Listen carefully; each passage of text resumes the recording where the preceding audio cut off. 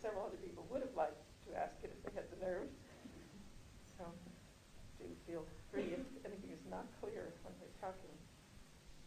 And I like to start with a philosophical statement because our belief system totally rules our life, determines what we think is possible, desirable, morally right.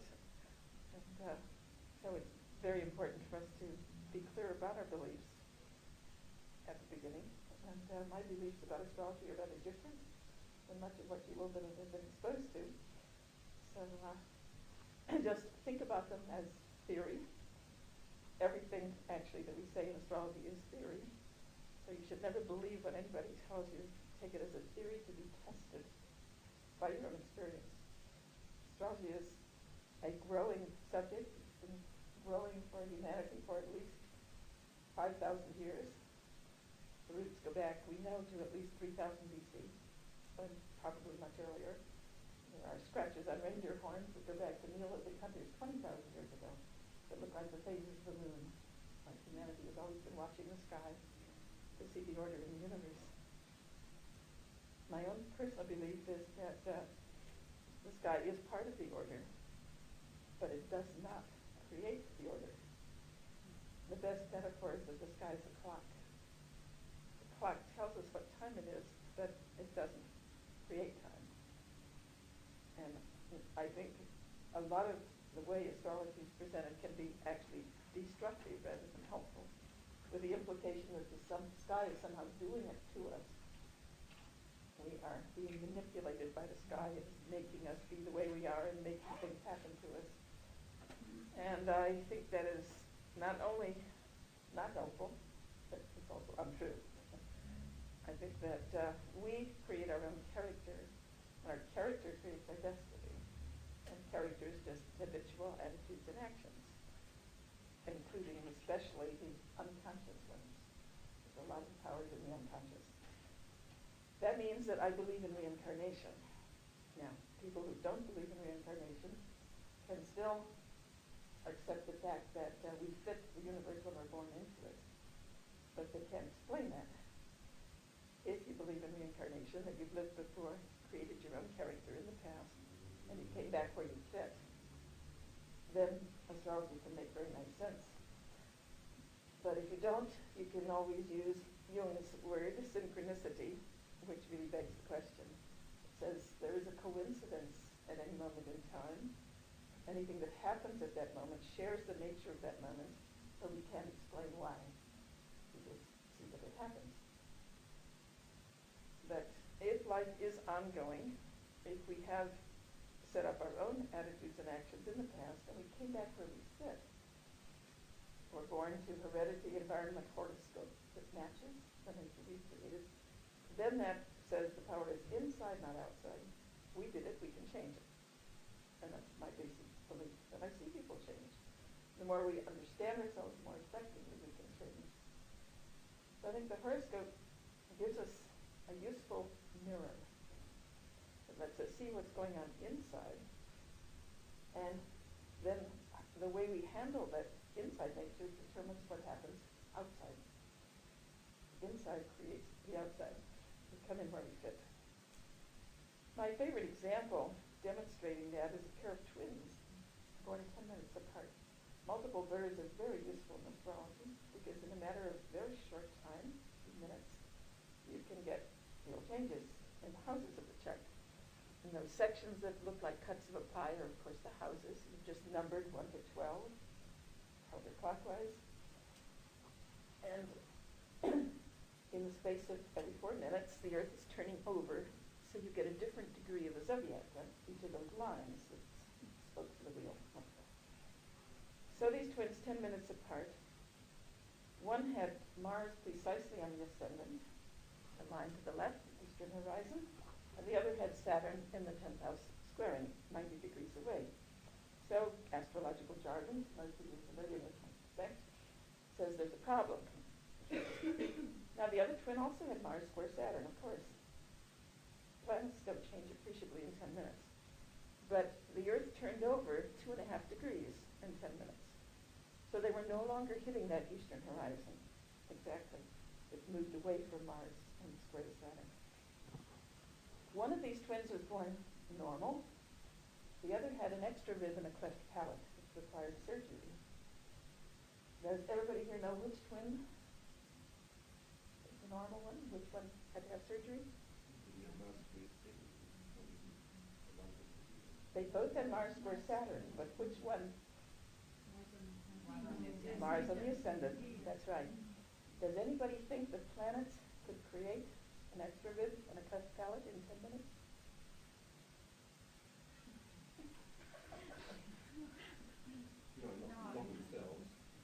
Obviously, the babies were born when they fit the pattern in the sky. The sky didn't do it. The condition existed months before birth, and they came in where they fit. It's a mirror up there. What's inside is already there before we're born, from the past, I think. And if that's true, that means we can do something about our life. The patterns in astrology show psychological principles. And the details of our life are determined by what we do with those principles, which are basic psychological drives, desires, feelings, emotions, and potential talents, as well as weaknesses and challenges. And then it's up to us what we do with them. Out of any pattern in astrology, you can do very positive things and very painful things. Absolutely any pattern. There's nothing that has to be good or has to be bad. There are conflicts that are inherent in life, and our challenge is to manage those conflicts. And what I call the 12-letter alphabet of astrology is just a model of human nature that we use in astrology. It pictures life as having 12 ways to be in the world, 12 sides of life, and all of them are present in everyone. Even the beginners know that you're not a sun sign. All 12 are in every chart. But all the planets were up there, all the signs were up there, all the houses were up there. So it's a matter of emphasis. Each chart is a unique combination of the same 12 principles. And the only way two people can ever have the same chart is to be born at the same minute, at the same place. Otherwise, the earth is turning over and the sky is changing all the time. So we have this beautiful picture in the sky of the order of the universe, because the sky is part of the order and it's visible. It's a very convenient way to see the order. I do think it's a mistake to think that the sky is creating the order. I think life is doing that, and our life is up to us and what we do with it. Another of my favorite examples, again, just along the lines that this is a psychological picture we've got, rather than physical forces. One of my clients came in, had Neptune precisely on the 4th house cusp, a line straight down in the circle. Neptune is the last of our 12 sides of life, the planet that symbolizes that. The search for infinite love and beauty, mystical oneness with the whole. Now with that basic drive, you can do artistic things to make the world more beautiful. There are lots of ways to be an artist. You can do idealistic things to make a more ideal world. There are lots of ways to be a savior, a healer, a helper. And you can also be a victim. You can wish that the world is loving and beautiful and wait for God to give it to you, do it for you, or look for it in inappropriate and ineffective ways. Alcohol, drugs, psychosis, influence. Minor forms like sleeping a lot, daydreaming a lot, romantic fiction, trying to forget that the world is miserable and you're miserable and you're not doing much about it. So with Neptune, we have the potential of being artist or savior or victim. Lots of different details. How can a planet make you choose one of those alternatives? If that planet is prominent, it says that's an important part of your nature. It's up to you which of those infinite variety of details you choose. So this particular woman with it on the 4th house cusp, that connects it to her home and one of her parents. A little more often mother, but sometimes the 10th house is mother and the 4th is father. They can be flipped. But a little more often the 4th is mother, the unconditional love parent. Takes care of you because you need to be taken care of, not because you've earned it. And the conditional love parent is the one who says, you're big enough now, you have to take the consequences of what you've done, because that's how you learn what you can do and what you can't do, and what you have to do. And that's our friend Saturn. So Moon and Saturn are the two parental sides of parenting. So I said the chart suggests that at the beginning of life, there was a very important and intense situation connected to your home and probably your mother. And I described the three options. I said your mother could have been very artistic, or she could have been very idealistic, maybe just religious, maybe with just very high standards and high expectations, or she could have been a victim in a lot of different ways. And this client said, would you believe all three? Surely I would be prepared to believe all three. She said, first, my mother was definitely a victim. She was so much out of it. My father divorced her when I was still a baby and got custody. Courts do not give custody of a girl baby to a father unless the mother is really out of it. Then she said, my father remarried and my stepmother would be the one you call the artist because she kept an immaculate and beautiful home. Everything was perfect order, very strong sense of taste and style and all that. But when I was in my teens, my parents sent me to a religious boarding school. So I had the religious home with the nuns. And now she says, I keep my home like my stepmother. I was a Slav when I was growing up. She picked up my clothes by letter. But now I keep my home like the magazine in the U.S. we call Better Homes and Gardens, all the floppy pictures of gorgeous places. My brother kids me about it, but then it turned out that she couldn't have a pet because it would mess up the house. Now, Neptune is looking for God. At the emotional level, this is the unconscious search for God. Jupiter is consciously looking into the meaning of life, what it's all about and why we're here. And she had turned her home into the ultimate value in her life, so she couldn't just relax and enjoy it. So she still hadn't totally got together the combination of home, which is supposed to be where you're comfortable and emotionally secure, the fourth house, Cancer, and the Moon, and the search for the absolute, which is perfection. And she had a chance to see her real mother, her physical mother, do a very poor job of dealing with faith and the absolute. The stepmother do the perfectionist trip on the home. The religious nun's doing it a different way. And she was still working on that issue in her own nature. Now, there's no way Neptune in the sky is going to make you at one time of your life choose to be victim, and another time choose to be artist, and another time choose to be savior, much less all the different details that you can manifest with those possibilities. So I'm saying this is a psychological situation, set of psychological principles we're dealing with, and our choices determine how we handle those potentials. And we can change our lives when we understand ourselves and choose alternative possibilities that are more positive and less painful. Now I'm going to just very briefly run through the 6 polarities, because that's kind of the easiest way to see the principles of the 12 sides of life. One of the sheets that you've been handed gives the very brief attempt to summarize or give keywords, but it's obviously inadequate when we try to condense major ideas into a very small space. But let's just run through the polarities very briefly, just to get a sense of what we're dealing with in this way of picturing life, model of human nature and life. There are lots of psychological models out there. Every psychological system has their own model, but the astrological one is a very useful one. So the 1-7 polarity, and that includes all these different forms of the alphabet. We can have planets or signs or houses and many other forms, which we'll talk about depending on how our time goes, how much space and time we have. But at least the major forms are the planet and the sign and the house. So for letter 1, we have first house, planet Mars, and the sign Aries. All the same principle. And the essence of letter 1 is, I want to do what I want to do right now. I have the right and power to do what I please. Now I've done that, now what can I do? And all the other possibilities stem from that basic principle. I am going to do what I want to do right now.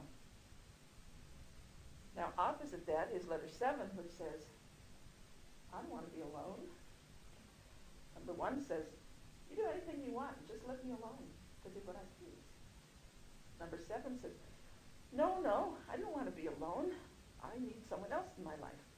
So I will give up some of my own will and power in order to share life with someone else, to have a partnership, to have some kind of teamwork, to do it together. Constant polarity there. How much is my rights and my power, and how much must I give up of that if I'm going to share life with someone else? Because they also have some of that feeling of having their right and their power invested.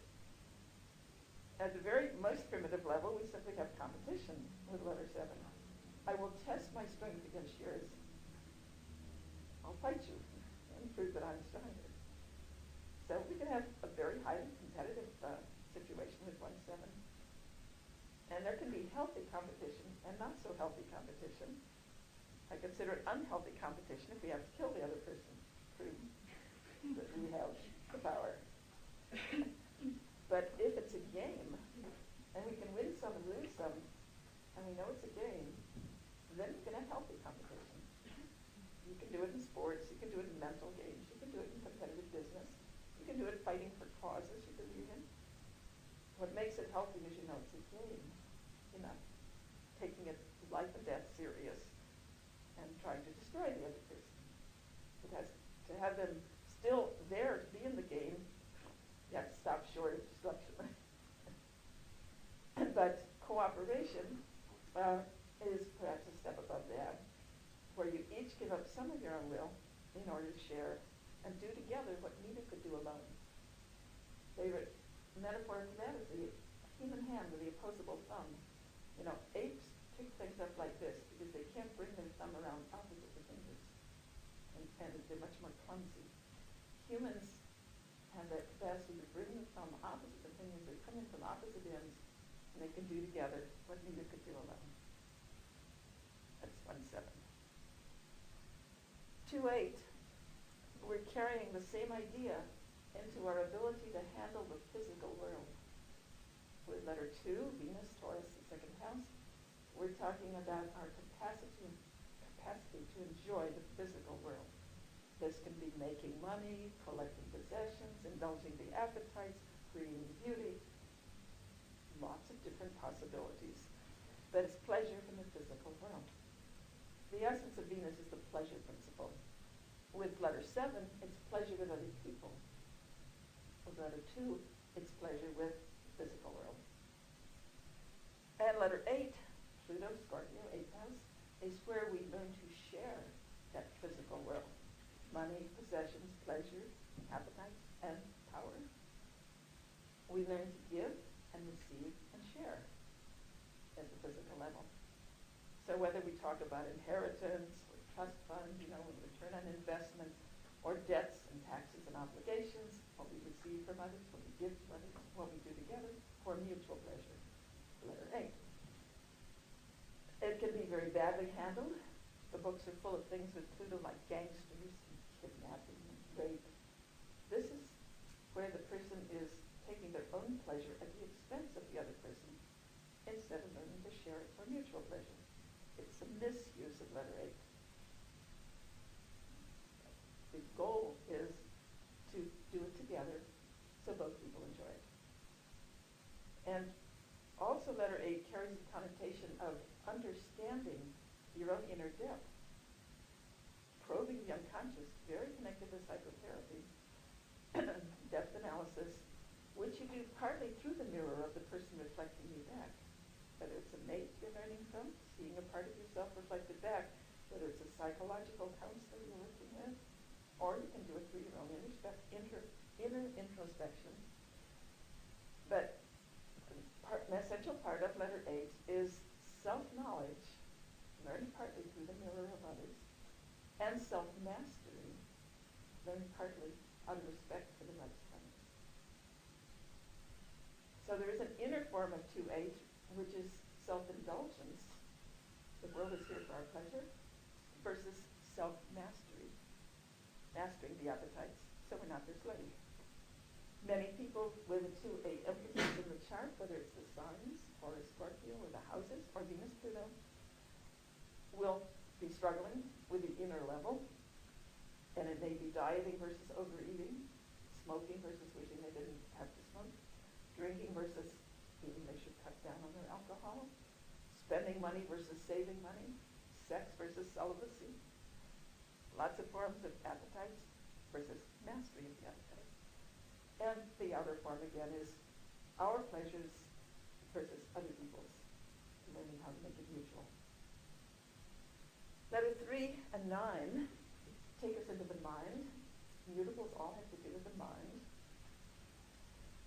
And with letter 3, Mercury, Gemini, in the third house, we're dealing with the world right around us, immediate vicinity, and the people in that world. So it's brothers and sisters and cousins and neighbors, people around us as we're growing up. We're learning to learn. The young mind is practicing on anything, superficial, casual, friendly, just curious about the world. Isn't that interesting? Without having to do anything about it, just curious. Watching the world, spectator, air of the spectator, understanding it, talking about it, accepting it. With letter 9, we said briefly a moment ago, Jupiter is searching for the absolute with conscious mind, Neptune with the unconscious. So Jupiter is looking for truth with a capital T, the meaning of life. Why are we here? Where are we going? And how do we get there? What can we trust? What do we ultimately want in life? And based on our beliefs, we set up our value hierarchy, say I want this rather than that. I want to go this way, not that way. Letter 9 is very connected to the need for freedom, because you have to be free to pursue your absolute wherever it takes you. Is truth in Tibet? I'm leaving. Wherever I have to go, I will go to find it. So long distance travel and foreign countries are all connected. Universities and libraries and publishing and books and law courts where they decide what's true and what's morally right. Churches, these are all part of letter 9. Looking for what is it really all about? Where can I find meaning in life? What can I trust? What do I really want? Long-range goals and values. The 3-9 polarity, when it's emphasized in a chart, often is not really a problem. Often it just shows a very superior mind. But you still do have to integrate. You have to be able to deal with the world right here, as well as have a clear vision of what's really important to you and where you want to go. One of the things I often say is if you don't have your letter 3 working, you're going to fall over the furniture. Don't see what's right in your path. If you don't have your letter 9 working, you may end up going in circles because you don't know where you're really going. Serious problems with the mutable dilemma. If their person is not really able to formulate what they want out of life, where they want to go with their life, these are the people who get lost, literally. They have no sense of direction. Now, sometimes they only get lost when they're so busy talking to someone, their mind is distracted.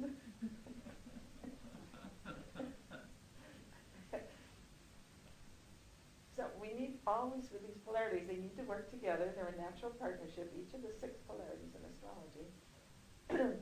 Both ends are needed, and they need to meet in the middle and work together. Now, 410, we've already touched briefly. This is the parental axis, the unconditional love parent, normally Moon, 4th house Cancer, who takes care of the infant because it's there and it needs to be taken care of. It hasn't earned it.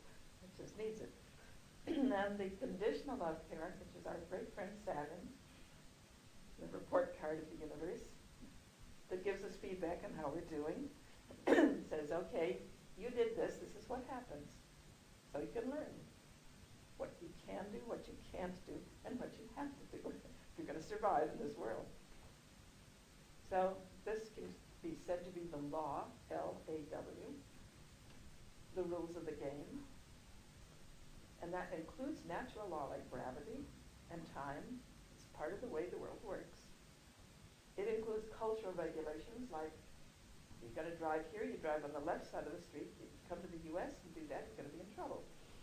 You better drive on the right side of the street over there. So it's cultural regulations. It's authorities who carry out the law, usually father or some father figure at the beginning of life, teacher in school, the boss on the job, the policeman. And it's also your own internal policeman. It's your conscience. Saturn, very much your conscience on the inner level. And guilt. As you step outside what you know to be what you should have done. You didn't do what you should have, and you did do what you shouldn't have. So we have the instinct for security with both ends of this polarity. Earth and water in general want security. They'll settle for the status quo if it's safe, familiar.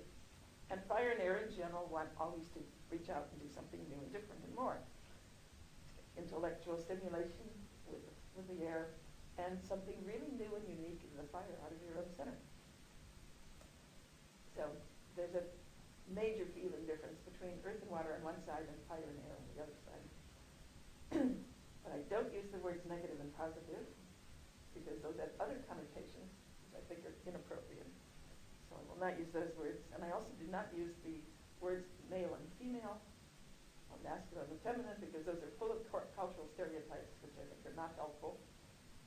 So we just talk about the astrological words, which are very clear when you understand the principles. So we have the parental issue. At one end we have the home, the family, the nesting urge, the return to the womb, the emotional security, food, the stomach. These are all the Cancer things. And then at the other end, at the Capricorn end, we've got your career, your position in the world, your place in society, your role. You're dealing with power people, your own power if you have it. Initially, you don't have that power. When you're born, the 10th house and Saturn and Capricorn is all power outside your control. And a lot of people reacted with fear, feel anxious. This power is going to somehow do them in, make them do what they don't want to do, take away what they want. But as you grow, develop your skills, and have your own role in the society, your own career, then you have your share of the power, and it stops being so anxiety-provoking. Now 511, you've got the Sun and Leo in the 5th house. When I first read what was in the 5th house in astrology, I looked at that combination and said, how did they get all of those things together? You know, there's sex and courtship and romance. Well, fine, that kind of goes together. But children. But then they put in the entertainment world. And then they put in gambling and speculation and investment. So where did that come from? Well, the basic principle of letter 5 is the urge to do more than you've done before, to put your creative power out into the world, and to get a response back from the world. You may do this by orgasms, by procreating children, which you hope will love you, which make the world proud of you, just by loving and being loved. It's the heart. But you can also do it by putting your money out with speculating investment, gambling, hoping for a bigger return. And if you're going to get the return, that's going to come back through letter 8. So with 2, you earn it yourself. With 5, you invest it. With 8, you get it back from the world if you handle it properly. But it's the urge to reach out, to impact the world in some way, to get that response back from the world. Whether you're on stage being applauded, or you're the teacher in front of the class, it's very much a teaching sign. You're the salesman promoter, persuading people to do what you want, or the queen on the throne. These are all different Leo things you can do. And Aquarius at the other end says democracy, equalitarian principles, intellect, coolness, detachment, friends, intellectual interests in everything in the world goes beyond anything that we've done before. The instinct of Uranus and Aquarius in the 11th house is don't accept any limits. If there did any kind of limits, fight them. Break loose, break out. Don't let anything trap you or tie you down and tell you what to do. Go further. Get out of that and go. But you can see how there's a natural polarity tension there, because Leo says passion is the name of the game.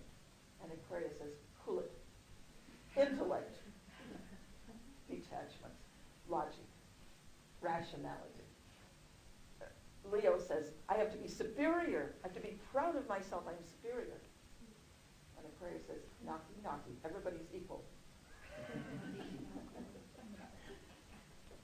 Leo says, I want to be emotionally involved. And Aquarius says, don't get so close. Let's just be friends. So again, there's a place for passion and there's a place for intellect. There's a place for emotional commitment. There's a place for detachment and just loose kind of interactions with other people. And it's, it's very easy to be accepting and democratic and equalitarian when you're just dealing with a friend. It's when you live with them. It's not quite so easy to do that aquarium thing and accept them the way they are and not try to change them. Then we have the polarity of Virgo Pisces. And we've touched on Pisces already. The essence of Virgo is efficient functioning. Take it apart, figure what's wrong, correct it, and do it right. I have a bad name in astrology too. I'm some of the other things. But it's marvelous if you do it in your work, where it belongs. It is your job. And you need to do it well. To have something worth doing and do it well, then Virgo's comfortable. So break it down to the smallest possible fragments and put it together again and make it run right. That includes your job and it includes your body. It is associated with health. Your body functions properly. And at Pisces, the other end, we have the beautiful dream. Infinite oneness with the whole. No discrimination whatsoever. It's all homogenized as well. It's all connected and it's all one. You can't possibly differentiate. It's all soup. So with Virgo, we break everything down into the smallest fragments, and with Pisces, we put it all together again. If you have only Virgo, you have a person who's doing a good job for the sake of doing a good job, for the sake of doing a good job, for the sake of doing a good job. And if you have only Pisces, you have someone who's waiting for God to do it all. So they need each other. And the two natural forms of expression of the polarity are the artist crafts person, who creates things that are both beautiful and useful, or the healing healthy person, who is helping the world to be more effective, has a vision of how the world ought to be, and they're bringing that vision into the world in practical ways. Or you have the third choice, the victim. And we've already said there's lots of ways to be victim. Okay, that's a thumbnail sketch of the 12-letter alphabet. And when we talk about aspects, these are just the angular distances between factors in the chart. So how far apart are they? Are they 30 degrees apart? Point at the planet, point at another planet, measure the angle between your arms. That's your aspect. 30 degrees, 60 degrees, 90 degrees, 120, every multiple of 30 is a meaningful angular distance called an aspect.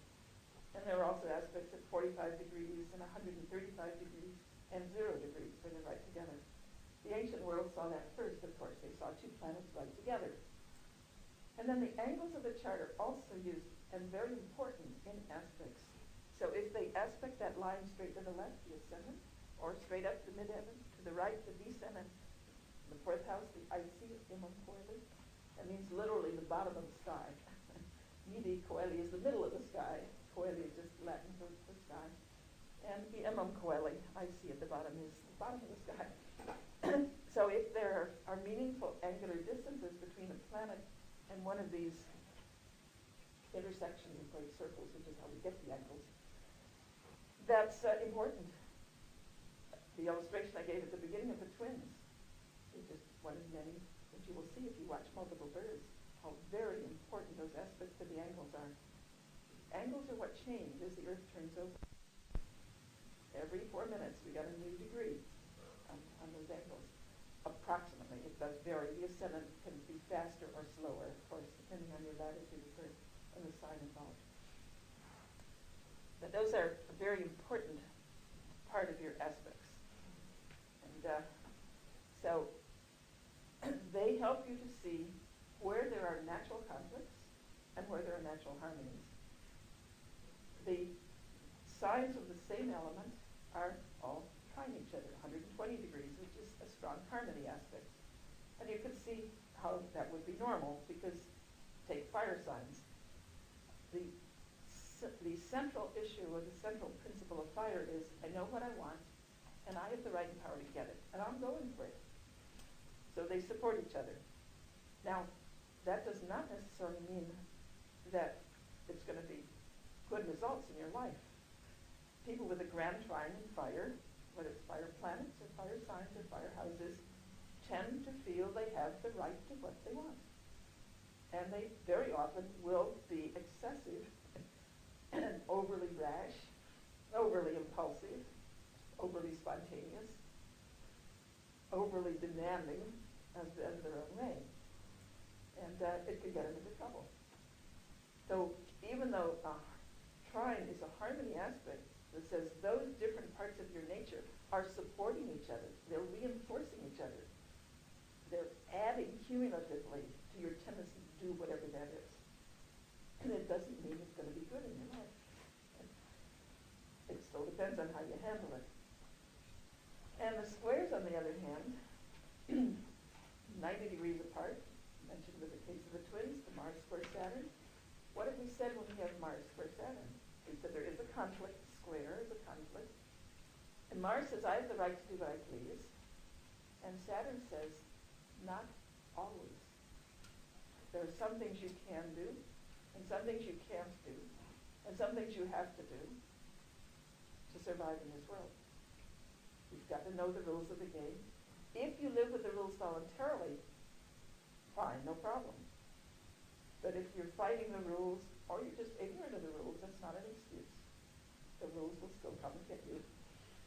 So when you're born with that right at the start, particularly intense because the ascendant is the same principle as Mars, double Mars in the case of the twin, with the Mars and the ascendant, that's in some way your power is being blocked by power that's greater than yours, the universe.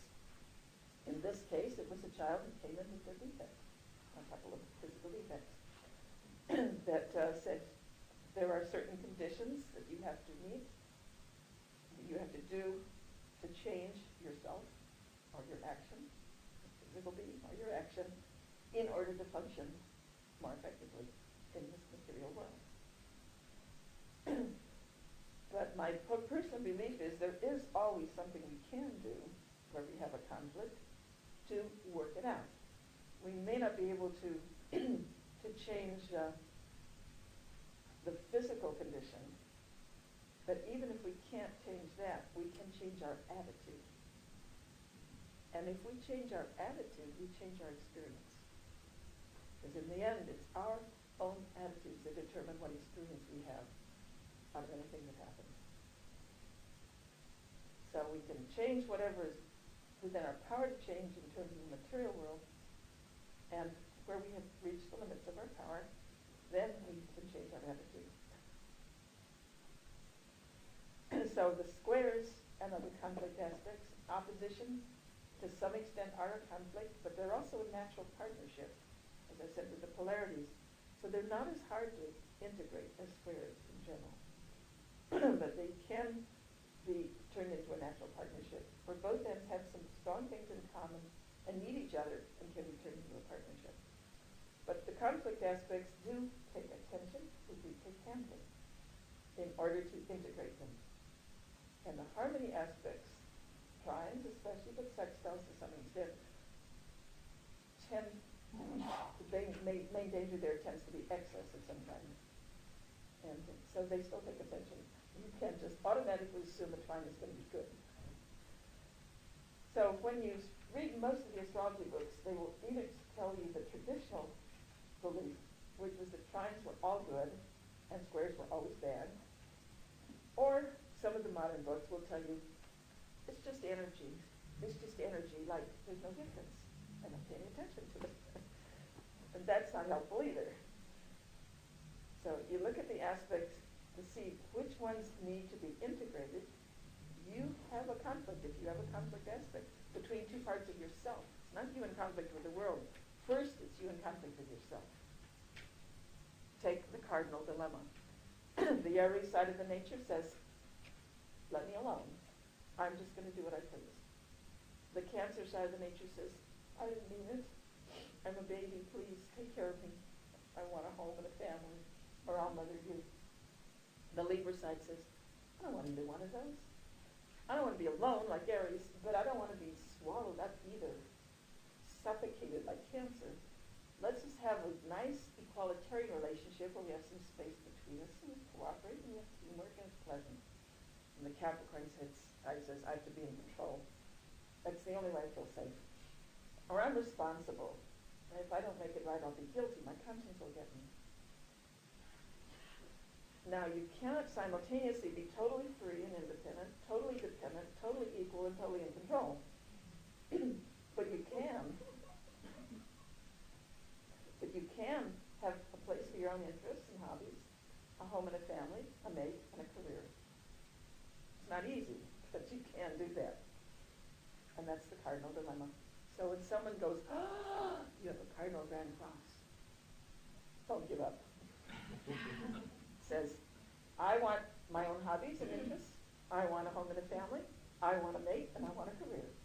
I can do that. But it does take juggling time and energy to do it. You have to know clearly what's important, and you have to cut some corners on some things. You can't do everything well.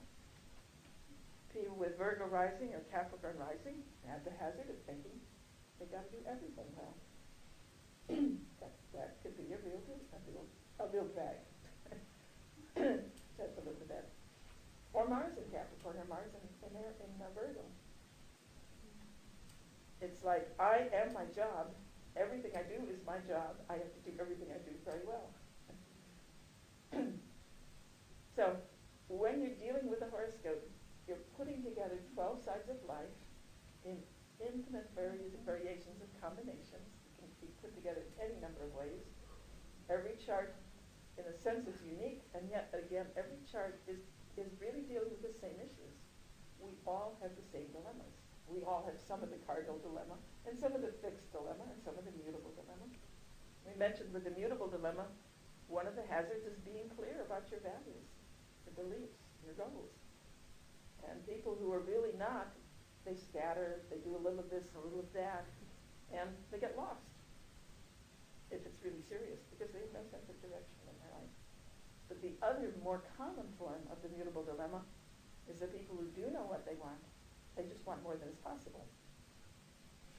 The conflict is between the ideals and living in the world the way it is, and what's possible in it. They may be very effective people, very successful people, and miserable. Because no matter what they did, it could have been better, bigger, sooner, easier, or something. Never good enough. And that one's easy to solve. Really, truly, it is. All you got to do is remember to enjoy the journey on the way to the ideals. It's only if you're kicking yourself because you haven't arrived yet, or waiting till you get there to be happy, that one's a problem. If you enjoy the process of moving towards the ideals, no problem. Now the fixed dilemma deals with similar power issues to the cardinal dilemma. They both have to work out sharing power with other people, both fixed and cardinal. Mutables are all in the head. But the fixed very often tends to live more in a state of impasse than the cardinal. The cardinals will tend to do something to change it. It'll be better if I do some kind of action. Or we may project, and the world does it to us. And the fixed, on the whole, tend to kind of live with it. It's like the irresistible force and the immovable object, because the principle of fixity is enduring self-will. It does not mean unchanging. I'm always amused by the average astrology book. They tell you fixed is unchanging. Then they say Leo is a sign of creativity. Scorpio is a sign of transmutation and total change. Aquarius is a sign of invention, never being willing to stay the same way, same distance twice. What happened to fixity? The fixed principle does not mean unchanging. It means you change on your own terms. When you're ready to change, no one else is going to make you change. So when you get the fixed dilemma, it's one irresistible force and one immovable object inside you in a state of impasse. And periodically it explodes. All the fixed have that explosive potential. And when the dust clears, it's the same old impasse. It hasn't gone away.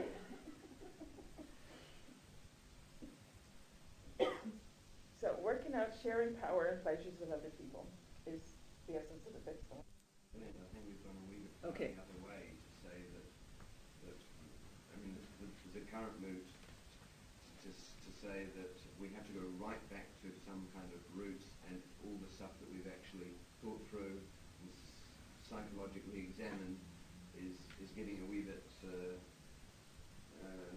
too airy-fairy and off the action. I mean, there is the opposite one too, isn't there? There's a lot of resistance among some astrologers, what I'm saying, because they do not hear everything I'm saying. They hear only part of it. Planets and houses and signs are not the same. They symbolize the same principle. But planets are much the most important. There's no question about that. Everything that's ever been done that I know of in astrology research says the planets are the primary emphasis. They're like the verb in the sentence. That's where the action is. That's what you're really going to do. Basic inner drive is the planet. Everything else is a qualifier, an adverb, qualifying the action. Houses, I think, are more important than signs. So the houses are the strongest qualifier. You're going to do that planet in the place, in the way that the house, where the house is placed, where the house is placed in. And the sign is going to qualify it a little more with overtones of whatever that is calling for. Now, one of the examples that I often use is in my own chart. I have nothing in the 9th house, and it's ruled by Saturn, Capricorn house. Traditional astrology would say I would never go to college, I would never travel, I would never be interested in philosophy, I would never write or teach. My whole life has been 9th house activity. But Saturn, the ruler, and Jupiter, the natural ruler, are both in my 5th house. So I'm totally ego invested in 9th house things. My whole creative thrust in life is to do 9th house things. And they are in Virgo, and I do them in my work. So my work includes traveling and writing and teaching and everything else connected to the 9th house. So you have to go with the rulers of any house or sign that is untenanted, that does not have planets in it. See where the rulers are placed, because the planet is going to tell you where you're going to do it. Also, the 5th house being the house of children, I work with my children, all of them, all 4 children, in varying ways, one of them right here. And it's a totally, I'm living my chart in very completely in that way. But the the planets are definitely the most important, like primary at all times. And much of astrology just overrates signs. The house is also very important in house placement of whatever you're dealing with. But in every case, there are always choices. We have a psychological principle that can manifest in many, many different ways in life. And the problem with trying to guess the details is, even if you guess right, it's often not helpful. Now, suppose I had told, for instance, this woman with Neptune on the 4th cusp that she was going to have a victim parent. She would have said yes. Suppose I said, you might have had a very artistic mother. She would say yes.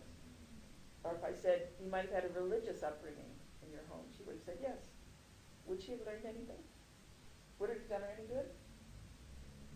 If I say, you have a mixture in your chart that shows you're putting together the search for the emotional absolute with your home and family and nurturing, then you could be overvaluing the home, the security. Sometimes that means we won't do something because we're afraid of not doing it perfectly. That's very common with Neptune and Pisces. In the 4th house, 5th house, these are often people who never have children because they're afraid of not being a perfect parent or not having perfect children. Or they may go to the opposite extreme. Children are their ultimate value, and they have a huge family. Or they adopt children. They take in foster children. They take in the waifs of humanity and save them. So you don't know when you look at the chart which of these many possibilities the person's going to do. And if you are a little psychic, you might guess the right one, but that's not going to be helpful just because you guess the right thing. It gives you an ego boost. It impresses them with how important you are. But it doesn't really help them unless you can understand the principle. And then they can see, knowing that principle, I might choose other ways to do it. I have options. So the psychological understanding gives you choices. You can do different things in your life. And still satisfy your own basic nature, your own basic drive. Because the chart is you. You wanting to do your thing, whatever it is. And if you can see that there are other ways to do it that you hadn't thought of before, that might be more satisfying, you can try them. If you had, say, Mars and Leo with Cancer on the house cusp, what would you feel more? Would you feel both energies? Because I know usually you feel just Cancer if the house is empty. No, you would, even if the house is empty, you would still feel Leo if Leo is in the house. That's an important question because every sign in the house is part of the picture of that house. And that is neglected in much of astrology. Normally, the house will have two signs in it. Even if there are no planets there, they're part of the picture.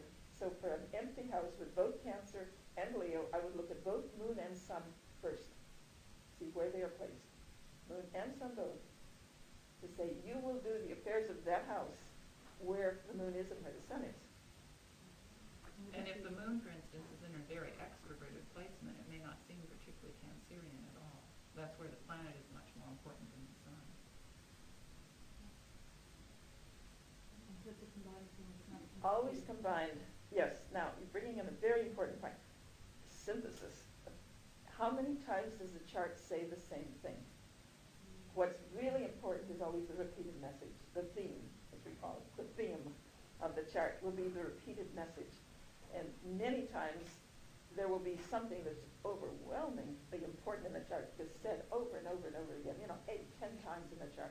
You'll get the same message. Let's take one very common example. People who are looking for the ideal mate.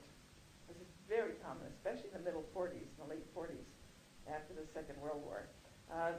So many people were born with Juno in conjunction with Jupiter, Neptune, and Libra. And the two planets of the ideals, Chiron was there some of the time too, which I think is like Jupiter. So we had people coming in looking for the ideal mate. And this was being reinforced by psychology, which at the time was full into its materialistic approach to life and was poo-pooing the old work ethic and poo-pooing anything beyond this physical world. And the only thing left of value was relationships. So they made relationships too important. Beyond them. I don't know if this happened here, but it certainly happened in the U.S.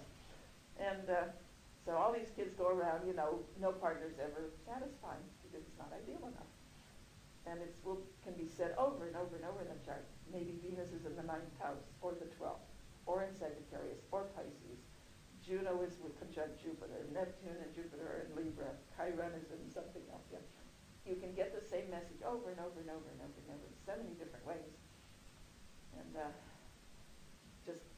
one example I remember of someone who her whole thing was her own personal idealism, that she was never happy with life. And it was so glaringly obvious in the chart. The first thing I said, of course, when I looked at the chart was, the basic issue in your life is learning to accept being human and being comfortable with life when it's not perfect, and yourself when you're not perfect. The chart shows somebody who could set your standards so high you would never be happy.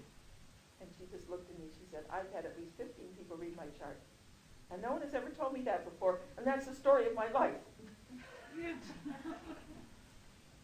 If you know how to look for themes, you can hit the essence of that person in 10 minutes. And it really can make a difference in people's attitudes. Another example that's so common in the U.S. is the freedom-closeness issues. The Aries Libra, the Taurus Scorpio, the Leo Aquarius, or Aries quincunx Scorpio, or Aries square Cancer. These are all freedom-closeness issues. Part of us says, I am a free soul and I do what I want to do. Aries, Sagittarius, Aquarius, and their planets and their houses. And 4 of the sides of life of togetherness, Cancer and Leo and Libra and Scorpio. So there's all kinds of ways you can mix those. And part of the nature says, nobody is going to tie me down. And part of nature says, I want to be close. So we get people playing seesaw all the time. You know, one person wants closeness and they clutch, and the other person wants freedom and they run. But they both want both. There's always two people with the same dilemma. Because we always find someone with the same dilemma. And then they play out other ends on the seesaw. One goes down and the other goes up. You know, clutch, run. And it's very common to see people trade ends on the seesaw. The person who's been clutching gets a new interest. They give up. And then the person who's been running turns around and clutches. And once you understand that, you know, it really can make an astonishing difference. I remember one case with a woman, she had Uranus in Aries in the 9th house. That's total freedom. 1 and 9 and 11 are your freedom letters, those three. So she has Uranus, which is 11, and Aries, which is 1, in the 9th house, which is 9. 3 counts for freedom. Squaring 90 degrees in the 12th house, Moon, Pluto, and Mars, all in Cancer. Closeness, idealizing closeness, but unconscious in the 12th house. Water tends to be always partially unconscious, for air is conscious. So what do you do with a chart like that? You talk about the freedom closeness issue. You know, part of you wants a home in the family and the nest, and part of you wants to run, to go do your own thing in the world. She said, you know, if I had come to see you even 6 months ago, I don't know that I would have accepted what you just said to me. She said, I married and I had kids, as that was the thing to do, and all my life I felt trapped. And I just wanted to get away. Everybody was holding on to me and keeping me from doing what I wanted to do. And a year ago, I decided to divorce my husband. My kids were raised, and I was going to be free. I was going to do my own thing. And just last month, I looked at myself and my life, and I said, a year is long enough. Why am I still married? And I started to get in touch with my need for closeness. Unconscious all her life, totally being ruled by that unconscious need for closeness, and fighting it, and miserable about it. While she continued doing it, because part of her wanted it. And when you realize that part of you wants closeness and part of you wants freedom, you work out a compromise. You have a little bit of both. The two solutions are either take turns with these different sides of life, which are in conflict by their nature, or you stay in the middle and have a little bit of both. And usually the compromise works better. A little bit of space and a little bit of commitment. A little bit of power, a little bit of dependency. What would be the difference between, say, a Mars square Saturn and a Mars trine Saturn? Well, Mars trine Saturn says that your will to do what you want to do and your power and right to do what you want to do is in harmony with the law. So you don't attempt to do what you don't have a right to do or what you don't have the power to do. It's just not even a problem. It's not a problem. You instinctively follow the rules. You instinctively know how far you can go and what's possible and go with that.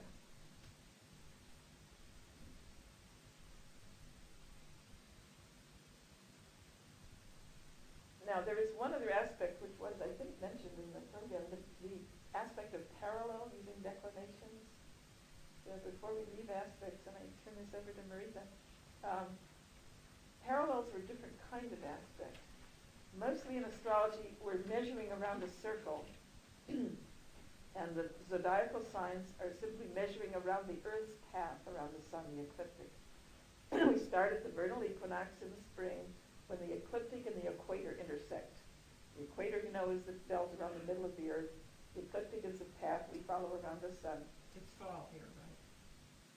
Yeah, but we still start, that's right, it's your fall. It's true. The seasons are reversed here, but the spring in the northern hemisphere is still where the zero Aries starts, even if you live in the southern hemisphere. It's defined as such. So zero Aries, you measure every 30 degrees around the ecliptic, and that's your 12 zodiacal signs. Now, you also can measure up or down from the ecliptic. and that's called latitude, to go with longitude. So we have zodiacal longitude around the circle of the ecliptic, and zodiacal latitude measuring north or south from the ecliptic. Now there's another circle of the equator, we said, where that crosses the ecliptic is the two equinoxes, when day and night are equal in the spring and fall. As you measure around the equator, you have right ascension. And if you measure up and down from the equator, you have declination. So what astrologers do is they take longitude measuring around the ecliptic, and then they take declination in the equatorial circle up and down from the equator, and they mix them in the same chart. And the astronomers go up and smoke. They get very upset about that. What are you doing? It's two totally different systems. Take one measurement out of one and one measurement out of the other. And the astrologers just say, well, we use what works. Always comes down to that astrology. We use what works. Declination is a useful tool. You can use latitude too if you want, up and down from the ecliptic, but there's hardly any difference because all the planets, except Pluto and a little bit Mercury, stay very close to the ecliptic. Now if you get into asteroids, Pallas goes way, way off the ecliptic. So you can get extreme latitudes with some of the asteroids, and of course the fixed stars. But most astrologers don't use latitude, they use declination out of this other system. There's also a third coordinate system, which astrologers are calling local space. It just came in recently, and most of you will not need to bother with that. I explored it, wrote a small booklet on it, but I did not find it nearly as useful as longitude. That it's measuring around the horizon. If you actually go out and want to find the star in the sky or a planet, then you use that azimuth system. You measure around the horizon, which goes through the 4 compass directions, and that's called azimuth, A-Z-I-M-U-T-H, and you measure up and down from the horizon, and that's called altitude. So if you say you go so many degrees southeast of north and so many degrees up from the horizon, that's where the Venus will be, and there it is in the sky.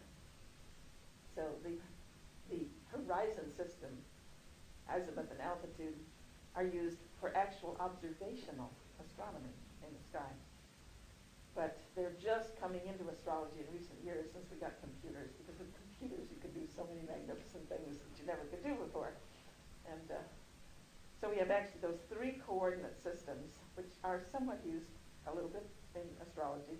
And then there's a 4th one, the galactic system, using the whole plane of the galactic, measuring around the galaxy and up and down. That's also very little used. It's available in our computer program. And you can do all of these systems on that if anybody's interested. Any other questions now? Oh, did you want to talk briefly about parallels? Oh, what they mean, yeah. That very briefly, yeah. I didn't mean to go on after explaining how you get them, then what you do with them. If any 2 things in the chart are in the same degree north or in the same degree south in declination, it's like a conjunction. And if one is north and one is south with the same degree, then it's like an opposition. So the 2 things, parallel and contraparallel, are like another conjunction or another opposition in the chart. How valid do you personally find parallels? I find them part of the picture, definitely there. I don't use them as much because they do take an extra step of work. But I do find them valid when I look. And especially if you have a longitude aspect plus a parallel or a contraparallel, they reinforce each other and it becomes stronger. Have you ever used that, I think there are 2 words, antiskia and... Oh, antisia. Antisia, is that how you pronounce it? Yeah, that's, I think, the way it's pronounced. Yeah. I've looked at those only a little, and I think that they're probably part of the picture, but not as important. But sometimes the anticians will be the parallels. That is, they will coincide. They are sort of basically related to the same thing, are they not? Not necessarily. Not necessarily. No, they aren't always, but sometimes they are. Yeah, sometimes the anticias will be where the parallels are. I don't follow the mathematics of it totally in my head. It's a wee bit fuzzy, but I mean, basically, we can we not get our longitude, our declination from longitude? No, you can't count on that. No, you can't. Okay. No, sometimes they coincide, but they're not reliable. You need to have it calculated. Our program does calculate declinations and latitude so that it's all available. I'll show you what the output of the program is. You're interested in, Connie has some of them that I ran on her family. Yeah. Could you provide an example for these parallels? Yeah. Okay. Let's say you have, well, let's take a case where we've got Anticia. Anticia, that we just mentioned, is 2 points that are equidistant from one of the, not the equinoxes, the solstice points. One of the solstice points. The two solstice points, when the day is longest or the night is longest, are 0 Cancer, 0 Capricorn. So if you go equidistant on either side, let's take 0 Cancer, 10 degrees on one side is 20 Gemini, 10 degrees on the other side is 10 Cancer. So those are Anticia. Same distance on either side of that solstice point. And often those points will also be parallel. They will be both 10 degrees north declination or both 10 degrees south declination or whatever the figure is. And if two planets are within 1 degree orb, strictly limited 1 degree orb, so one is between 9:30 and 10:30 of north declination, and the other is also between 9 degrees and 30 minutes, and 10 degrees and 30 minutes north declination. They are parallel. But if one is 9 degrees and 40 minutes south declination, and the other is 9 north, then one is contraparallel to the other. And they're on opposite sides of the equator. And that's called a contraparallel. So it's we're just saying they're equidistant from the equator. And the solstice points, the Anticia, are equidistant from the solstice points, but they do not always coincide. What's the reason behind the 7th being a house of competitive, though, for the 6th? It's your ability to deal with another person as an equal over an extended period of time. Now, the 3 air houses are on your ability to deal with people as equals. That's the only place you get equality, except letter 8 also, where you're trying to work out equality in handling the physical world. But mostly air is the element of equality, and people as peers. But 3, Gemini, 3rd house, is the people right around you, vicinity. 7 is the people that you deal with over a period of time in a systematic interaction. Now, this can be a weekly study group, it can be a weekly bridge group, it can be a business partner, it could be a counseling relationship where you see each other periodically, as well as a regular partnership, marriage. So it's not limited to marriage. And if you play competitive tennis with the same person every week, that's a 7th house activity. Or if you have a business competitor, if you are regularly competing against each other, that's still a 7th house activity. It's you or meeting other people, so your power is facing their power, your will is facing their will. And both of you have to have some kind of agreement to handle this. If it's done in the context of a game or a business, where there are rules of the society that regulate how the business is handled, then it can be constructive. So You're developing your own strength by testing it against someone else's strength. So it's mainly a sort of a test of cooperation rather than competition itself. It's mainly No, it's a test of your ability to be yourself and do your own thing, but still respect the rights of other people who have that same right, the same rights to be themselves and do their thing. So each person is testing their own rights and their own strength, and their own will against the other. And they can either have it done in a competition, so they're proving their strength and sharpening their strength, or they can do it cooperatively, where they're giving up voluntarily some of their own demands in order to have cooperation. And where does the 6th come in then as traditionally the house of enemies, or someone who can... No. 7. 7th is always open enemies. 7th is either partners or open enemies. The 6th is the people you give service to, or the people who give service to you. It's the service idea with 6, which is handling the details efficiently, doing a good job. Yeah, the sixth house includes like lawsuits and litigation where you meet face to face. The seventh. I mean, The seventh yeah, is the lawsuits, seventh. litigation. So it's open enemies and open warfare and not just cooperative stuff. Yeah, it's both. I think the thing that affects me is due to my deeply understood this time Libra, I don't really understand Libra. I don't know why they said the one they've got. You know, I think all of the sixes enough like Venus that associated with those with and associated with them that has even the other thing that was good where people have like Jupiter.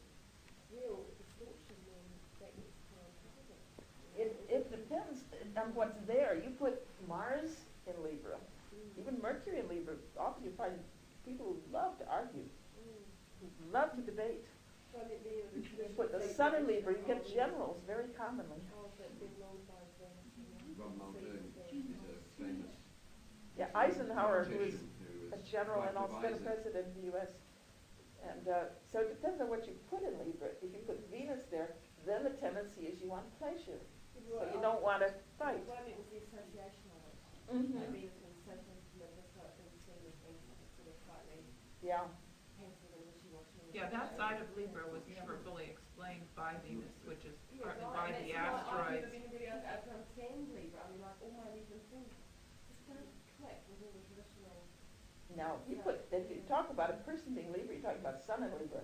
This is not necessarily going to be passive.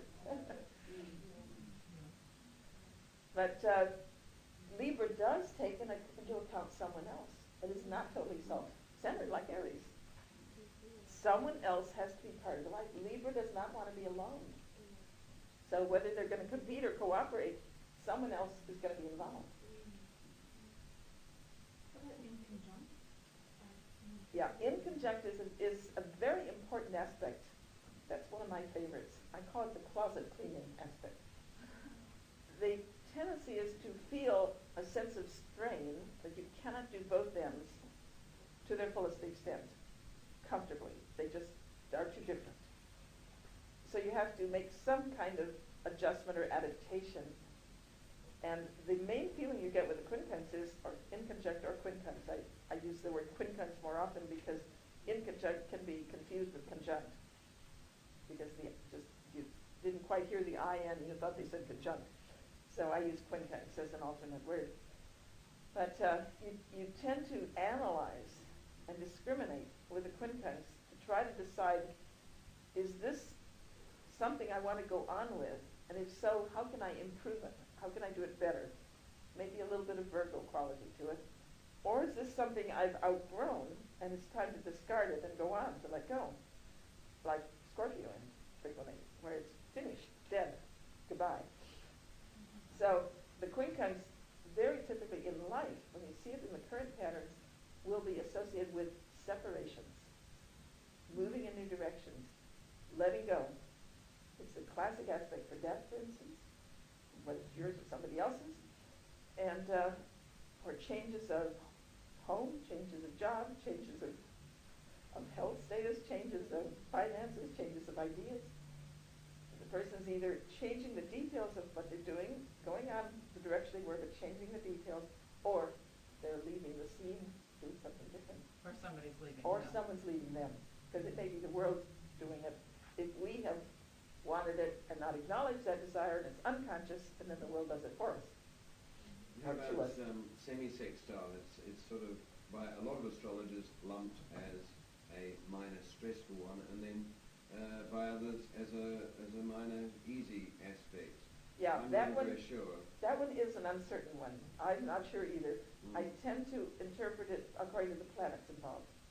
If it's two planets that are easy to integrate, it's usually a more harmonious aspect. But if it's too difficult to integrate, natural squares like Mars-Saturn, for instance, then it may be How about not so natural easy. semi-sextiles like Sun-Moon?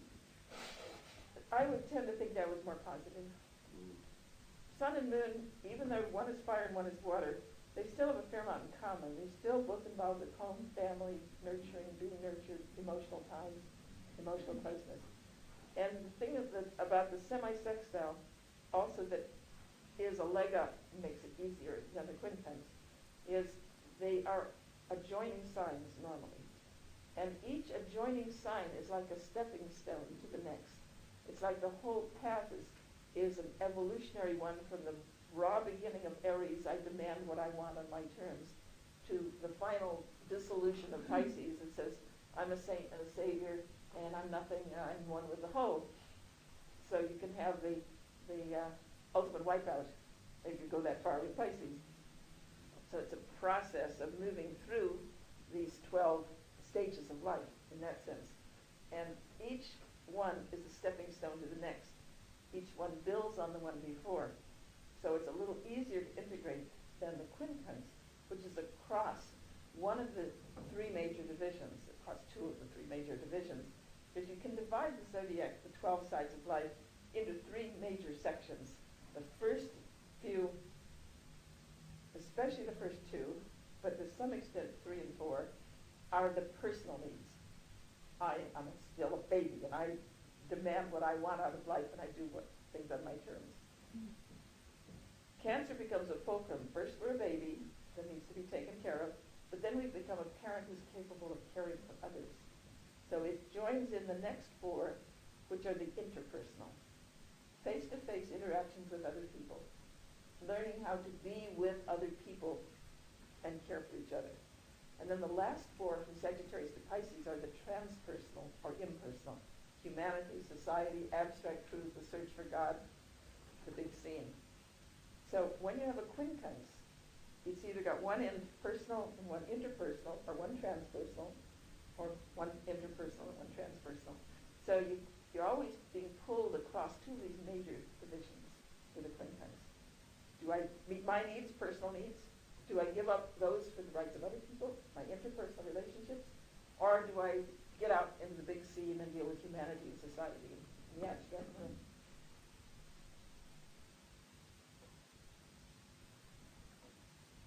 Any other questions?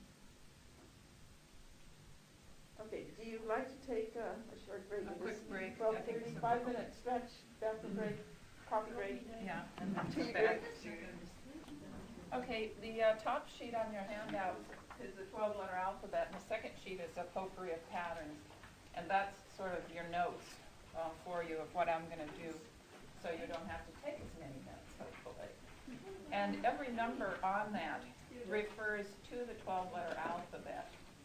I know it's a bit confusing for us to talk about the alphabet and then throw numbers at you. The original concept was because you could recognize the letter B no matter whether it's written in script or italic or Roman in any style, no matter what the font, what the size of B is a B is a B, wherever you see it. So it's like an alphabet, whether we're talking about planets or houses or signs, they're representative of the same basic psychological drives and issues. But we do assign them numbers even though we call them letters. So what the potpourri of patterns is all about is spotting those repeated themes that we mentioned. Anything significant in the chart will be said more than one way. And the more times something is said, more often it's said, the more important it is. But also do remember that the planets are the strongest form of anything. So when planets are saying a message, it's a stronger focus than houses and signs and so on down the line. Now, the first and most obvious form of any repeated theme is a stellium. The general definition of a stellium is 3 or more planets in a sign, but you can also have a stellium by house. And that's saying that part of life is very important, very significant. One of my examples for why both birth time is very important and personal, and that also you'll see houses more so even than signs sometimes, is one of my dear friends was born a couple of days before me, and we both have a stellium in Taurus. But my stellium is in the 11th house, and her stellium is in the 5th house. My life has all been about astrology groups, organizations, friends, New Age knowledge, 11th house kinds of things. And her life has been about children, creativity. She's done much more of the artistic side of Taurus than I have. And she has been a teacher and a daycare specialist and has 2 children to whom she's very devoted. I don't have any. So you see this coming through. And yes, we both do Taurus things in our lives, but you see much more the essence of the house. And people who meet her see much more of the Leo qualities in her life, like the 5th house. And they see much more of the Aquarian 11th house detachment, cool, intellectual kind of approach. So if in most stellia, you are also going to have a repeated theme in terms of what is the combination between the sign and the house. And this you can look at not just from the stellium itself, but from the chart in general. Certain charts are natural squares, natural quincunxes, natural sextiles, based on the sign and the house that are being occupied by a planet. And this is where the planets are, again, the most important thing. If, for instance, you have early Cancer rising, then all of the signs are, if you have a regular chart and you don't have interceptions, all of the signs are going to fall on houses which are naturally square. Okay? But the same thing would be true if you have early Cancer or late Cancer rising. But if you have late Cancer rising, then probably anything that's occupying the 1st house is going to be in the sign of Leo, which is a natural trine. So what's more important is where the planets are actually occupying, not the sign on the cusp, but where the planets really are. So if you have planets occupying Leo, occupying the 1st house, you've got a natural trine. If you have planets occupying Cancer, occupying the 1st house, you've got a natural square. And that's one way you can look at a chart as a whole, if the houses are relatively regular, to say what is the relationship between the signs that are occupied and the houses that are occupied by the planets. Obviously, a natural trine is more inner harmony, but they also tend to egg each other on. One of the metaphors that you can use is, it's as if, both of these sides of your nature are saying, yes, it's a green light, go ahead. Well, that's fine, but if they both agree that the green light is in terms of breaking the law or being overly impulsive or, any of the other things, it's not so good to have that natural harmony and mutual support. Whereas in the natural squares, people have, right from the beginning of life, ambivalence, because one part of their nature, represented by the signs that are occupied, is at odds with another part, represented by the houses. So right from the start, they have to deal with that basic incompatibility, that basic sense of stress and tension.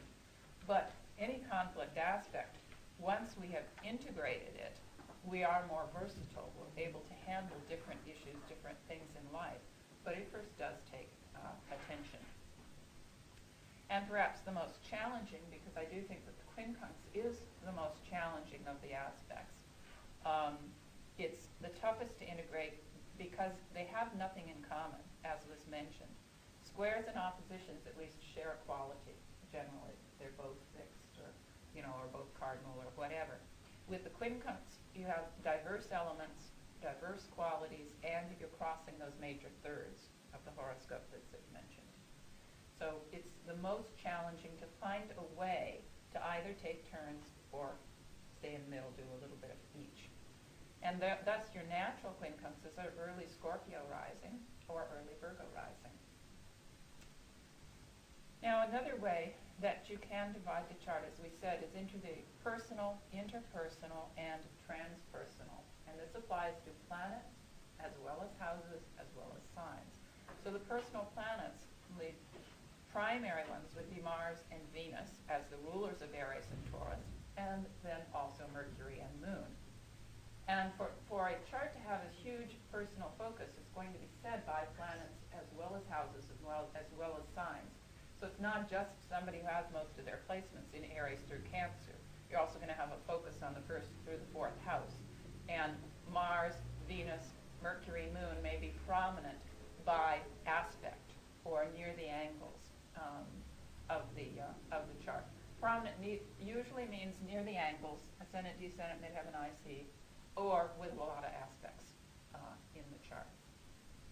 Now obviously, if you have a lot of personal focus, this is going to be someone who's good at identifying what they need and going after their own needs in the world. But the danger of too much is they may have trouble getting out of their own personal focus, considering the other person's point of view, the long-range alternatives, consequences of what they've got in mind. But somebody who has insufficient development of the personal side of life, if it's not very represented. And remember, one of the concepts of the alphabet is that nothing is totally missing. even if you have nothing in personal signs or houses, you all have Mars somewhere, you all have Venus somewhere, and Mercury and the Moon. So you can never have anything be totally absent, but it can be much less emphasized in the chart and potentially less developed in the nature. So people who do not have very much focus in the personal area may have trouble getting what they want, going after their own needs, giving themselves sufficient importance. They may be too other-directed with a strong interpersonal focus, or too concerned with the big scene, the broader world, saving humanity, etc., with the transpersonal strong. And ditto for each of those major thirds. A whole life means, just as we need all 12 sides of the alphabet, we need some personal, some interpersonal, some transpersonal.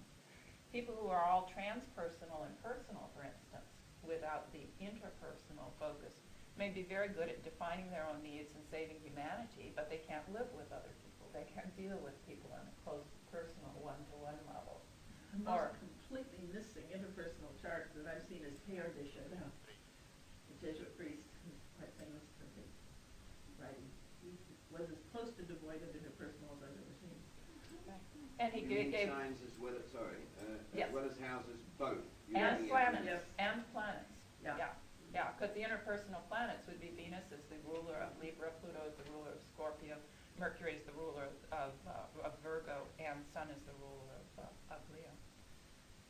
Then somebody who's mostly personal, interpersonal may be doing fine in terms of their own life and people that they're close with, but they don't have a sense of historical perspective or the greatest good for the greatest number or long-range, bigger issues. So again, we're talking about always a balance, how much. And none of these is good or bad in and of themselves. It's a matter of how is the person expressing it. Another way that you can look at the chart, and all of these are to some extent constructs. There's a saying in linguistics that the map is not the territory. We're dealing with a model, we're dealing with a representation here, and it's never going to be as complete as the human being that it's trying to represent, that it's trying to mirror. But looking at these different models, these different approaches, these different themes gives us a handle to understand things better, but it's never going to be as complete, as thorough as the actual person. We can think in terms of past, present, future, and this is somewhat artificial because obviously all of the houses, signs, planets operate in all three modalities. But it's also true that in general, water is extremely aware of the past. This means Moon, Pluto, Neptune, the water planets. It means 4, 8, 12, the water houses, as well as Cancer, Scorpio, Pisces. And also letter 10 is very concerned with the past because letter 10 always deals with consequences. The whole idea of karma is simply consequences. As you sow, so shall you reap. You do certain behaviors, these are the logical consequences that flow from them. So when there's a lot of focus on 4, 8, 10, 12, the person may be very drawn to the past. They may collect antiques. They may be interested in history, genealogy, exploring their roots. There's a lot of different forms that can take. But that's an important emotional connection for them. And then the main future letters are 5, 9, and 11. One of the traditions of ancient astrology was that the 5th house wasn't even activated till puberty, till you were capable of having procreation. And then letter 9, as we've said, has a lot to do with your long-range goals and values, what you're aiming for, moving towards in your ultimate direction in life. And the 11th house has to do with the cutting edge of change and is very future-oriented, progressive, and so on. So all of these letters are extremely strong in terms of what lies ahead, what might also be. And then letter 12 is a mixture, because letter 12 is water, and it's associated with the past and memories and so on. But it's also a utopian letter, our vision of perfection, ultimate dreams, and our sense of what would be the best, the most ideal possibility. So this visionary, futuristic component is also there. And I think of that when you consider the glyph for Pisces, which is the two fish tied together but swimming in opposite directions. That's also representative on one level of the past versus the future. Then the others tend to be a little bit more here and now present. But as I said, all of them operate in all realms. But you can see the potential for challenges if, for instance, in couple situations or relationship situations, one person has a very heavy past focus, that's going to be the sort of situation where they remember, the song that was playing when you first met, and everybody's birthdays and all the significant things. And then the future person is very concerned and wants to tell you about all these exciting things that are going to happen in 5 or 10 years when their ship comes in, and all the things that are lying ahead. And they have a hard time really understanding each other's viewpoints, because what's important to one is not so important to the other. And that's one of the greatest gifts from astrology, is understanding and ideally acceptance, since it's ruled by Uranus and Aquarius. So we've got air again, which is supposed to understand and accept and not have to change. If you understand the person's point of view, then you're not so likely to criticize them and say, well, if you'd only change, if you'd only be this way. You can see that, gee, this is another way of looking at the world. It's not the same as mine, but that's okay. I can accept it. I can understand it. Then one of the major themes that you'll see reflected in the chart in different ways is a feeling for beauty or aesthetics. We've mentioned this in other ways. The two primary, but that's the sort of thing that can happen if we're not putting things out in the open and dealing with them face to face. And water is most likely to be involved with repression, because water rules the unconscious. So all forms of water, not just water signs, but particularly water planets and water houses, whatever is touched by water is the potential of being unconscious. So we take sort of a little extra look there at anything that's involved with water planets, water houses, water signs. Am I clear here? Does this have a constructive channel? Is this something that maybe I'm pushing underground? Just can take a look at, be aware. And we're not going to do that. That's not scheduled here, but there's a whole day that you can do on the psychological roots of health and illness in terms of a lot of physical problems relate to emotional repression, things that we're not acknowledging that then will hit the physical body. But just in general, if you think about the parts of the body that are associated, and you do start with Mars, Aries, the top of the head, and then move down to Neptune, Pisces, the feet. If you have a physical problem or difficulty, as well as treating it on the physical level through doctors, or I'm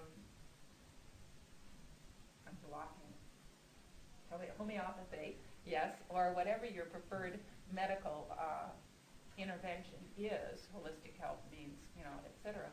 And also treating it on the spiritual level through visualization, meditation, prayer, whatever your preferred path there. Treat it on the mental and emotional level in terms of saying, what part of the body is involved? What does this represent in terms of psychological drives and needs? And how can I express them constructively in my life so that once I've handled the physical problem, I don't have to create it or contribute to it again through stress, because I have a positive outlet for that. A real simple example, Mars is always one of the components in terms of headaches. Rules the head. Also minor cuts, burns, accidents, anything where we break the skin and there's bloodshed is Mars connected. So these are often keys to where the issue of I want what I want and I want it now is partly a component.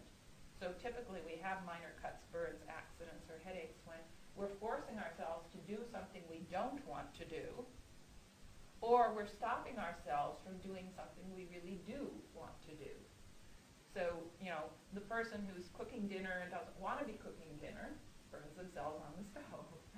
Or the person who's mowing the lawn and would rather be, lying in the hammock or whatever, accidentally cuts themselves and so on.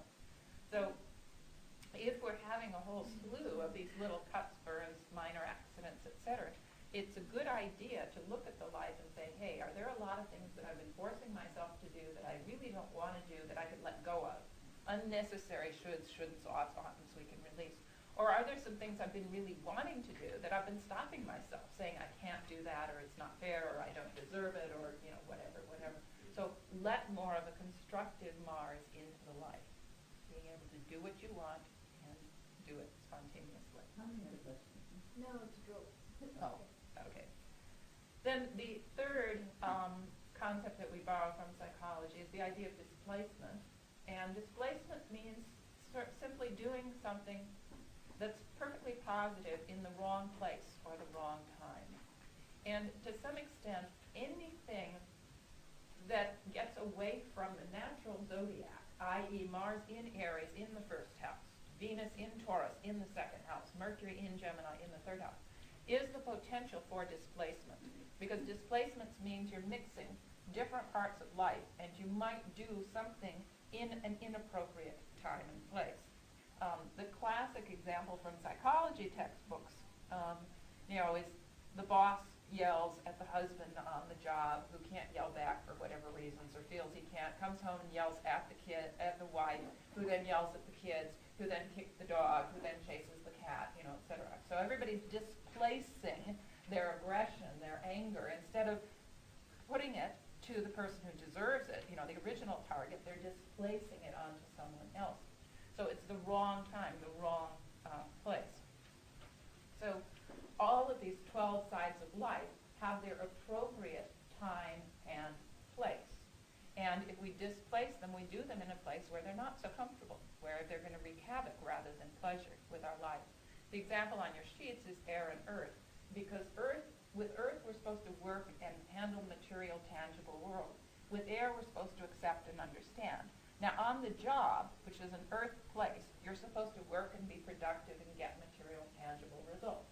How many bosses are going to like it if you come in and say, well, I've decided my job today is to accept and understand, and I'm going to observe everything that's going on and not do anything, That's not going to go over too well. On the other hand, relationships, which are supposed to be air, is where we're supposed to accept and understand. And if we're overdoing the earth of manipulating and trying to fix and affect the tangible material world, that doesn't win friends and influence people in terms of relationships either. So it's a matter of the time and the place. Is this appropriate? And it may be a perfectly good drive. All 12 sides of life are potentially positive, but if we put them in certain arenas, they're not going to be very comfortable. Okay. We mentioned the freedom-closeness dilemma. Just to review, the major freedom letters are 1, 9, 11. Mars, Jupiter, Uranus, Aries, Sag, Aquarius, 1st house, 9th house, 11th house. The more prominent they are in the chart, the more there is this urge to be independent, to not be tied down, to refrain from commitment, the sensitivity to feeling trapped or tied down in any way. Then the major closeness letters are 4, 5, 7, and 8. Most of your interpersonal, the need for close, committed relationships. And as we said, there's all kinds of conflict patterns. Cancer, quincunxes, Aquarius, quincunxes, Sag, Aries opposes Libra, and so on and so forth. Most people have a mixture. They're going to have some of both. Most people are going to have to deal with this dilemma. They want their independence and their freedom, and yet they want emotional associations, attachments, commitments. If we're not in touch with both sides, then we're going to live it out in various uncomfortable ways. If we deny one side, then we're likely to project the opposite.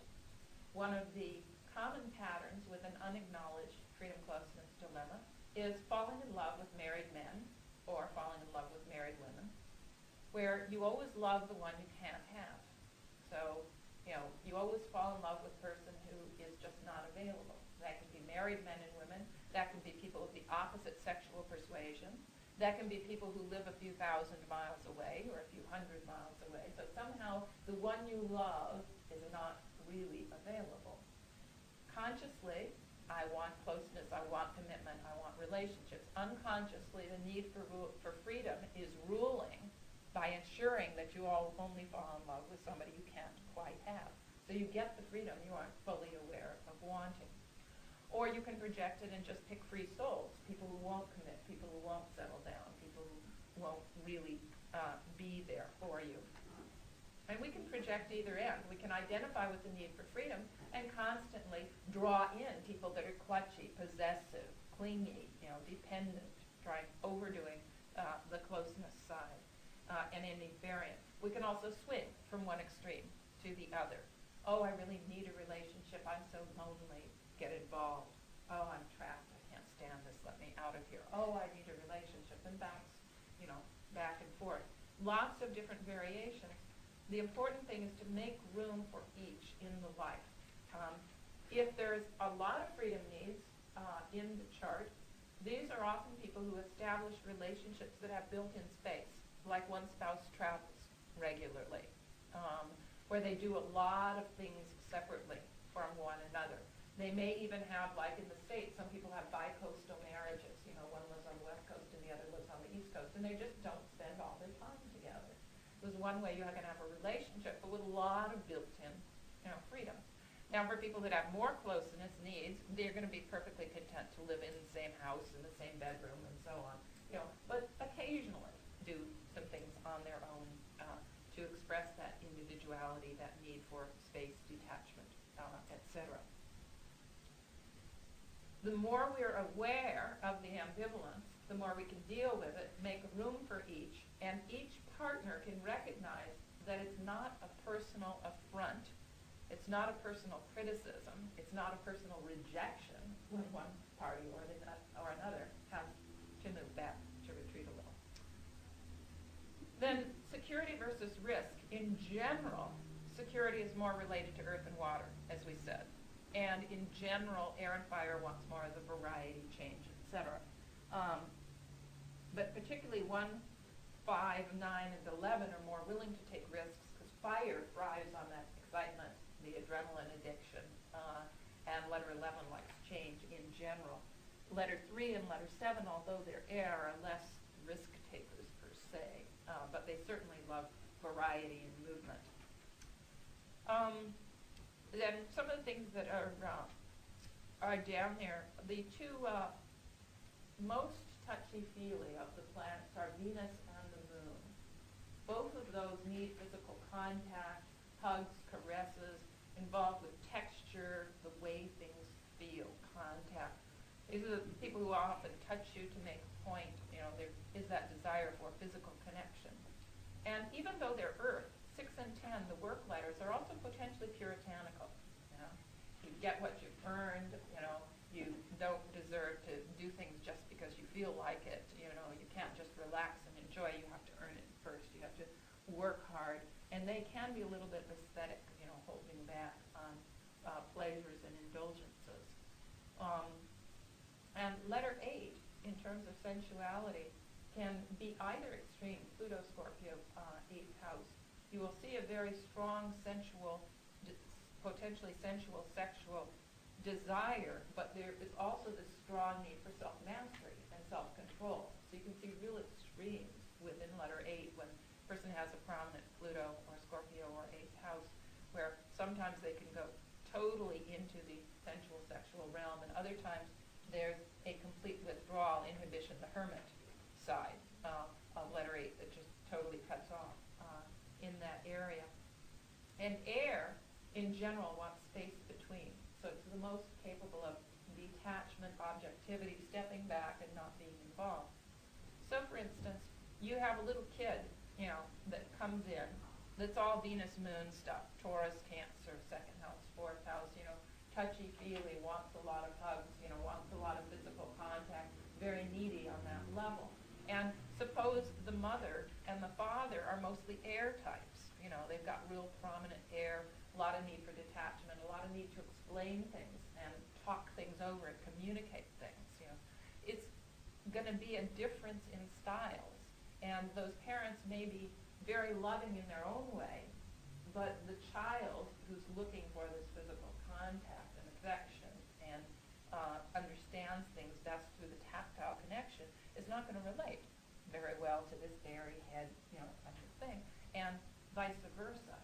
So a lot of these things are a matter of being sensitive to the way the other person is going to see it and trying to appreciate that even though it might feel foreign to us, that they do have their point of view and it's valid for them, that their approach is valid for them. Then the dilemmas are reviewed at the bottom of this sheet. Zip mentioned those. The dilemmas refer to the grand crosses in the chart, where not just signs, but also the houses and the planets that rule them in the natural zodiac form the dilemmas. So the cardinal dilemma is Mars, Aries, 1st house, square Moon, Cancer, 4th house, square Venus, Libra, 7th, square Saturn, Capricorn, 10th. And you can get that in any form. It could be a grand cross in cardinal signs, could be in cardinal houses, could be conflict of patterns involving the cardinal planets, Mars, Moon, Saturn, Venus. And there will be some charts that are overwhelmingly focused on one dilemma, and other charts that have two very strong, and others that have all three. And again, we're all working on the same dilemmas to some extent, but it's a matter of emphasis. And so each of them, the cardinal dilemma to make room in your life for these major 4 areas: independence, self-assertion, your own personal hobbies, dependency, nurturance, home, family, equality, sharing, partnership issues, and control, authority, expert role in the world through career. The fixed dilemma, the ability to balance self-indulgence versus self-mastery, to make the growth from pure indulgence and power over the material realm to being able to share the power and possessions and pleasures with others. And finally, with letter 11, we give up power over anything but knowledge. So in some extent, the progression through the fixed is increasingly giving up power, partly through respect of the rights of others, the needs of others. But dealing with the issue of self-will is a strong kernel. There's always that fixity of intention. I want it on my terms with the fixed.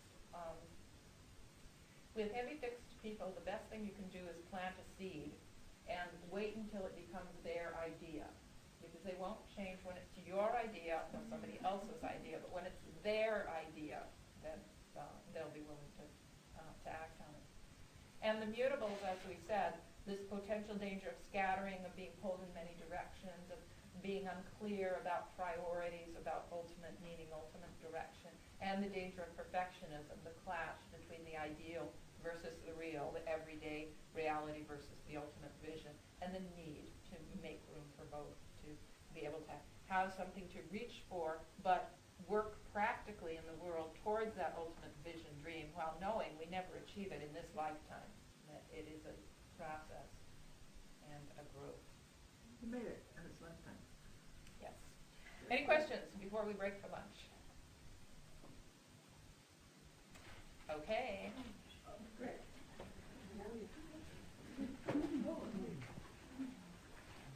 With aspects, that was one of the things on your list, and also odds and ends in astrology, other ways to get the alphabet in the sky. So we have the tape on. Yeah, just turn it up. Okay. The original work with astrology, of course, when they looked at the sky, they saw 2 planets were right together. So conjunction was the first aspect that was noticed, and discovered to be pretty important. That there's a combination of those 2 principles, which can either be harmonious or clashing, depending on which planets are involved. So, of course, traditional astrology is considered a Mars-Saturn conjunction to be horrifically bad, terrible, and Venus-Jupiter as very, very good. As you already got the idea of this morning, this is not necessarily true. I know people who are working with Mars-Saturn very effectively, very constructively. One man that I know quite well worked at my place for a while, and he was a student of astrology and he came to study with me, and was rather concerned because he saw that Mars was coming to make a progressed conjunction to a Saturn that would be there for like 20 years, some quite long time. And he was worried about that. And I said the principles are that Mars is your own power, and Saturn is the power of the universe, the laws of the universe. If you live with the laws voluntarily, work hard, be productive, all the good Puritan virtues, as we call them in the States, then you can handle it very successfully. He was envisioning his father was going to die, and he was going to have nothing but trouble, for 20 years. Well, he accepted that, and he's now had the aspect for some 5 years. He's making more money than he ever made in his life, he ever thought of making. He has gone back to get certified from the city in all kinds of different areas of construction, so he now has a contractor's license, and he's been able to buy property in another state, And he's just very successful business person now. And working constructively with the law, willing to work and doing it.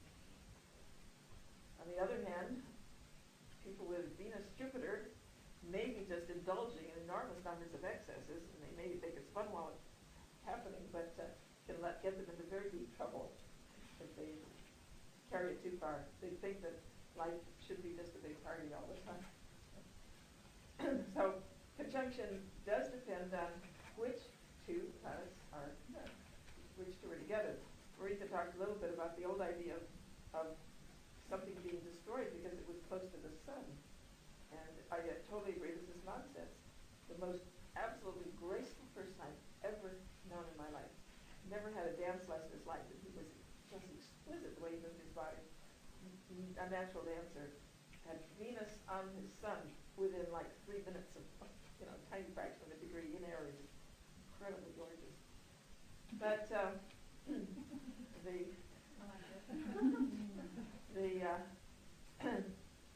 the next step after the initial recognition of two planets goes together, they also, by the way, recognize the angles. Ascendant, midheaven, 7th cusp, and IC, 4th cusp. Those were recognized early on to be important, and there is an aspect called Paran, which only uses planets on angles. And all you have is a choice of conjunction, opposition, or square with parans. It's a long name for Paranatalato or something like that, but everybody calls it parans. If two planets are conjunct on the same angle, it's of course a conjunction, but if one is ascendant, one descendant, or one is MC, one IC, those are oppositions, regardless of the longitude difference. They're taken that way. The longitude is ignored. And if one is ascendant, descendant, either one, or the other one is MC, IC, either one, then it's a square, and the longitude is ignored. In longitude, they might be sextile, they might be trine, they might have no aspect, but the conjunction with the angles, they're taken as a kind of aspect. And to get the planet right on the angle, in some cases they do use right ascension rather than longitude. But the ancient books recognize those planets rising, culminating, setting, and lower culmination. Very early there are letters to the, whatever his name was, emperor, potentate, the ruler of Babylonia back 500, 600, 700 BC. No, today is not a good day for your son to visit you because Mars is on the ascendant. Or yes, today it's okay for your son to visit you because Venus is on the ascendant. In those days, the king's son was known to kill his father to get the throne. There were a lot of sons by a lot of different women, and question of who got there first.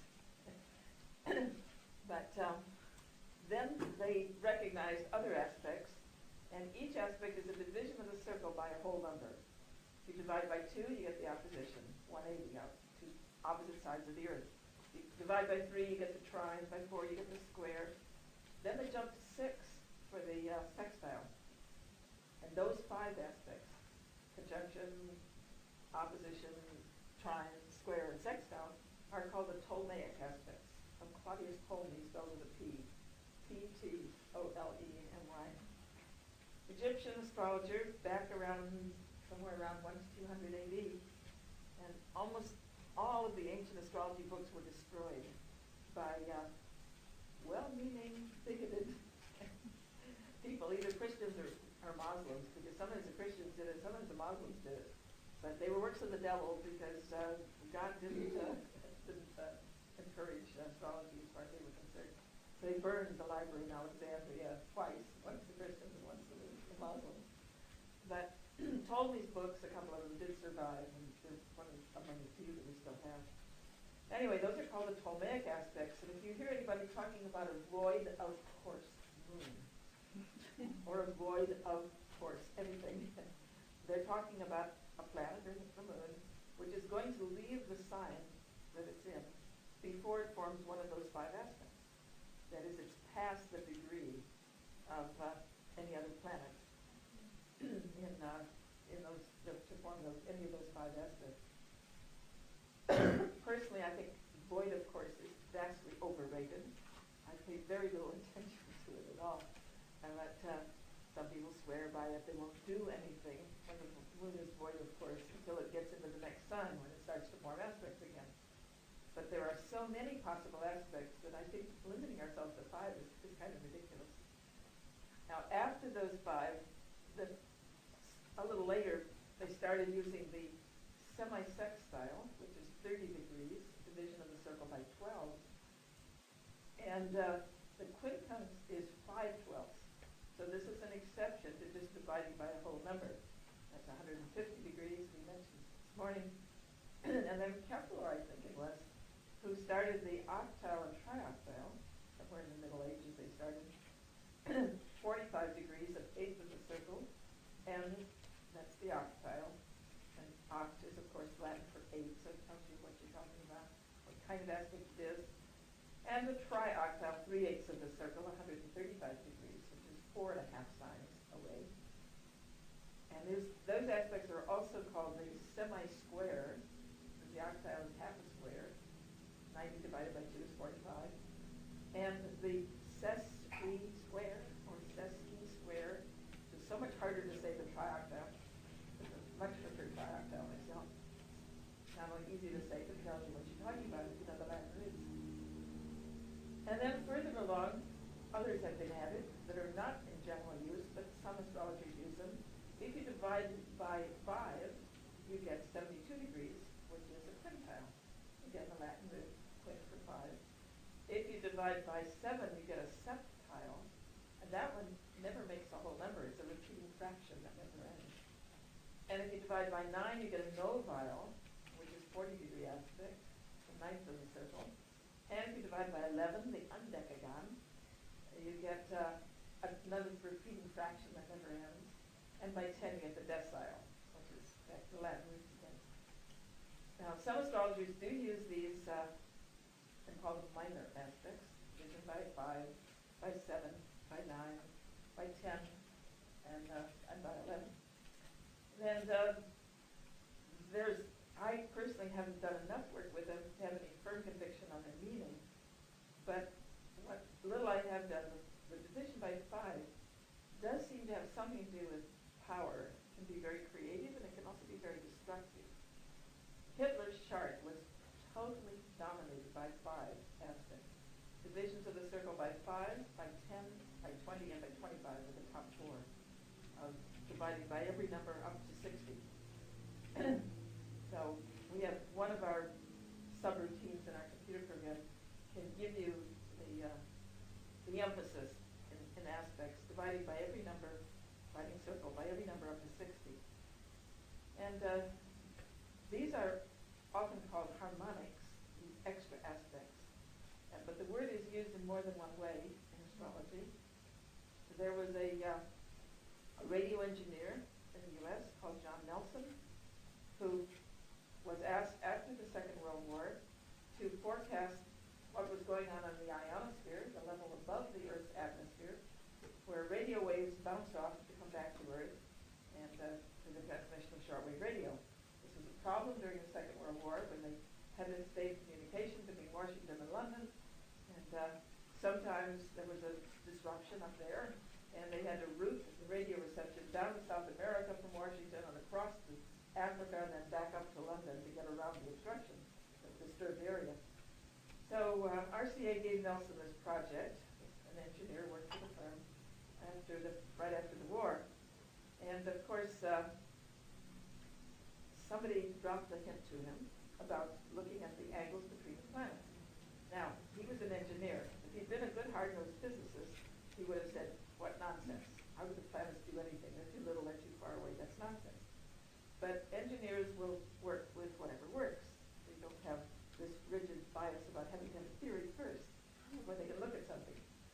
So he looked at the planets, and he did find correlations between the angular distances between the planets, what we call aspects, and disturbances in the ionosphere. And sometimes they were correlated with solar flares, the sun having these big explosive eruptions coming out, but not always. And what Nelson told me is that the multiples of 30 degrees, which are all of our classic aspects, are the ones that are most important. He found those consistently. He found the quincunx to be one of the most important. he also added a lot of aspects. He found every multiple of 7.5 degrees, of 11 1/4 degrees, and of 18 degrees. He found to be a useful, possible, additional aspect. So it was a matter of sheer weight of the numbers of aspects, partly. The more aspects, the more intensity. And he saw one interesting thing, that a grand trine with 2 slow-moving planets involved would be calm, peaceful weather. But if 2 fast-moving planets were involved, it could be sometimes turbulent. And whether that's because it doesn't hold very long, it moves into other forms of aspects soon, I don't know. He didn't know. But twice he said he was watching a solar storm going on, solar flares, enormous eruptions on the surface of the sun, and an exact grand trine came into effect with the planets. It came in with an orb, and it was like a hand laid on the storm. Quiet it down. So he did some very interesting things, and his work is not accepted by science. They poo-poo everything he did. But he was paid for quite a few years by people who wanted forecasts of the state of the ionosphere. And he made money even after retirement from RCA with his personal formulas that he worked with. Now, another person also named John Addy in England came along, and Nelson just called all these extra aspects harmonics. When he went past the 30-degree multiple, aspect for 0, 30, 60, 90, 120, 150, and 180. And those are all aspects which are used in astrology. Past those, he called all the rest of these different aspects, he called them harmonics. And consider them more minor, but still part of the picture. And you can get those final figures that I mentioned, the 7.5, 11 1/4, and 18, by just dividing continually by numbers. If you divide by 5, you get 72. Half of that division by 10 is 36. Half of that division by 20 is 18. So that's one series. It goes down to 18. And if you divide by 2, you get the 180. And half of that is 90, and half of that is 45, and half of that is 22.5, and half of that is 11 1/4. So that gets you down to your 11 1/4 series. And then if you divide by 3, you get your 120, the trine, and half of that is 60, and half of that is 30, and half of that is 15, and half of that is 7.5. So that gets you down to your 7.5 series. And the only 3 aspects that are on all 3 series are conjunction, square, and opposition. So those are the big 3. Conjunction, square, and opposition appear on all 3 series. The 7.5 series, the 11 1/4 series, and the 18-degree series. So that's Nelson's work. Now, John Addy of England came out of a totally different background. He was a teacher, and he went to India and was fascinated by Hindu astrology. And from India, he picked up the idea of dwads, division of the circle into, so each zodiac sign can be divided by 12 and get 2.5-degree segments with a subtle coloring for each segment. That's like a whole zodiac in every sign. You'd have, for instance, if you start with Gemini, the first 2.5 degrees of Gemini is also the Gemini Dwad, but from 2.5 to 5 is Cancer Dwad. From 5 to 7.5 is the Leo Dwad. From 7.5 to 10 is the Virgo Dwad, and you just go through the zodiac in every sign as a subtle additional coloring. So that's somewhat aside. That's another form of the alphabet that I have worked with a lot with twins, multiple births, and it really does seem like a reliable additional coloring to the situation. But the main work that he did with harmonics was to work with what the Hindus call the Navamsha chart, and then to extend that on to other divisions. If you divide the circle by 9, you get a 40-degree aspect. You can then take that 40 degrees and multiply it and stretch it over the whole circle. And every section of 40 degrees can be put on top of every other one. And you get a final chart, which is called the 9th harmonic chart, or the Navamsha chart. So that everything in the original chart that was 40 degrees apart is now conjunct in this new chart. So the 9th harmonic chart means everything in the natal chart that was 40 degrees apart comes out as a conjunction.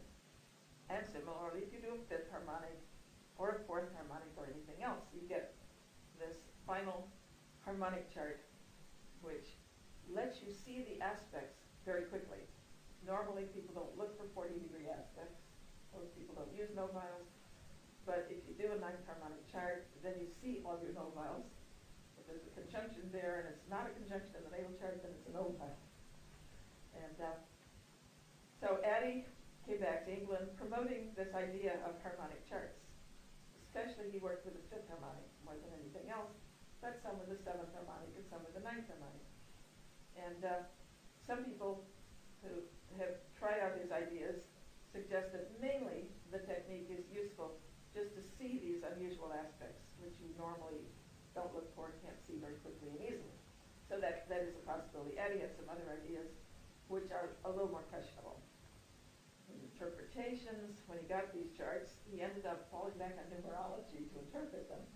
Interpret the ninth harmonic chart, like what 9 means in numerology, and the fifth like 5 in numerology, and so on. But he was theoretician. He didn't really do the personal charts to really test the ideas. And he also used the chart as a kind of progression, really more like a return each year, that the ninth harmonic would work for your 9th year, and the 10th harmonic for your 10th year, and so on. And the problem with that theory was that he had one idea, and most of the other astrologers that worked with the idea have a different one, because he used the natal chart for the first 2 years. So he started the second harmonic chart from age 2 to 3, the third from 3 to 4. Whereas most of the other people who worked with the idea felt that the natal chart was just the first year, and then the second harmonic was age 1 to 2, and the third was age 2 to 3. Now, if you can't decide which year a chart fits, the theory is questionable. It's really rather dubious astrology. So, first, I have not been able to validate that as a reliable theory, but some people are actually using it. But the work with these extra aspects did come more into play with Nelson's work and Addie's work, both emphasizing that there are more aspects than just the classical ones. That we could look at these other divisions of the circle. And so a lot of astrologers are looking at these additional aspects now, I think. And what we did with our program was attempt to find out which of these aspects were most emphasized in a chart. And it gets into complicated math. I don't want to take your time doing that now, but we have 3 different ways to approach that, to find out which aspects really are most emphasized in a chart. Using every division of the circle up to the number 60, as I said. You divide by 60, divide the circle by 60, you have an aspect of 6 degrees. That's as far as we went. But Hitler's chart was totally dominated by 5, 10, 20, and 25, all multiples of 5. So the fifth harmonic for me suggests that there's some potential for power there, maybe charisma, is apparently extremely charismatic, but the power can be constructive or destructive. In the end, I think it really does have some Leo overtones, which is our 5th sign of the zodiac. And the 7th, division by 7, has also had some interesting people connected to it where that was emphasized, where there's a kind of an alternate possibility of it being spiritual on the one side, but also having problems in personal relationships, which of course Libra being our 7th sign. And but the tradition is that number 7 is a spiritual number. And sometimes the spirituality is like a flight from relationships. It's safer to be committed to God. But I haven't done enough work to be firm on that. And the novile, the 9th division, also frequently does seem to have spiritual overtones. Again, it can be constructive or destructive. It can be a flight from life, escapism also, when it's too emphasized. One of the most dramatic charts I had was dominated by the 9th harmonic was Jim Jones, the guy who was responsible for all those deaths in Indiana, 800 people who drank poisoned Kool-Aid. Major themes that you'll see reflected in the chart in different ways is a feeling for beauty or aesthetics. We've mentioned this in other ways. The 2 primary planets are Venus and Neptune. And as we said, the planets are the strongest form. So if you have strong aspects between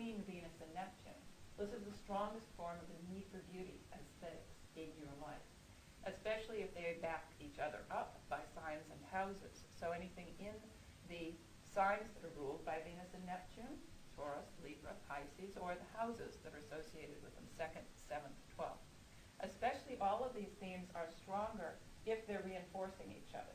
So Venus and Neptune in each other's signs and houses is even a stronger statement for the need for beauty aesthetics than in other placements. And this can play out in any number of ways. Again, the details will vary. When we say the need for beauty, this is not just the traditional fine arts of drawing, painting, sculpture, and so on. Fashion design, photography, architecture has a strong aesthetic component. Creating a meal that's a work of art, sewing your own clothes, landscape gardening, anything where there's a feeling for the grace, the harmony, the form, the aesthetic appreciation. Now, Venus and Neptune, being the two beauty planets, are also very associated with this desire for pleasure and harmony, and both, if they're carried too far, can be extremely passive, receptive. So if other things don't make up for it in the chart, too much focus on Venus and Neptune in their planets, houses, and signs.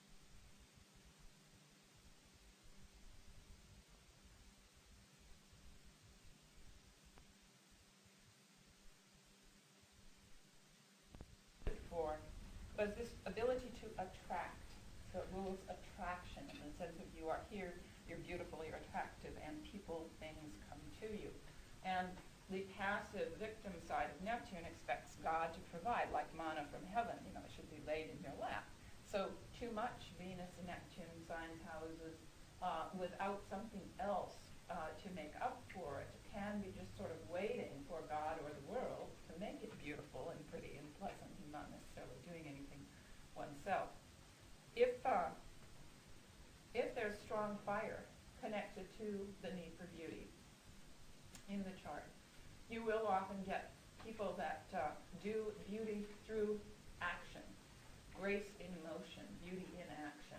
So things like gymnastics, figure skating, swimming, ballet, where you will see the aesthetic and the beauty through the literal physical motion, because Mars, Sun, Jupiter, fire in general needs to move to be active, expressive, also the fire houses and fire signs.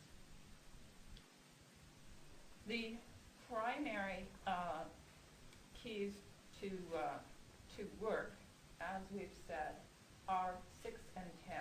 This is Virgo, Capricorn, 6th house, 10th house, Saturn in its own nature, not so much Mercury, because Mercury in its own nature seems to be more Geminian, that flighty, curious, all over the map.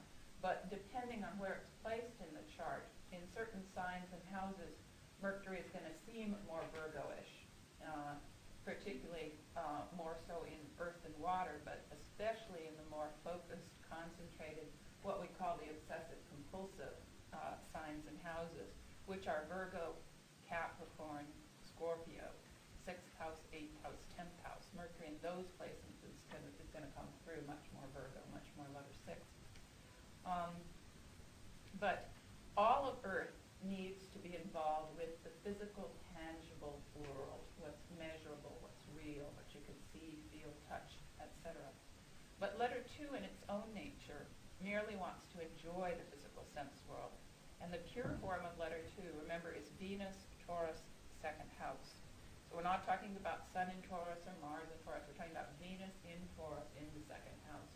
I want to enjoy the physical sense world, eat, drink, and be merry, indulge. Whereas work per se, the desire to do it right, to do it well, to be competent, to be efficient, to accomplish something, to have measurable results, is 6 and 10. 6 and 10 in all forms, planetary, as well as house, as well as sign. And again, the more ways it's said, the more often it comes up in the chart, the more significant it is. Somebody who has a stellium in Virgo and also a strong focus in the 10th house and Saturn on an angle, and Vesta, the super Virgo asteroid, prominent, is going to have it all over the place. And these things can be prominent both with their presence and with their absence. obviously, you know, if there's very little involved in those areas, that's not going to be a major focus for the person. Indeed, it may be something they need to learn to develop, to do. Now, letter 1, Mars, Aries, first house, is a basic key to identity. When we talk about the ascendant, the rising part sign, the beginning of the first house, as what you meet and greet when you first come into life, what's there right from the beginning. And letter 1 in general, planets in the first house, signs in the first house, where Mars is, what's in Aries, have to do with our instinctive identity and action, things we do right from the beginning, naturally, instinctively, what's built in. It's particularly our young self, because it is where we start out.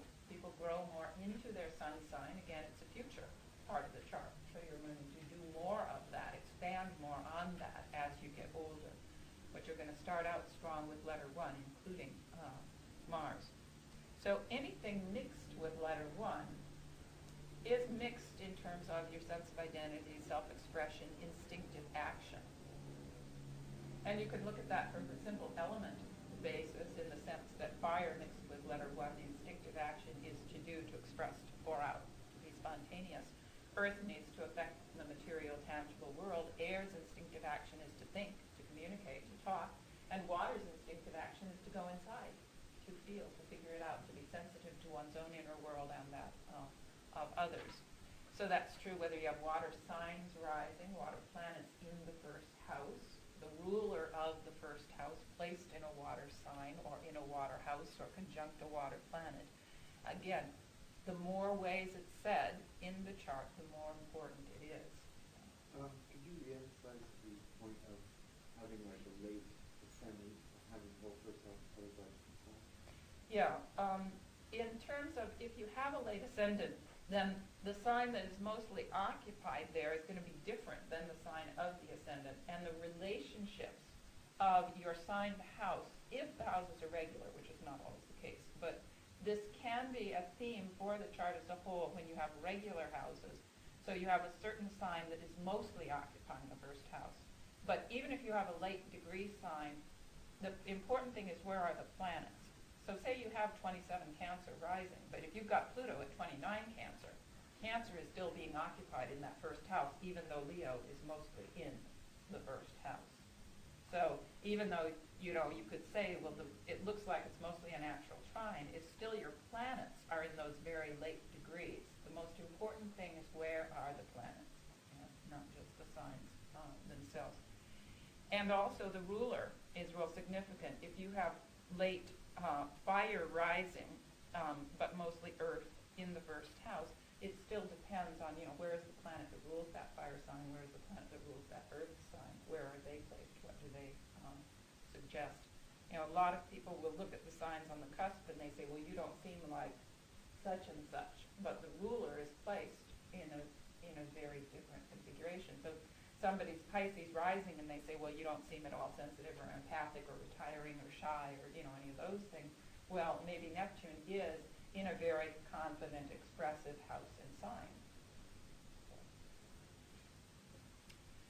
Okay, so anything mixed with letter 1 becomes a key to your instinctive action and identity.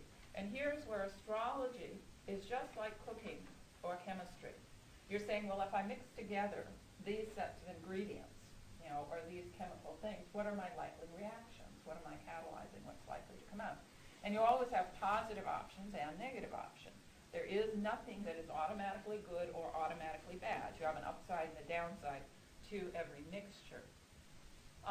One of the ones that's very easy to see, for instance, is if we mix identity, letter 1, with work, letters 6 and 10. Now, remember, the planets are the strongest form of this. So a Mars-Saturn conjunction is a real easy way to do that.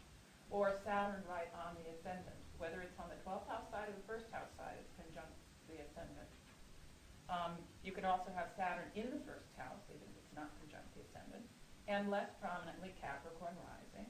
Or you can have the ruler of the first house, no matter what sign is on the ascendant or in the first house, the ruler of that sign in the 10th or in the 6th or in Virgo or in Capricorn, or conjunct Saturn, conjunct Vesta, the super Virgo asteroid, or you can have any ruler of the 6th or 10th house in the 1st house in Aries, conjunct Mars. Okay? See all the different variations. If it's a major theme in the life, it will be said more than once in the chart. It will be said over and over again.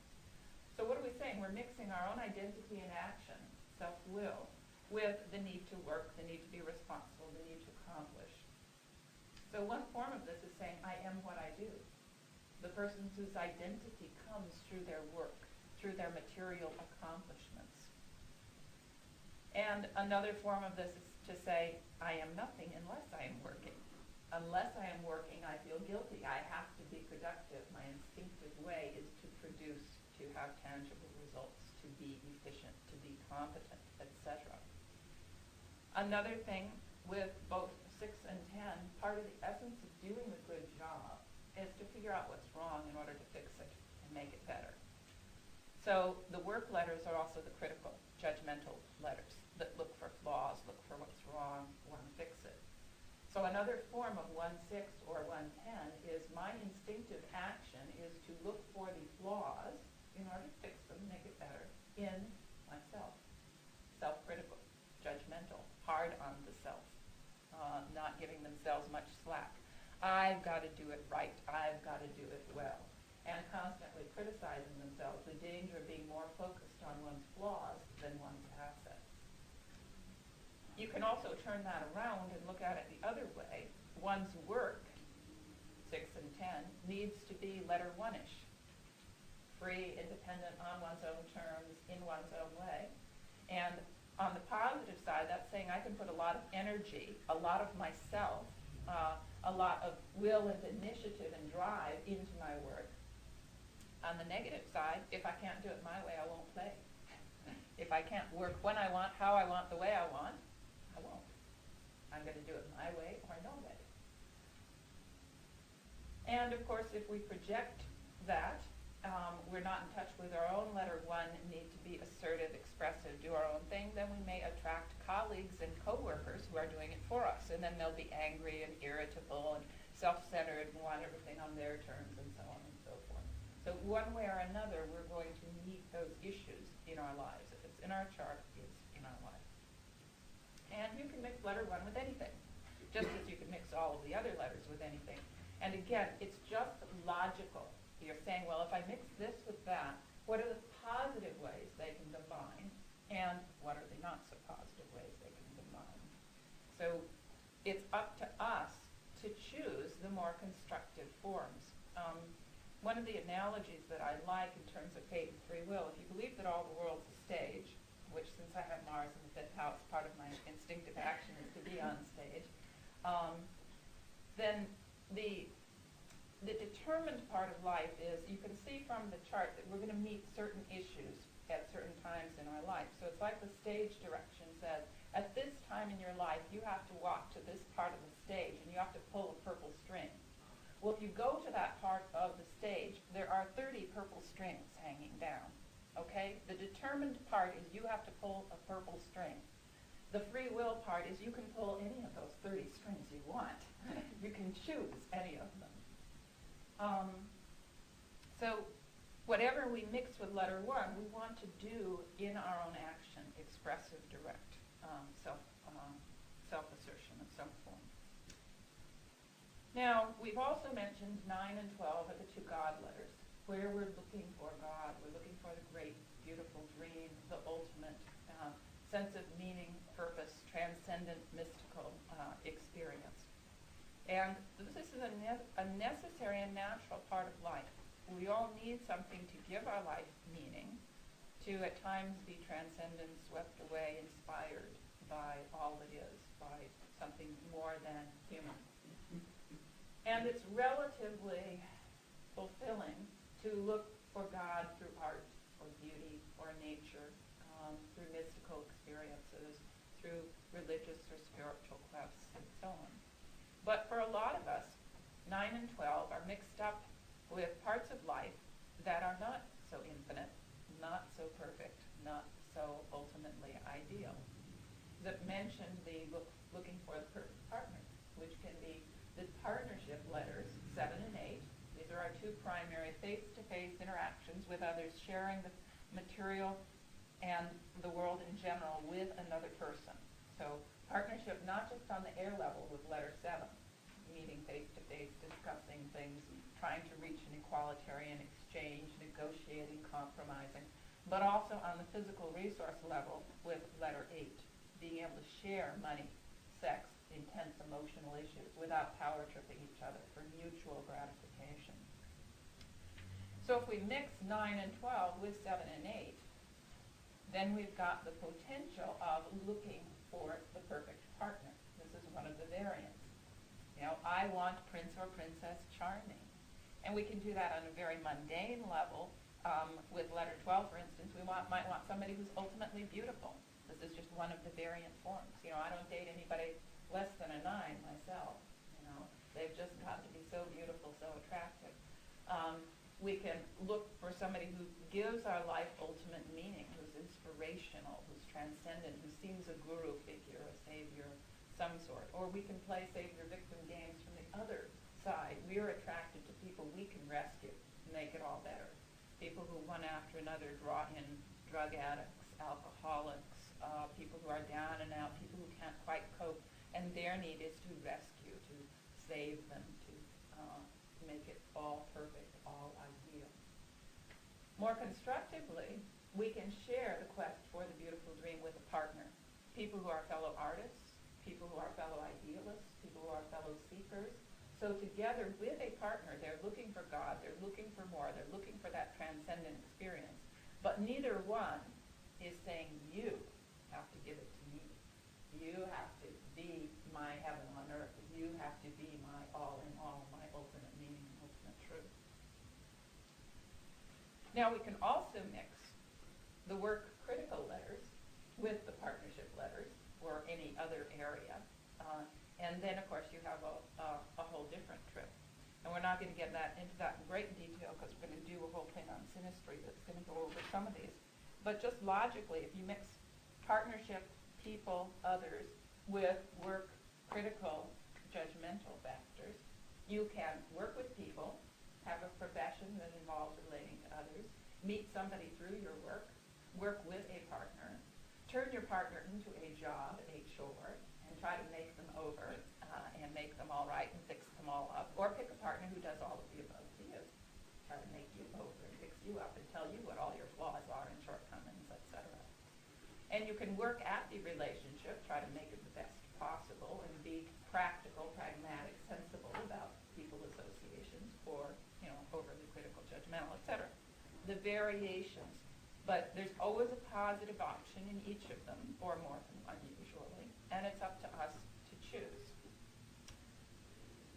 Okay, now you will notice that the perfection letters, the search for the great, beautiful dream, the ideal, are often mixed with the critical letters. For one thing, Sagittarius and Capricorn are adjacent. So it's very common that you'll have 9 and 10 in a similar area in your life. So letter 9 wants the best, the biggest, the most spectacular, the most wonderful, that sense of transcendent, higher meaning, the ultimate good. And then letter 10 is very aware of where the shortcomings are, where it might not measure up, where it might not work out, etc. If they are allowed to each contribute, the ideal versus the real, or the work critical versus the great transcendent visionary quest, we need the vision, the pursuit, the sense of meaning to know what we're aiming for in life, to have something worth pursuing. It's that capacity to say what if, to imagine, to visualize what could be better, more fulfilling, higher. But we need the practicality and the willingness to work. 6 and 10 represent, among other things, plain old perspiration, you know, putting in the effort, doing what's necessary to work toward that ideal. And they can be very helpful to one another. However, if they're working at odds with one another, then these are typically situations where people are never satisfied, never ever satisfied, never ever comfortable. And depending on the chart, this may be true in terms of your own self-image, the way you see yourself, the way you express yourself. It may be true with family relationships, it may be true with partnerships, it may be true with work, career, and so on, or over the whole chart, where the idealistic side is saying it could be wonderful, it should be this wonderful, transcendent, incredibly inspiring experience, and then the critical side is saying this is wrong, and that is wrong, and this wasn't good enough, and that didn't measure up, and so on. So it's never quite good enough. And that's where we have to learn to say, wait a minute, it is a process, it is a journey. We need enough of the oil of forgiveness, which 9 and 12 represent that capacity to see what could be. That's the capacity to see the higher self in people or the higher potential in any situation, job, etc., without saying it's got to be there right now, today, immediately, and I'm going to blame it or myself if it isn't. So work to change the things that we can and appreciate the potential of what lies ahead for the things that haven't been changed yet. Now, another of the combinations that's down there in a negative form also has a positive form. That's what's listed under anxiety, phobia, fear, the 4, 10, 12 combination. That would be planetarily Moon, Saturn, Neptune. And if you read any of the midpoint books, they almost never have anything good to say about Saturn-Neptune combinations and Moon, Saturn, and Moon, Neptune, and so on. And it is true that on the downside of these is very down. In fact, it is very depressive, among other things, is one of the negative options. If we're only into the child side of letter 4, feeling vulnerable, dependent, needing the world to take care of us, and we're still projecting the power with letter 10. It's out there in authorities with the danger of the world to sit on us, limit us, restrict us. And we're only into the victim side of letter 12, looking for the beautiful dream but not doing it directly, expecting it to be given to us or looking through escapist paths. It is a combination that can live chronically anxious, phobic, insecure, afraid of the world. However, the potential upside of this combination is the mothers, fathers, and saviors of the world, because the 4-10 polarity is the parental axis, and the strong side of this is somebody who has the compassion, caring, concern, desire to help, to nurture of letter 10, the practical responsibility, willingness to take things in hand and work at it with letter 12, and the infinite compassion, concern with all of humanity, all of life with letter 12. So it can be Your numbers, Jen. Oh, I did. Sorry. Nurturing one is 4. Nurturing 4. And the practical one is 10. Yep. And the infinite is 12. Okay, so mom 4, dad 10, savior 12. On the positive level, people who are helping, healing, rescuing, assisting others in very many ways. They have not just the compassion of water, 4 and 12, but also the practicality, the willingness to work of the earthy letter 10. Now, we mentioned the obsessive-compulsive combination that's down there. That's not just the psychological syndrome in the sense of getting obsessed with something and compulsive repetitions and concerns, but it's also the ability to truly focus. The obsessive-compulsives are the most able to focus, to put all the pieces together, to be organized, to be thorough, to be systematic. So if you want to make it through graduate school and write thesis, you want some of the obsessive-compulsives. If you're going to do research, if you're going to do anything that requires pulling in a lot of pieces and putting them in their place and being organized and thorough and being able to stick to something and complete it, carry it to the end, 6, 8, and 10 are going to be real helpful in that regard. Then the one that's listed for mechanical abilities, this is in the planetary form Mars, Mercury, Uranus.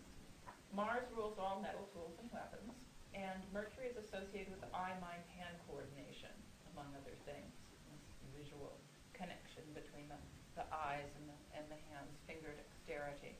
And Uranus rules all technology, including modern technology of things that work mechanically. So aspects between those planets or the signs and houses that they rule in terms of the natural zodiac, the possibility of an instinctive understanding of how things work, how they're put together, and being able to work with them.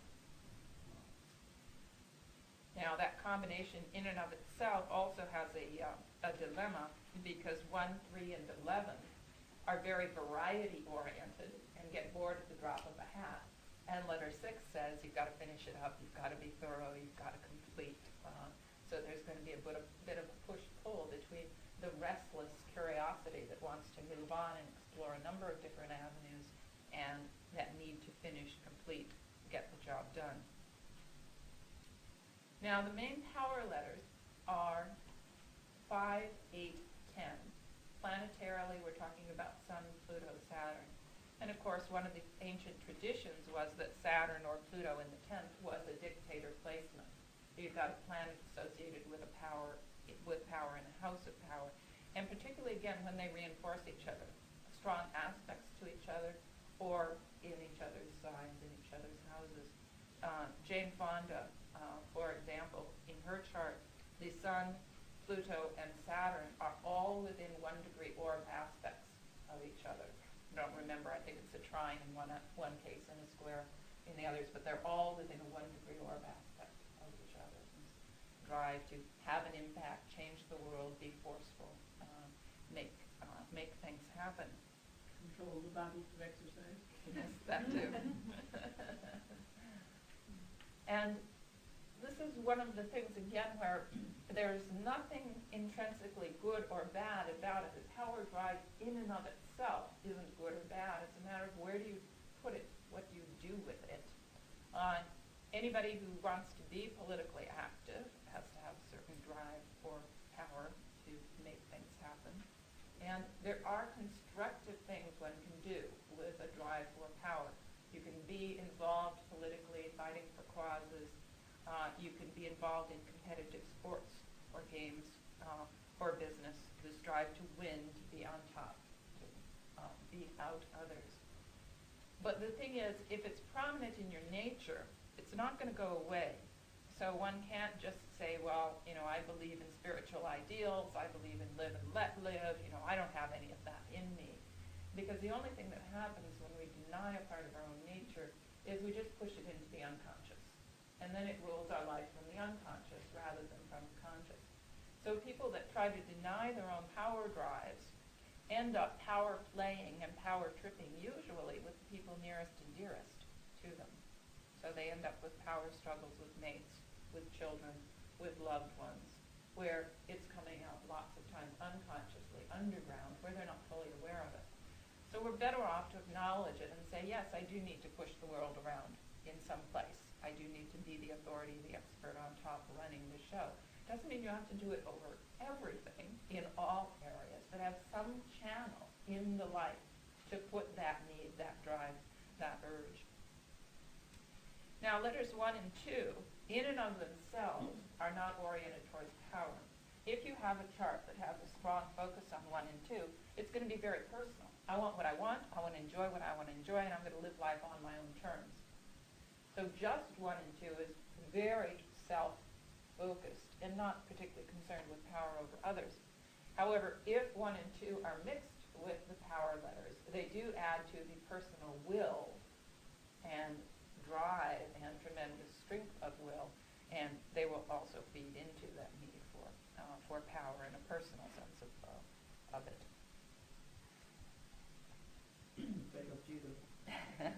Yeah, something, just some outlet, and a lot of it is a real challenge in terms of making a place for each of the different sides of our nature.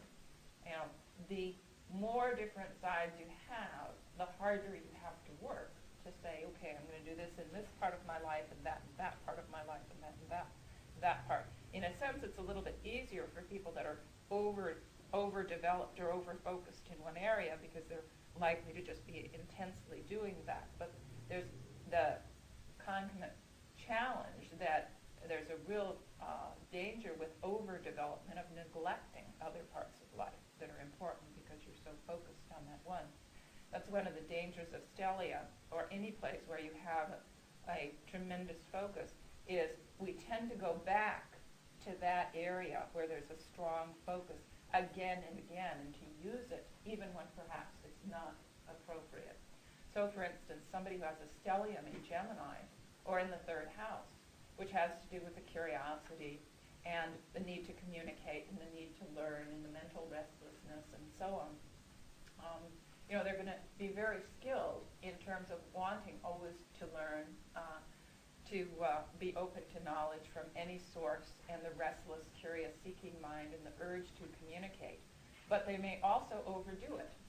They may communicate sometimes when other people don't want to communicate, don't want to hear about it, aren't interested. Or they may be trying to learn in situations where all of air, if it's overdeveloped, one danger is that air is logical, it is rational, and it's also detached and objective.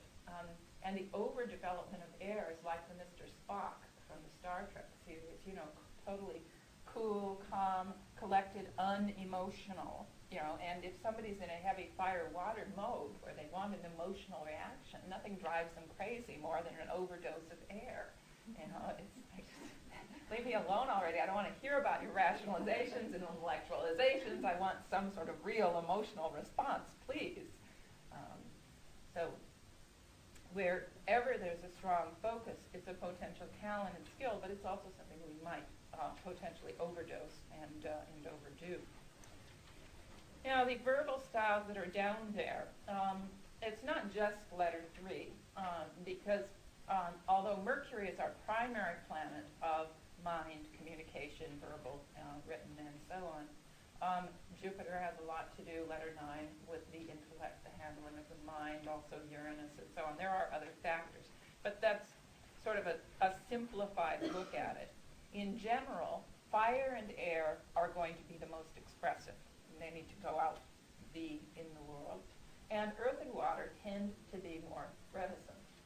Earth, around communication realms, may be very articulate if it's connected to their job. If they're doing something that is training or creating a tangible result or is work related.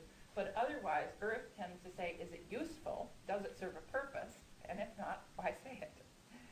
Water is very concerned with emotions and feelings. So water tends to be reticent both for one's own sensitivity and protection, I don't want to get hurt, and for the protection of others, nurturing, the nurturing side of water. I don't want to hurt anybody else. So is it kind, is it gentle, is it supportive, is it empathic, and if not, why say it?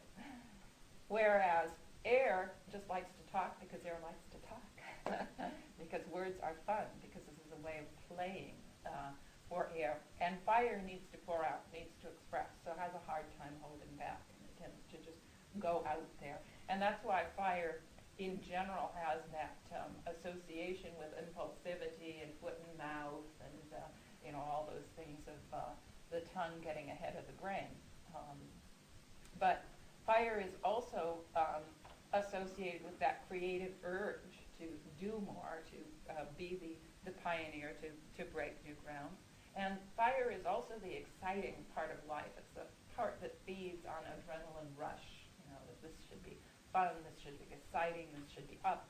So it's often very entertaining in terms of communication, particularly letters 5 and 9. Mars is often associated with assertion, anger, aggression issues. It's not just doing your own thing, being yourself. It's the willingness to fight, to defend your own rights, your right to be who you are in the world.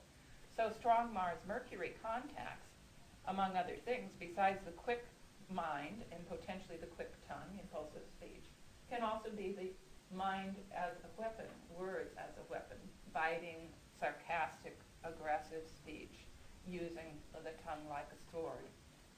It also can be associated with a good debater, because the more fire is involved, the more there's a quick response, being able to think on one's feet in crises, spontaneously reacting.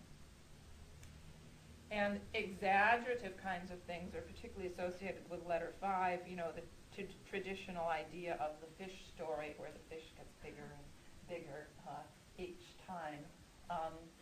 The old idea of the combust, that some of the ancient world discusses just is not true. It's not true that something close to the sun is wiped out. Wherever the sun is, you need to shine. You need to be center stage. The sun is the star that's the center of our solar system, and it's the heart, the center of the chart, where you want to shine and be recognized. Pour out from your own center, be admired in some way in response. So if there's a planet conjunct the sun, you are ego invested in the nature of that planet. You want to be proud of yourself in that area. It's very tied to your self-esteem and issues of pride and shame.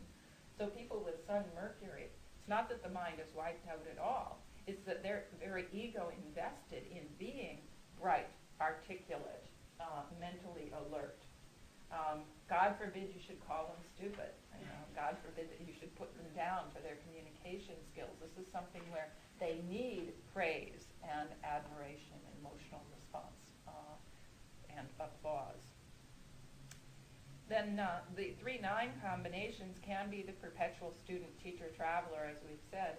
But again, letter 9 is our search for the truth, our search for ultimate meaning and the best in life. That doesn't guarantee that we've found reasonable moral principles. And you can see a strong focus on letter 9, both extremes in terms of honesty. You can see the blunt, ruthless, foot in mouth.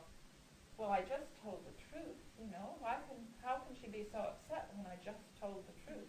Why did she ask me what I thought of that dress if she didn't want to hear? To the opposite extreme of the con artist who uses truth for their own needs, for their own gratification. They can also exaggerate as much as the Yeah, sun. 5 and 9 both can. Jupiter and Sun can make it larger than life, more impressive. Then, as we said, with letters 6 and 10 and Earth in general, it's going to be more functional, it's going to be more grounded, serve a purpose, put it to work. Now, the element combinations in the chart, this can be by planet-planet combinations, like a Jupiter-Saturn conjunction is fire-Earth in terms of elements.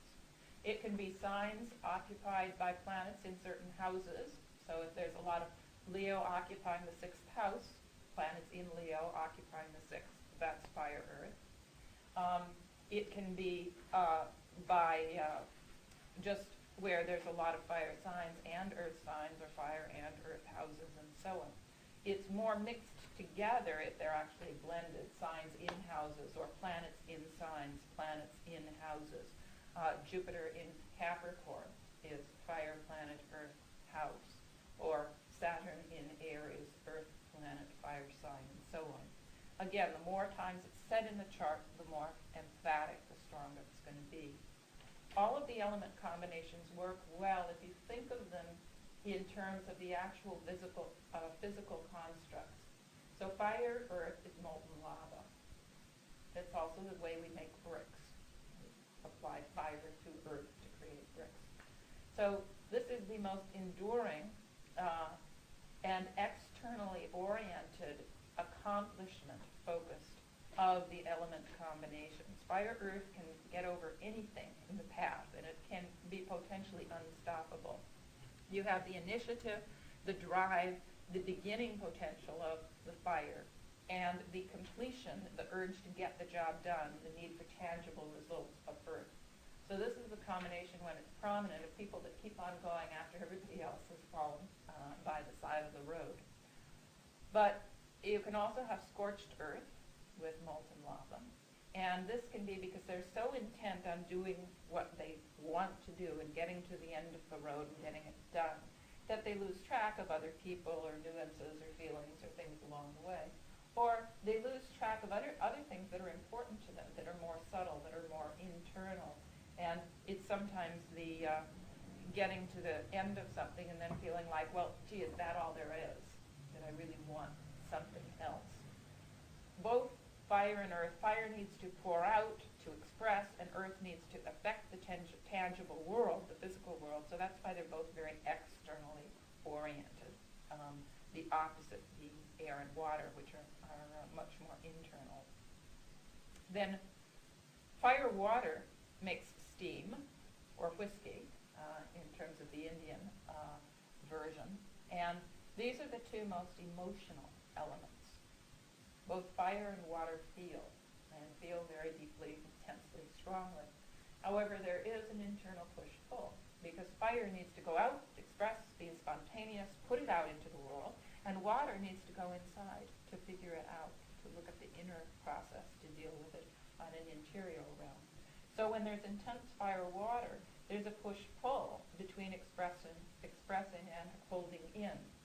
And unless the person is able to do some regular expressing, clearing out, letting go, then there is the real danger of mood swings, up with the fire, down with the water, or coming across as an emotional staccato quality where things are held in for a time and then they burst out and are kind of explosive, disruptive to the outside people. But very warm, very emotional, very concerned with the feeling realm. Among the fire-water, the warmest and most loving combination is the 4-5 combination, the moon-sun, Cancer, Leo, 4th house, 5th house, because these are very closeness, home, family, loved ones oriented, as well as being fire-water. And all of the other fire-water combinations would include one of the transpersonals, something that was involved with the bigger world, so not so warm and personally committed to caring. Well, you could put Pluto with the sun. Yeah, Pluto with the sun would interpersonal. also be interpersonal. Then fire and air makes hot air, the things you blow up balloons with.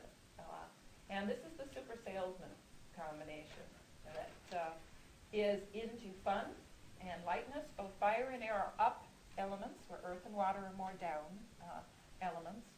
And it's also the element that loves variety, that's restless, that's changeable, that needs to be on the go, on the move, like the rolling stone. So it can be a lot of fun for entertainment, for parties, but not necessarily somebody you would come to if you wanted to tell them your troubles, have a shoulder to cry on, and so on. This is where each of them have their place. Fire, air can be very entertaining, humorous, fun-loving, and so on, but it's not something you're going to want your whole life all the time. Then earth and water makes mud, and you can be down in the swamp. That's the 4-10-12 combination we talked about, is all earth and water. It can be taking oneself and life much too serious. It can be depressive. It can just feel like everything's a burden, everything's too much. But it can also be, you use mud to build adobe houses in the American Southwest. Very helpful. This is the combination that cares, water, compassion, and is also willing to do something about it. Earth, productivity, focus. So it may be a natural caretaking combination. It's nurturing, protective, helpful. And then air-water makes, oh yes, earth-air. Earth and air first makes dust, and it's dry, where fire and water are the two emotional elements. Earth and air are the two rational elements. Air, the objective, conscious mind, and earth, the practical, grounded, does it work, does it function, mind. So this is the sort of combination you want when you're going to do your taxes. Do something that's very focused, very pragmatic. You don't want emotions to enter into the picture. You want to be very rational, logical, problem solving. And again, it's appropriate at certain times in life. It's not exactly the modality you would call up when you were going to make love with somebody. It's not the modality that you would call up when you were going to do a comic skit, in front of an audience. But, it has its place, like everything else. Air and water is mist or fog or vapor. And this can be the space cadet combination when it's carried to an extreme. These are the two interior elements, like fire and earth with the two exterior, and they can perfectly well live in a world of their own, all inside, quite happily, because air loves to think. It will often communicate, but it can be perfectly content to just think and observe and not have to make anything happen. Isn't that interesting? Isn't that fascinating? And water loves to feel, but it tends to go inside, figure it out inside first. So these people often have incredibly rich fantasy lives, a whole realm inside themselves. But unless there's other things in the chart to draw it out to do something in the exterior world, it may be very much hidden from others, where there's all kinds of fantasies, imagination, thinking, theorizing that's going on inside, but you don't see much for outside. One of the positive options of this combination is air rules the conscious, objective, reasoning, logical mind, and water rules the unconscious. So when air and water are blended in a constructive way, you can have some of the great psychotherapists and psychics, because this is the capacity to touch the unconscious mind and to bring it into consciousness, understand it, communicate it, share it with others. Okay. Now, we do often talk about 3 defense mechanisms borrowed from psychology, slightly changed from the way Freud originally intended them, but they do seem to work. One is simply the idea of projection. And the idea of projection, as it was originally conceptualized by Freud, was that people would have certain qualities in themselves that they would be uncomfortable with, and they would project it like a movie camera would project it out there onto the external world, like other people were a blank screen.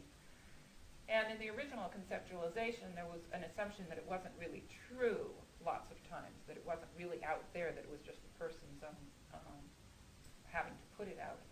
But actually, life is much more logical than that. Life works really, really well. And we're all so good at projection that we don't have to imagine it out there. We can go out and find somebody who will do it for us.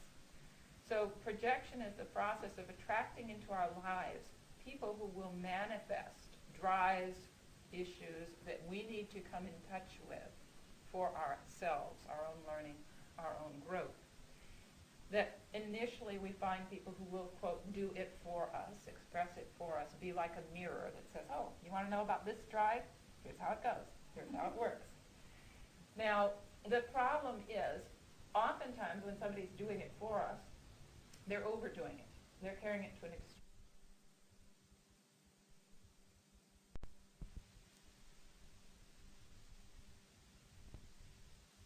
Jones, the guy who was responsible for the Center in Indiana, 800 people that drank poison Kool-Aid, died in the jungles of South America. Dominated by the 18th harmonic, twice 9. And so there's a lot of work to be done if people are curious and interested, but this just gives you a taste of a little bit of what's going on with extra aspects. You can do very good astrology just using the divisions by 1, by 2, by 3, by 4, by 6, by 8, by 12. Those are the ones that I use regularly, including the quintiles, 5 12s, and the triarch have 3 8s. Those, I think, are important aspects only. Now, the odds and ends, I mentioned the ones which came out of India, and those really do seem to work. An additional subtle coloring of every 2.5 degrees of each sign of the zodiac. And the test twins, and they very often are helpful to differentiate between them, because the angles will often change in a few minutes from one dot to another. Ascendant, mid-heaven, and the antivertex and east point also I use as auxiliary ascendants.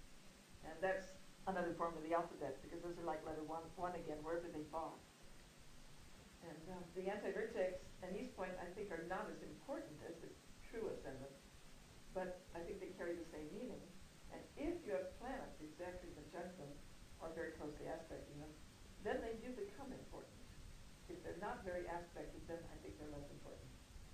One of our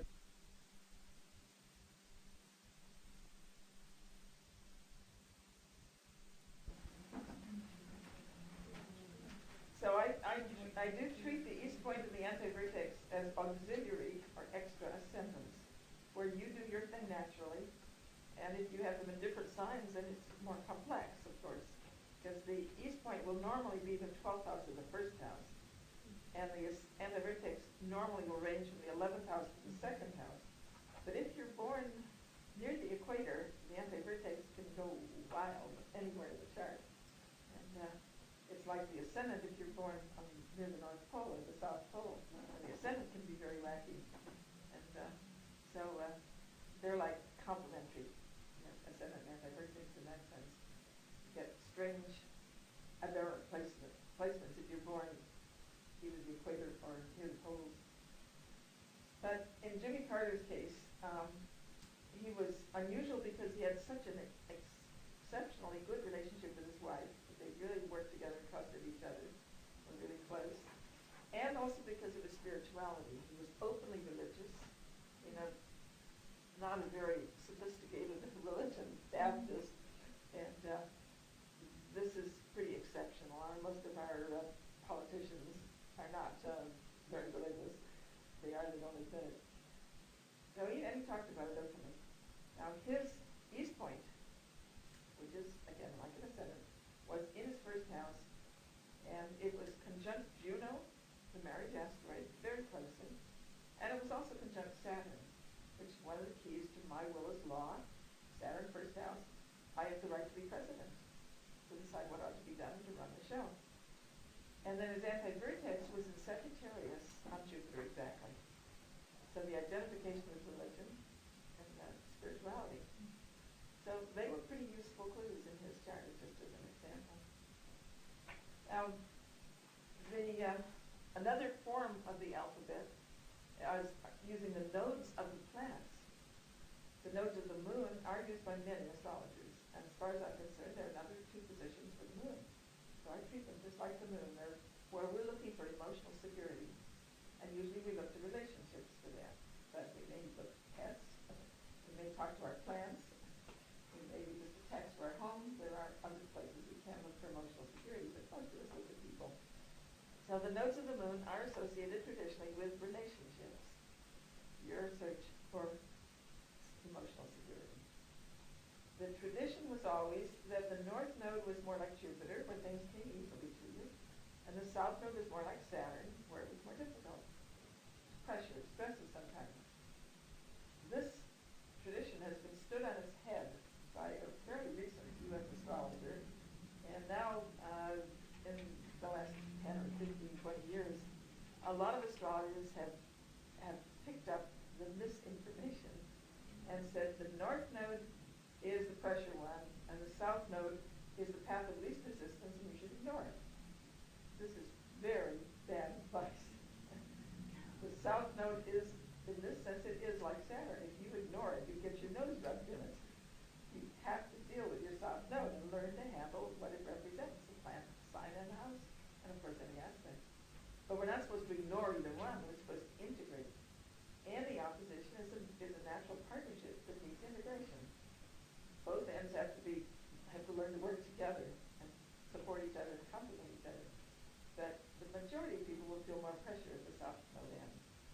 And of course, if you put your north node in Capricorn, or in the 10th house of conjunct Saturn, then you've got a lesson of that into. Because letter 10 is always a lesson, learning what's possible and what's necessary to function in the world. So it's perfectly possible to have a lesson of both ends. But Leslie, I just say, learn to integrate the two, make peace between them so they work together. They are connected to emotional security. Now, all the planets have nodes. Nodes are just where the planet's orbit crosses the plane of the Earth's orbit. Think of the Earth's path as like a floor extending out to infinity. Somewhere the planet's going to cross it going north, and somewhere on the other side it's going to cross it going south. And those are nodes. And you can treat them just in the same way you do the planet. It's another form of the alphabet. The nodes of Mars are like Mars again. The nodes of Venus are like Venus again. Nodes of Saturn are like Saturn again. You'll find almost every single person who's in a power position in the world, prominent political leaders, military leaders, you'll find the nodes of Saturn, the nodes of Pluto, and sometimes the nodes of Jupiter and Vesta will be featured. Planets very closely conjunct them. Very, very often. Not always. Nothing is always in astrology because there's always more than one way to say it. Show the message. But Nixon, our president who got dethroned, was a good example. He had his natal sun, 19 Capricorn, on the south node of Pluto. And his midheaven in Washington was right on his natal Neptune, which was on the north node of Saturn. I mean, what could be more appropriate for Watergate and all that mystery about when did he know, what did he know, and when did he know it? The Neptune on the midheaven, the node of Saturn just said it again. That's his relocated midheaven. That's his relocated midheaven, had put Neptune on midheaven in Washington. Yes, he was born, of course, in California. Unfortunately. All the worst presidents are born in California. Our worst ones, yes. So, the other node of Pluto was exactly opposite his sun. They were, in that case, opposite. But geocentrically, looking from Earth, they don't have to be exactly opposite. They can vary a lot. And we do have a little book, not that you're here with us, but there's a little book we published called the Node Book, which gives you a way to figure your planetary nodes. Depending on your sun sign position, you can get all your planetary nodes. But only the moon's nodes are given in the appendices, the general appendices. But they're just another form of the alphabet. You don't need to learn anything more. Just another way to say the same thing. Then there are Arabic parts, another way to say the same thing. And the only ones that I work with at all regularly, and even that not that regularly, are using the same formula as the part of fortune, but substituting another planet for the moon. So you can do it with all the other regular major planets. Instead of saying ascendant plus moon minus sun, which is the traditional formula for the part of fortune, you can say ascendant plus Saturn minus sun, or ascendant plus Neptune minus sun. And the theory that I take behind that is, again, to interpret each of these as a basic principle. Ascendant is, like Mars, personal action, where you do your thing. If you add it to a planet, or to the moon, then you're doing whatever that planet represents. And if you subtract the sun, you're doing this before you've done your solar growth for this lifetime. You're doing it from the beginning without the benefit of whatever you're going to grow into as you develop your sun. So I interpret this particular formula as another form of the same planet, whichever planet you plug into that formula. Ascendant plus Saturn minus sun is another Saturn. So you do Saturn things from the beginning. Or ascendant plus Mars is another Mars. Ascendant plus moon is another moon.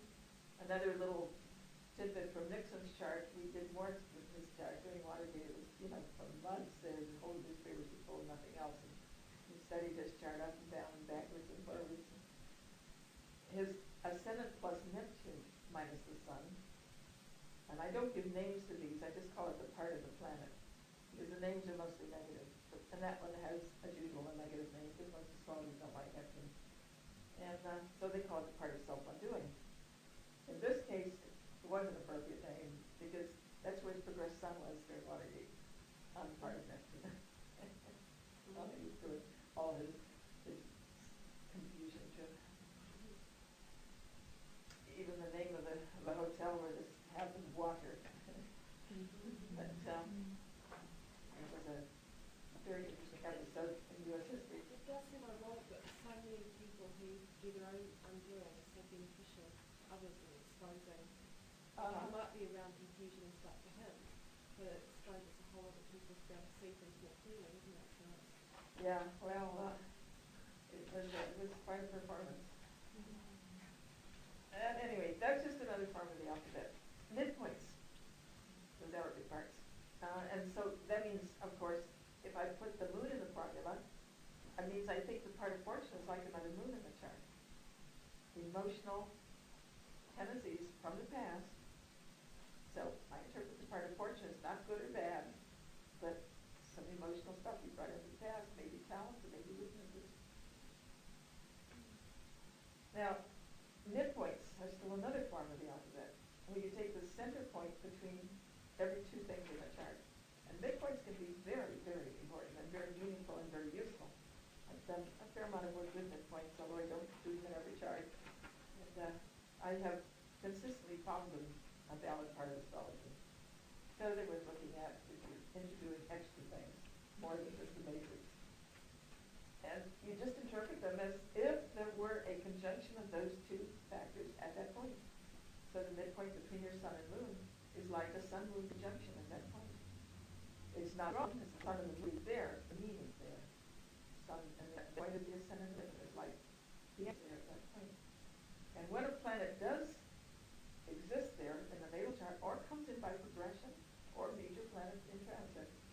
then you do bring in those qualities, the two planets which form the midpoint and the one that's activating it.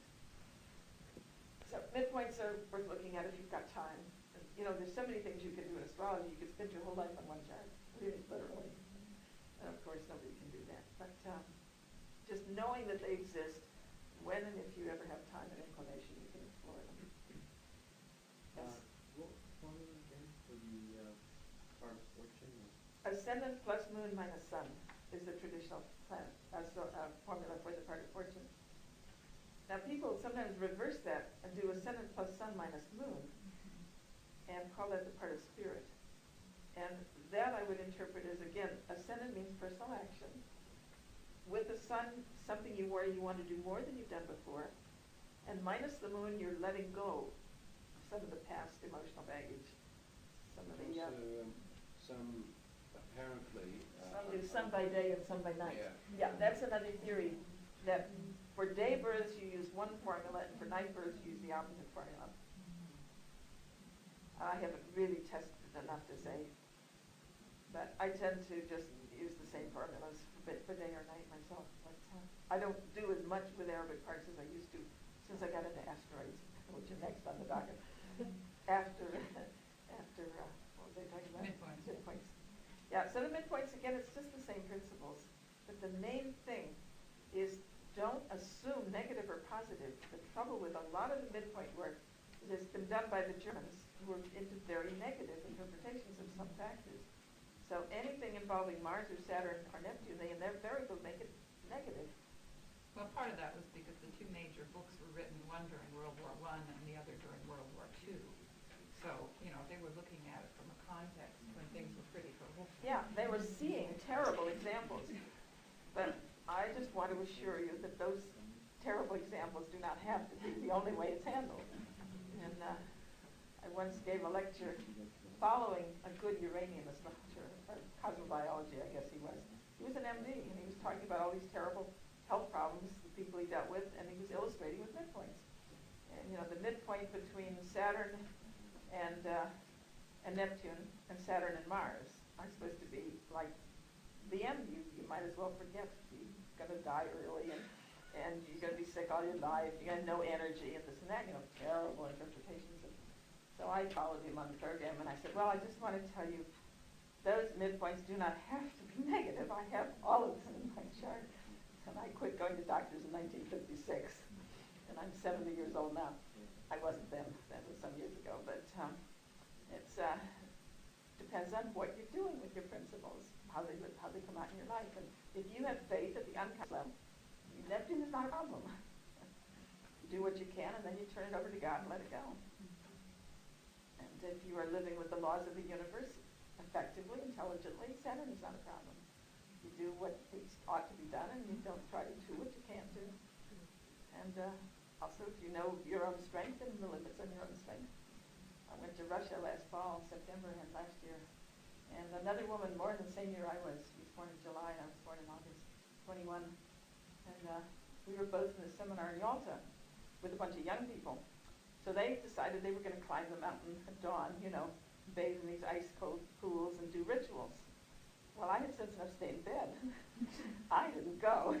She went. She tried to climb the mountain with young people. She was wiped out for the rest of the trip. I mean, that's not my deep intelligence. So I got up leisurely, and had a nice breakfast and enjoyed the mountain scenery and had a great time on the trip. Did you say you went to Russia? Did you meet? Is that right? Yes, that was September a year ago. Yeah. Are there groups of what is astrology like in Russia? They've got all kinds.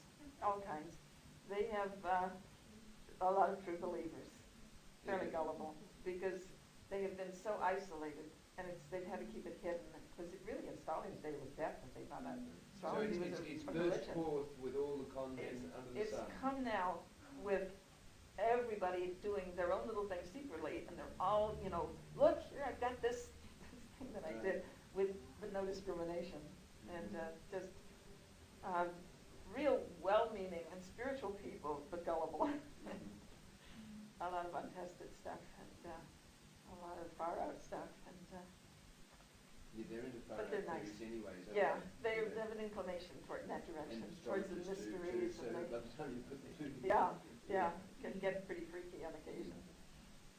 But they're great people, absolutely magnificent people. Love the people.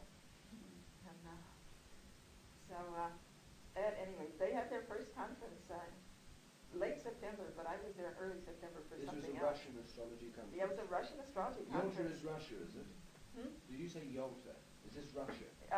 It's down in the Crimea, on the Right. Black Sea. Right. So I didn't go for the astrology conference. I couldn't do both, and I ended up going for a different one, and that was more on spiritual healing. But I did talk in astrology a couple of times for the group. So it was just a small group in this little inn outside the town of Yalta. Yalta's gorgeous. I love Yalta. Moscow they can have, except for the subways. The subways are great.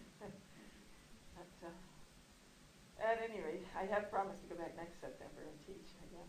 They asked me this past September, and I said I couldn't make it. I'd already promised New Zealand, so can't go everywhere. Anyway, where was I now? Well, I Lost think we again. I finished midpoint, so midpoints. you probably want asteroids. Yeah, asteroids, one just very brief word on fixed stars. Haven't done enough with fixed stars to really be any kind of expert, but fixed stars also seem to work as single bright stars. I don't want to get into sidereal zodiacs and just pretty little stars. You can use fixed stars, but again, you have to take the traditional meanings with a large grain of salt because they're almost all negative.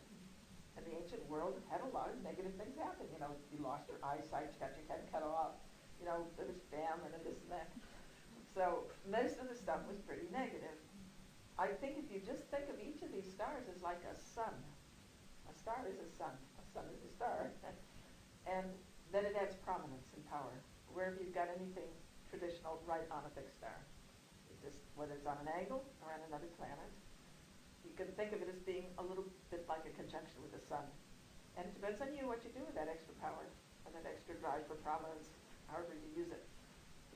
And they do not have to be negative or positive. It's up to you. Comets, similarly. I've done just again a little with comets. And Halley's comet was particularly fascinating because we had an ephemeris for that. In fact, I've got it with me. So if anybody wants to look up where Halley's comet was in their own chart, you can look up our station. You're talking about Halley's comet comes close to it, then it goes so many miles away that Way you out. know where it is when it's We miles have away. an ephemeris from about Right. 1904 or 1906, earlier than the century to the end of the century to about 1996, covering about 90 years. So anybody born in that 90-year period, we can tell you where it was in your natal chart, and you can look it up progressions too. But it was the election where Gore and Gephardt and Dukakis and a whole bunch of different Democrats were running against Bush, and Bush finally got the Republican nomination, and Kemp was another Republican candidate, and Jesse Jackson on the Democratic side. Anyway, we had a whole bunch of candidates running against each other in both parties. Every single candidate had a prominent Halley's comet. No exception. Gore had it natally on his ascendant. Gephardt had it natally on his ascendant. Dukakis had it on his IC, exactly opposite his MC Saturn, which were conjunct, and his sun was square, all of them. And was this election held close to the visit of... Now this was 1988, so it was receding by that time. It was at its peak in 1986, and it was very prominent in Reagan and Bush's chart, because Bush was vice president and Reagan was president during the period that made its close approach. It was closest to the sun when it was on Reagan's birth sun, his natal sun. And every time it did anything like crossing the ecliptic or crossing the extension of the equator or making apparent stations from Earth going direct or retrograde just because of the motion of Earth, every time any of those things happened, it was aspecting Reagan's chart. And Bush's also, much of the time. When Bush was elected first vice president in 1980, it was his progressed sun was on Halley. When he was inaugurated for the second term, transiting Halley was on his natal sun in the 10th house. And so I had all of these candidates with a prominent Halley. And I looked at Super Tuesday, when Bush swept the field and ensured that he would get the nomination for the Republicans. As he took the primary elections, the initial elections in each area, he took so many of them that day that there was a sense that he was going to get the Republican nomination, so he would run against whoever got the Democratic one. The two of them would face each other. Well, on that day of Super Tuesday, Halley was on his ascendant, transiting Halley on his ascendant. And then the inauguration, which was in the next year in '89, January '89, when the person who was elected would get inaugurated in the office, Halley was back in his ascendant. So at that time in March, long before anything final was out, I said, Bush is going to be the next president. And he was. Have you got a sort of tentative feeling as to what Halley indicates? Is that? I think primarily comets in general are like a fire principle. Sometimes more like Mars, sometimes more like Sun, and sometimes more like Jupiter. Do you but think fire. actually public prominence? I mean, Halley's comet is a very visible comet, isn't it? I mean, it's something you can't... the most familiar, witnessed planet, the comet ever. They have gone back historically, back to BC, several hundred years BC, and they have found a record of Halley being sighted somewhere on Earth for every single Halley return except one. Some of them from China, some of them from other places, but every time Halley has come back, there's been a record somewhere except in this one. They haven't found it anywhere. So people have looked at Halley, have noticed Halley every 75 years, when it comes back regularly, and back for thousands of years, literally. So it is definitely the most important of the comets as far as historical records go. But I was bowled over when I found how prominent it was in all those candidates. And it was the reason that I was able to predict that Bush would win in the spring, before the Democrats even knew who was going to be the one running. And so other things, of course, there were other things, but asteroids. But at the moment for comets, I just think of them as primarily fire. They come and they get fiery as they get close to the sun. So they seem to carry that fire principle, but some of them seem more like Mars. They really are harbingers of wars. And others more like the sun. This is more like the sun, this personal prominence thing. And others more like Jupiter, like advances of human knowledge. And spiritual changes, faith changes. So I do think comets carry the fire principle in some way, one or another of the fire principles.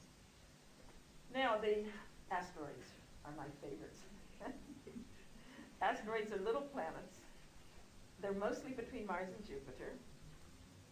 The theory that's usually accepted in astrology and astronomy, is that because of the gravitational pull of Jupiter, which is our biggest planet, which was almost big enough to be a star, it almost was big enough, it didn't quite make it, and the sun, which is bigger than everything else put together, but much further away, so that gravitational pull between Sun and Jupiter, right in that band next to Jupiter in that area, was too intense, and a planet couldn't form there of any size.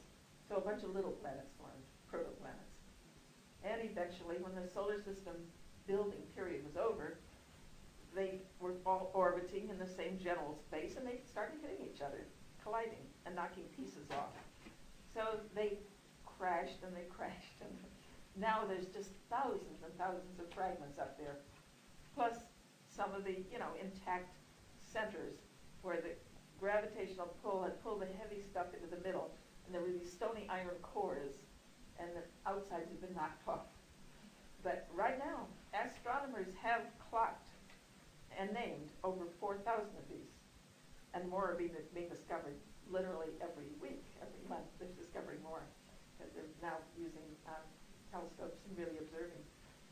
Not that long ago, it's in the newspaper just fairly recently, one came fairly close to Earth as distances go in space, and some astronomers are saying, we should have a watch so we could see ahead of time if there's one headed on a collision course with Earth, because they think that might be one of the sources of the killing of life forms in the past. That periodically, major masses of life forms have been killed off. And one of the possible reasons for that is that a comet or an asteroid has hit the Earth and thrown up enormous clouds of dust and smoke to obscure the sun, to make intense cold, which kills off a lot of life forms.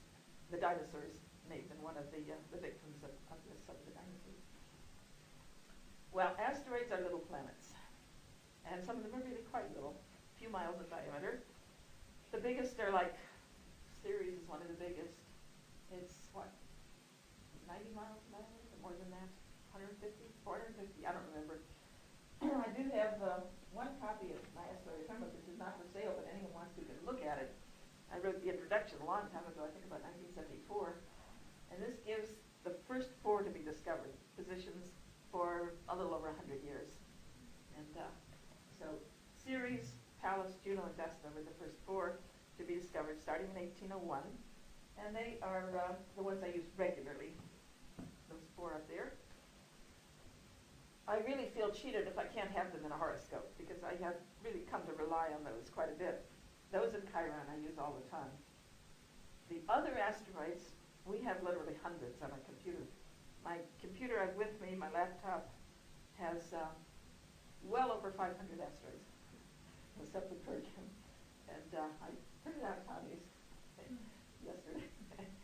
What do you do with this? 3 pages. They're not, they're just listed on 3 pages, 3 columns on each page. And but the most amazing thing is that the astronomers discover them, and the astronomers name them. Whoever discovers it has the right to name it.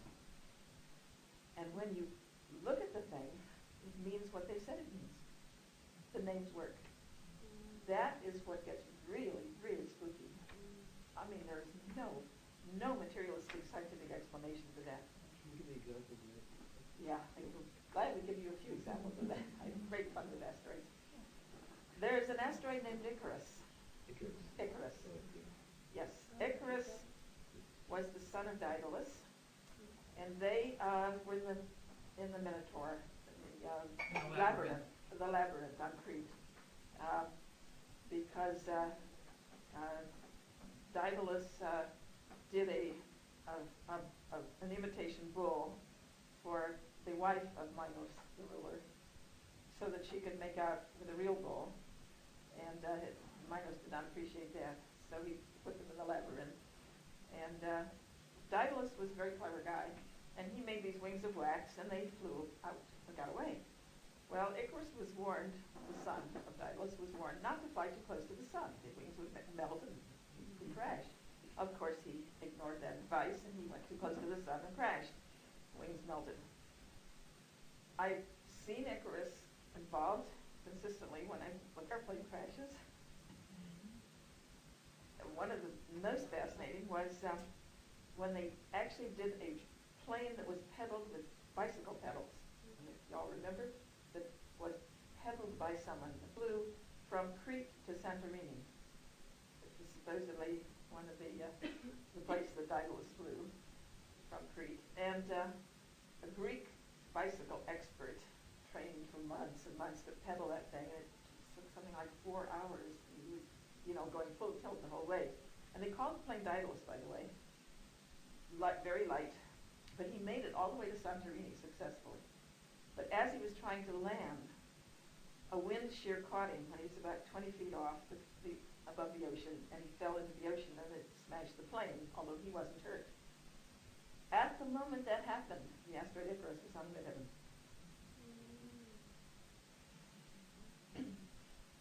I've also seen Icarus involved with intense attractions between people. The across a crowded room syndrome, where people are drawn to each other, and very frequently will form a relationship where they would, in a sense, they feed each other's craziness. They would do together what neither would do alone, what would have more sense than to do it alone. John Hinckley, who shot President Reagan and Hinckley had an Icarus-Icarus conjunction. This is 2 people of Icarus together in the 2 charts. And at the time that Hinckley shot him, Icarus was exactly on the descendant on both their natal Icaruses.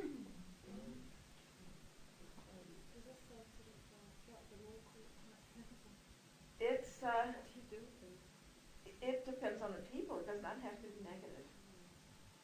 Another minor example was a woman that I was doing a chart for, and she started first thing she wanted when I started looking at the chart is pick a marriage date for her. And so in the process of discussing that, I said, sort of casually, well, how long have you known him? 3 weeks. Not only that, 3 weeks she'd known him, 3 times she'd seen him. She lived somewhere else. And he'd come into this place where she was living, and they'd met, and they'd seen each other twice since then. Well, I said, that's got to be an Icarus. And she had the other guy's birth date, so I looked it up, and sure enough, his Icarus was on her Icarus. Not only that, but also her sun and Venus was there, and so is his sun, or no, his Venus, I guess. Anyway, they had Venus, Sun, Icarus all jammed up together. It was like 3 times, and that was it. 1 time, and it was it. Another was just an individual case that was interesting. Mars, Sun, Icarus, all conjunct. 2 fire things, Mars and Sun.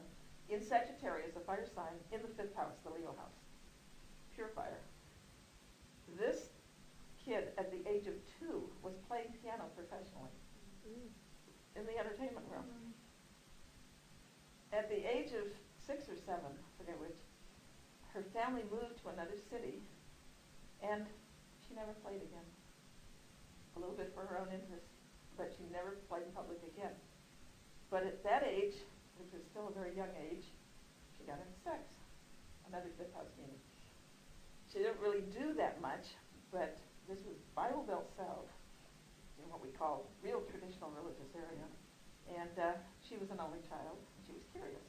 So she would let the little boys look at her if they would let her look at them. But she got the name of being a loose woman in her grammar school days. And she got out of high school and married immediately to a guy who was totally into his business and not interested in sex. It's like, this prematurity, tremendous premature development, and then vanished, gone, not there anymore. And then something else. So in the end, she tried an affair or 2, and it didn't satisfy her, so she went spiritual eventually with Sagittarius. She started a spiritual business. And, which has been okay for her. Yep, not sex. A bookstore, spiritual bookstore. Right, and spiritual books. Sagittarius. One of my most fascinating cases was a client who was a woman psychologist. And she used to come maybe 3 times a year for mostly financial advice with astrology. And one time, though, she came in with some personal problems. This other woman psychologist in town was haunting her. And she said, she was being freaked out by it. This woman wanted a lesbian relationship. My client was not interested in a lesbian relationship. And this woman was trailing her. She would be walking down the street, she would look up, and there was this woman watching her. Even when she was in the hospital for minor surgery, this woman would walk up and down the halls and look at her. She had managed to tap her phone. And the phone company says she couldn't do it. It's not possible. But she would hear this woman whispering on the phone when she was talking, especially when she was calling a man. I mean, she was really being freaked out by this. And I said, that's got to be an Icarus. There's no other explanation for that. Sure enough, she had the birth date of this other woman, and they had the Icarus conjunction. But fortunately, it was progressed Icarus, not natal. So I said, well, in 2 years, it's going to be gone. And sure enough, this continued for the full 2 years, and now it's over finally. But Icarus has been fun.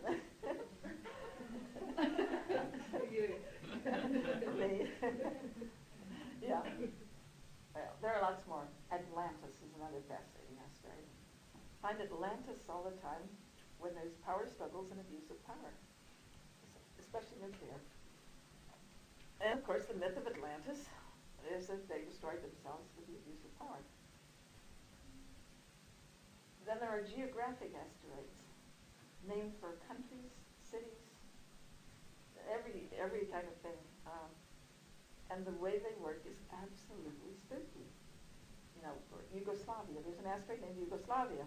Well, in one of their uproars, when somebody started a riot and a couple of people got shot, the moment that this sharp, yes, the army and the civilian got into it, the moment it happened, when the riot started, the asteroid Yugoslavia was exactly on the 7th house crest at the place at the time.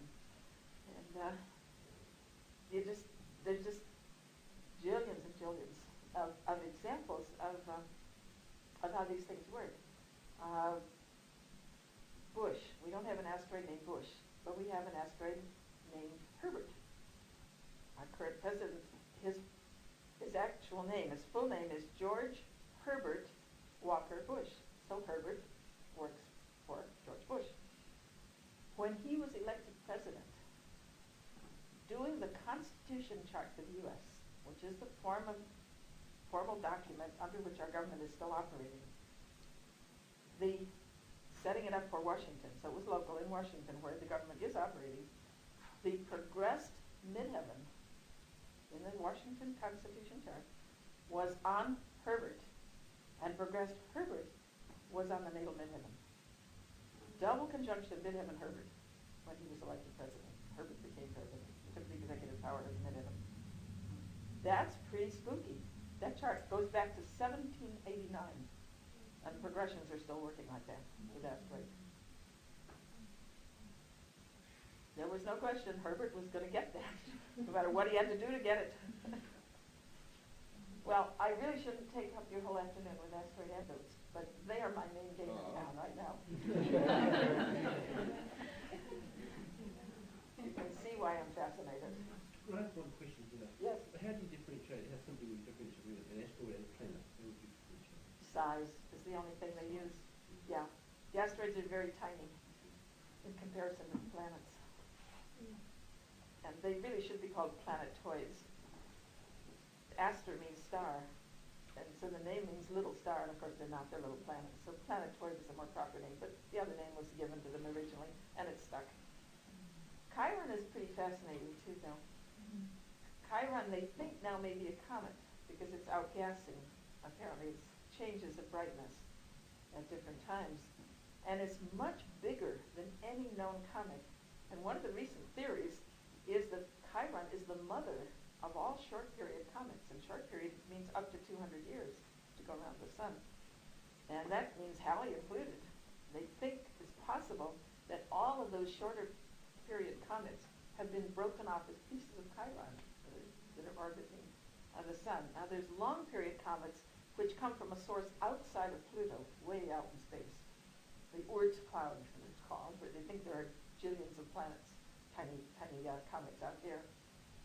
But the inner ones that have shorter periods, take a shorter time to go around the sun, may be from Chiron. Chiron may be the mother of the short period comets, which would be kind of fascinating. It really does seem to be quite meaningful in the chart, but my interpretation is that it's like Jupiter, that represents your search for knowledge, for truth, and meaning of life.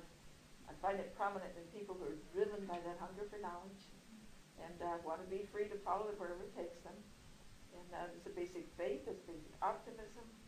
I do not find it associated particularly with health problems, sometimes, but not consistently, or with healing, but more with teaching and the quest for knowledge. One of my early cases was a woman who was born with Chiron exactly on her ascendant. And when you're first exploring anything new in astrology, you look for people who have it prominent in other traditional things, on a planet or on an angle. And then you ask questions, what's your life like, what is it like, and find out, and you watch their life. But I just asked this woman, would you say you are basically an optimistic person or a pessimistic person? What is your attitude about life, basically?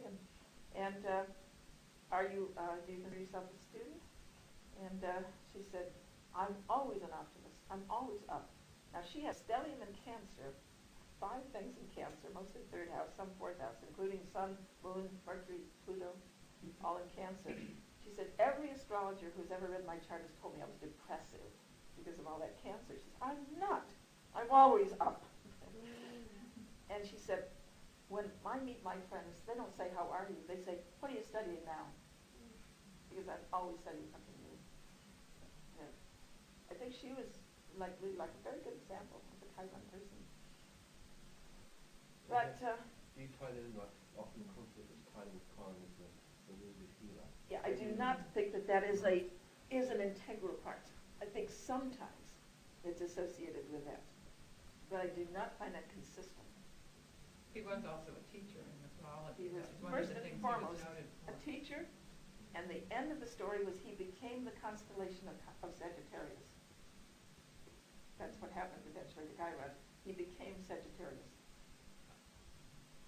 I think at Rising I've never identified with being wounded or a healer, but I'm certainly a didactic sort of character A that student, constantly learns about all sorts of things. constantly driven by the Yeah. desire for knowledge. That's been my experience with it. That doesn't mean they can't have problems, they can't be ill, but I do not find that consistently.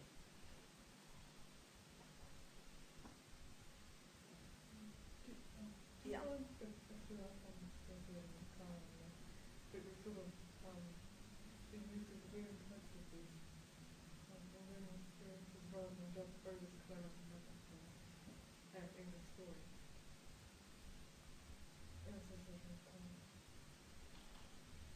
I'm not sure I really I think understand. she's saying they think if they do have problems, they tend to use them more as a learning or an educational experience. Is that? That's true of any fire person That generally, isn't it? that might be true, I don't know. Well, I think fire in general tends to look for the silver lining. That's part of the optimism. There's a basic optimism always about fire. Yeah. Yeah, they bounce back rapidly because they have a basic faith in themselves or faith in something higher. But in one sense, letter 9 is more likely to learn than the other two fire letters. In one sense, fire doesn't learn as readily because they think they already know. And so they have a harder time taking no for an answer. You know, they're determined that this is the way they believe it, and this is the way it ought to be, and this is the way they're going to make it. So in that sense, they don't learn from experience as readily as some other elements. I take it the other thought is that there would be lots and lots of connections with people and close relationships. And also, The asteroid Juno is particularly the marriage asteroid. I have yet to see any two people married who didn't have Juno connections between the two charts in one form or another. Maybe in the natal, maybe in the progressed. But the Juno connections draw two people together for marriage. Ceres seems to be very into mothering. The major theme in the myth of Ceres is that her motherhood, her daughter Persephone, with her whole life centered in her daughter. And I always find Ceres, when people are having children, are very involved with children, I find it common with Ceres. It can be very fertile and very nurturing. And if you think of Ceres and Vesta as the two sides of Virgo, you'll read the contradictions in the book, because one book will tell you Virgo is the fertile earth, the earth mother, goddess of the grain, the harvest, domestic animals and plants, and it's essentially fertile. And the next book will tell you Vesta, Virgo is the barren virgin. Now Vesta is the barren virgin who is so into her work that she did nothing else but her work. She was her work, and that's all she was. She's the only major figure in the Greek pantheon. The Greek name was Hestia, but Vesta's the Roman name. But she was the only one who was a colorless personality, who was nothing but her work. That's all she was. And so Ceres, I look for if people are wanting to become pregnant or wanting to avoid pregnancy. It can work both ways. Sun, Moon, Ceres aspects, those are great. But any ruler of the 4th or 5th house can be involved also. And your own relationship with your own mother is part of the Ceres thing, and your ability to mother others. And Vesta, total one-pointed tunnel vision commitment to the job, whatever the job is. So Vesta, if it's in houses or signs of relationships, can be more of a problem. The person with Vesta in the 4th or 5th house, for instance, may decide not to have children because they don't want to have to do it. They're not going to do it if they can't do it right. There are other things they have to do with life. So they do a career instead of having children. Or they may say, my children are my life work, and I will do nothing else until I've raised my children. Then I will do something else. I've seen it both ways. And the danger with Vesta connected to relationships is either that one or the other person, because it can be either one in the partnership, because we can project. So one or the other may be so wrapped up in the work they neglect the relationship. And and the other person feels neglected. Or the critical attitude can be they're displaced from the job into the relationship. So they're looking too much at the flaws and not at the assets. So those are both pages with that one. And what is connected to relationships. And palace is quiet. Palace is the social causes, the political justice, libertarian, women's liberation, kinds of things. And sometimes palace, as you know, those associated with artistic things, you might have seen that. Palace is particularly the political, right? Again, sort of counselors, consultants, social workers, psychologists, astrologers. Many astrologers have prominent palace because it's interested in the counseling side of Libra very often, working with people and lawyers and politicians, that sort of thing. It's going to be interesting to see what Norman Schwarzkopf studied in '96, general of the Gulf War. If he isn't into politics in '96, I will be somewhat surprised. At the election, presidential election, when of course many people are there, not just president running in November of '96, the progressed moon in the 10th house will be on Pallas. And for the inauguration, which happens in January, it will be on Stress Pallas. I forget which is which, but one's on natal, one's on progress. So we've got moon on Pallas in his 10th house for the election time and the inauguration.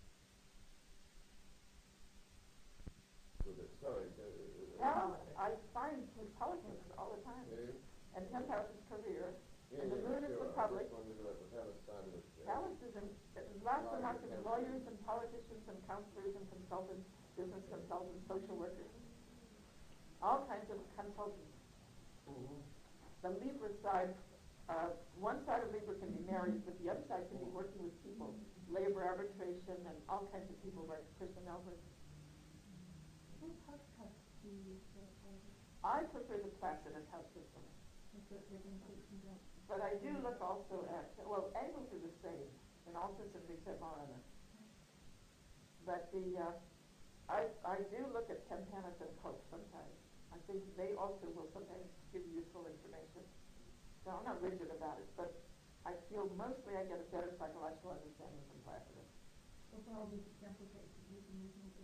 But I haven't been talking about intermediate house cuts at all. I've just been talking about angles, which are the same in all systems. The only system that doesn't use the same angles are Uranus, which is a different ascendant. It uses and the meridian. The meridian system has a different ascendant. It uses the east point as the ascendant in the meridian system, and then equal houses. If you use equal house in the ascendant, then your midheaven can be anywhere. But if you use equal house in the midheaven, then your ascendant will be wherever it falls, you put it in. And house systems are another big hairy can of worms. We don't have final answers. House systems and orbs are that. Don't ask me about orbs because I don't have any final answers on that one. I tend to say that the more things you use, the more you've got to tighten your orbs. Because you use a lot of different aspects, and a lot of aspects better have tight orbs. So I limit the asteroids to 1 degree orbs. Not these. These I use so much, I use those as planners. But anything beyond 35, I use 1 degree orbs only. Okay, we should go ahead with the delineation. Okay. I took your names so that we could put you in and draw. So you're going to be up on the blackboard, whoever is drawn. Is there anybody who does not want to be in here, maybe a possibility? And is there anybody who didn't put their name? I know you. I was probably going to run. I was looking for the week for 5 minutes. Oh, yeah, let's have a quick break. Yeah, 5 minute break. How about taking first at an angle, and then can you go now? Yes, take a break while we're putting the chart up.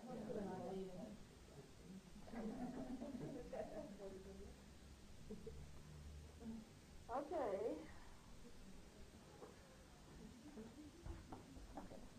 I'm going to draw. Okay. Kind of back and forth. Not to a big formal projection, but to anybody that thinks of anything. The first thing that I noticed in the chart was how many things were close to the same degree. So there's a lot of close aspects in that chart. And the closer they are, the more important, of course. We see a grand trine in air, We've got Saturn, Neptune together in Libra in the 10th house, trining Moon Vesta in Aquarius on the second cusp, and trining Jupiter in Gemini in the 5th house. So that's partly fire and partly earth on the houses and air on the signs. And the planets include 2 water planets, an earth planet and an earth asteroid, and a fire planet. So we have pretty much a huge mixture on elements. But the air does show certainly a fine mind, a person who's able to learn readily and communicate readily, and likes people and likes to talk to people. But Vesta is going to tone it down, the Earth asteroid, and Saturn is going to tone it down, and Neptune is going to tone it down, and Jupiter is going to pep it up.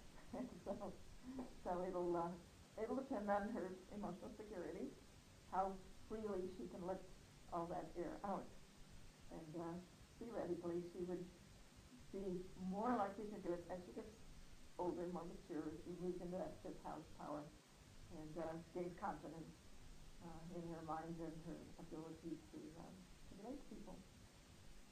And also some of it could easily be done through the work with the second house, 10th house connections, and the Mercury-Mars conjunction is real tight again, saying equip bright minds, but the theory, our other Virgo asteroid right on it, that the Earth principle comes into theory, goes in the water. But again, the working connection, so somebody could put their mind to work in the world. Yeah, it definitely connects the mind and work, because Uranus is also in the 6th house, another air planet, and Venus ruling the 10th is right there with Uranus, and they're square the Libra, of course. Cancer Libra square, and the Libra being in the Capricorn house is equivalent to a cardinal T-square, and put the signs of quarter turns in their natural position. So the likelihood is some kind of work where she talks to people, but the strong Cancer combination there in the 6th house often is work which provides people's physical or emotional needs, public's physical or emotional needs. They may feed people, clothe them, house them, or comfort them. So she may be talking to people about meeting their needs. And Juno and Pallas also being there in the 6th, again suggests the teamwork, people involved, talking to people. It's not a chart to just deal with things, objects. It needs human beings involved, and some kind of warmth and some kind of communication.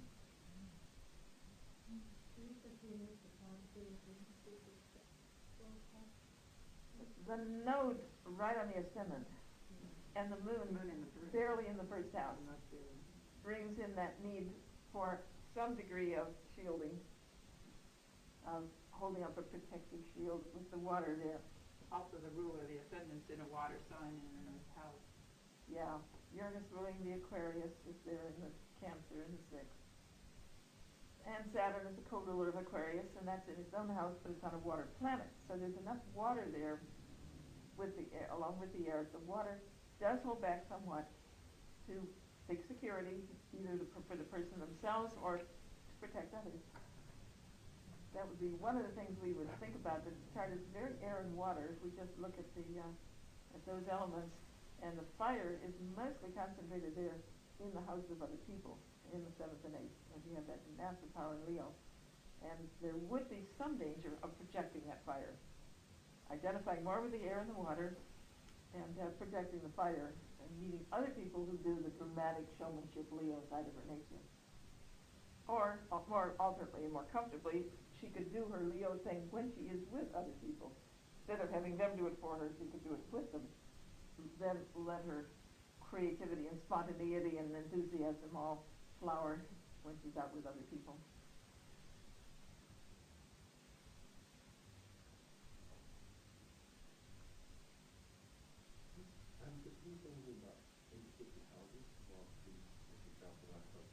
Yeah, I don't find intercepts terribly important. I tend to consider them fairly minor part of the chart. There's a possibility that the person may inhibit in that area, but often I find that's not true at all. There's a possibility they need it more focused in that area, more intense in that area. But again, I really don't see it as important. The one thing it does do, it makes the house more complicated. It throws another ruler at that house. So you have to look at the rulers of all the signs. So in that 6th house, we not only look at Mercury, because it rules the Gemini on the cusp, Moon, because it rules the Cancer in the house, but even the Sun, because there's 1 degree of Leo there. So I would consider all 3 of those as rulers of the 6th house, along with what's in the 6th. So work is clearly important. The ruler of the ascendant is there, Uranus, and the other ruler of the ascendant is in the 10th house, the house of work. So this is a chart of someone who does need to work, needs to feel a sense of accomplishment, coping with the world. But as I say, she's going to do it with people and with her mind, with her feelings, rather than dealing with things in order to be comfortable in her work. Also, Mars, the natural ruler, the first, is conjunct Mercury, which is the identification with the mind, but it's conjunct Ceres, which is the identification with work and nurturance. Again, the work factor coming through. Yeah, so there's strong tendency to move towards a helping profession, where she's working in some sources with people, where she uses her mind, her ability to communicate. I think maybe with the Venus conjunct Uranus, it implies a wide number of people, not too much continual one person for too long a period of time. So there's certainly restlessness in relationships that has to be contended with, but that's best ways to handle the nodes across 1-7, and it's particularly intense in Judy's case because they're not just across 1-7, they're right on the ascendant descendant. And wherever the nodes are, you have an opposite, and there's the danger both of seesaw, but also of in and out, of intermittency. So those across 1-7 can be people coming and going in our life, relationships stopping and starting. So if we want a primary relationship, such as marriage, to last, we're better off having some sort of work or activities where people are coming and going in our lives. So the counselor, the helper, the healer, you can have that intermittency with the people that you work and still have the potential of some stability in one primary relationship. But there is a lot of ambivalence and freedom closeness with the 1st house, 7th house oppositions, as well as the nodes, and with Venus and Uranus. And with Pallas and Juno, both the Libra-Scorpio asteroids on Uranus as well. And I always look to Saturn and South Node to see if they have something in common as a major lesson area of life, growth area. And we can grow voluntarily, learn it voluntarily, and not have a problem. But we do have to do it, whether we do it voluntarily or whether we're pushed into it by life. In this case, we see the South Node is just in the Libra house, and Saturn is in the Libra sun. So we get the message that relationships, lasting relationships is important. In fact, that Mars is there, which is always a key around personal power, also says that that's an important area for growth. There are actually 6 different ways we can deal with that when we have a ruler of the 1st house in each sub of the 8th. 3 positive ways and 3 painful ways. The painful ways are we can give the power away. Mars over there, my power in your hands. You got it, I don't have it. So one way to do it is to give the power away and feel that other people have it and we're helpless, we're vulnerable. We may give in, hoping they'll take care of us and be nice to us.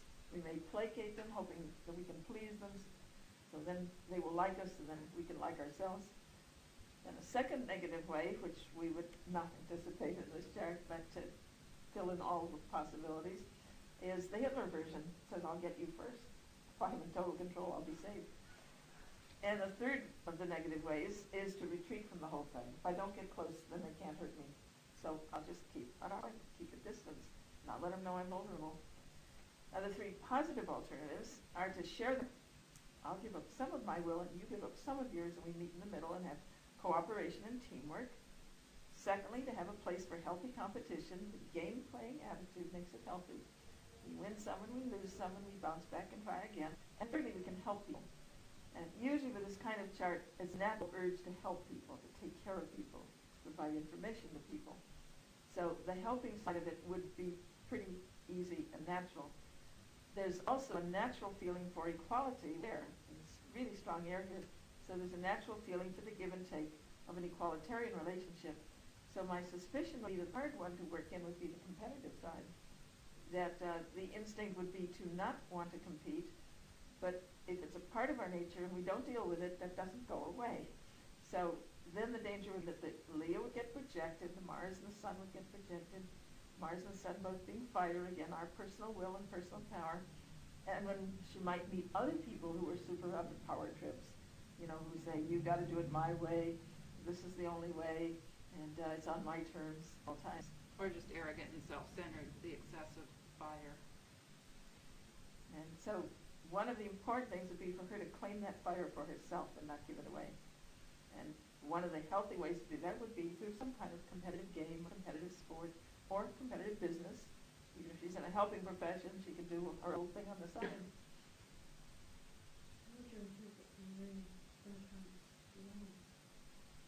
That's part of the freedom closeness issue, which is also there in other ways. Just putting Venus on Uranus is, to some extent, the freedom closeness issue. Just putting oppositions across the 1-7 or 2-8 is some of that tendency. So there's.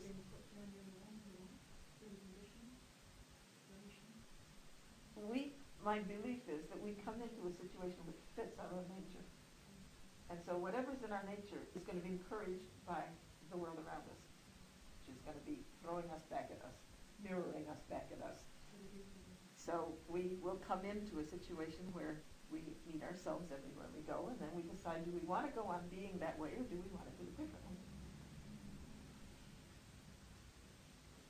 The interesting thing here is that very often a Saturn-Neptune conjunction can be a problem with the father, and very often a Vesta-Moon conjunction can be a problem with the mother. But here they're trying, and they're trying Jupiter in a grand trine. So we have an interesting puzzlement over how we're going to read her relationship to her parents. But the moon is also opposite Ceres, so it's like two sides for the mother. Yeah, Pluto in Ceres, and that whole Leo conjunction is opposite the moon Vesta. So yeah, I do read mother as Ceres as well as moon. So part of mother is very into relationships, and part of mother is very into work and independence and intellect, more distant, rational. So mother has a freedom closeness dilemma, and she gets a chance to see how mother handles it. If mother handles it well, has room for both sides in her life, then she gets a good example. If mother is not handling it well, then she sees how not to do it. Either way, we get a chance to learn from the example of mother. And it may be a grandmother, because 1st and 7th houses can be grandparents, parents of parents. When you go 4th, 10th from 4th, 10th, you get parents of parents, and that can be the grandparents. So we could have a grandparent playing a parent role. And then the Neptune and Saturn together, now remember Saturn can be the artist, or the savior, or the victim. Neptune. So this is father as artist, or savior, or victim. And if father is artistic, that may be just fine, you know, he's just got all this talent and he's doing it successfully in the world. If father is in a helping profession, that's an example of who it might lead her to choose a helping profession herself. If father's being victim, then she's having a chance to see what not to do. And both parents are role models, because Saturn is a ruler of the 1st house, and Mars is on Ceres. And Mars is identity. So both parents are partly personal role models, but role models can be positive or negative. We may want to be like the parent, or we may want to be the opposite of the parent. And even though there is that moon in Aquarius, there's some challenge with both parent or parent figures around individuality, because the moon is quincunx Uranus, but Saturn and Neptune are square Uranus. So that ability to be an individual, to be independent, to make one's own rules, is somewhat of a challenge with both parents. Although Ceres, of course, is widely similar to itself, but it's also wrong. And one thing that leaves us uncertain about reading the parents is the 4th and 10th houses are the houses of the parents, but they do often flip. Once in a while you'll find moon will be father and Saturn will be mother, but that's rare. But the 4th, 10th houses can flip often, so you really don't know till you read them, till you talk to the person which house is his parent. You can't always be sure. But here we have Venus ruling both, because Venus rules the Libra in the 10th and Taurus in the 4th. And then Mars is the ruler of Scorpio in the 10th, and the Aries in the 4th. So we have Venus, Mars, rulership for both parents. so that again leaves us really not certain. And one of the ways to do that is that the parents are like each other, if they have some basic similarities. And the other possibility is that one parent is so important that they're playing both sides. And one parent just isn't there a lot. They may be totally gone, or they may just be traveling, or they may be busy, but one parent is much more important and maybe taking over both roles a lot of the time. What do you make of students who turn out to have parents with that super like would that be similar? If parents are what? Well, if you have two parents, like you grew up in households with one another, or like you've got a mother and your mother rather than the two basic things are just that they're like each other in some way. That's one way. And if they're both in the same sex, both organizations the same sex, that would be one way. They would be like each other. Or the other alternative is one parent is just so dominant from whatever circumstances that they really overshadow the whole situation.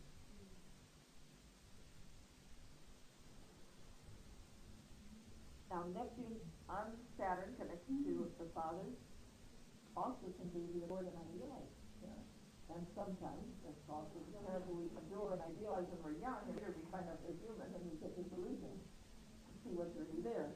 So that's another possibility. I once heard that Neptune could indicate where we have to make sacrifices. We might be called on to do that. That would be the savior side. But my own feeling is that life should not demand martyrdom of us. That we should be able to help other people without sacrificing ourselves. So if you choose to sacrifice yourself, fine. But if you're doing it unconsciously, you might think again, and that's not necessary. It's a way to be helpful to the world without yourself. I personally do not think that, for the most part, that it's constructive to be a martyr.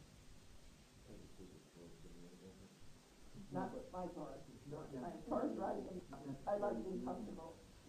Not necessarily being a martyr, but kind of by your very actions, unconsciously sacrificing that aspect of your life or something. I'm just saying I do a required thing for Neptune. If you want to do it, fine, you do it, but I don't.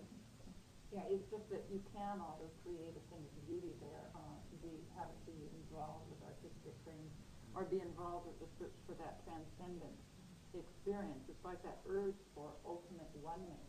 We are some perfect, all-loving, all-beautiful, all-ideal whole.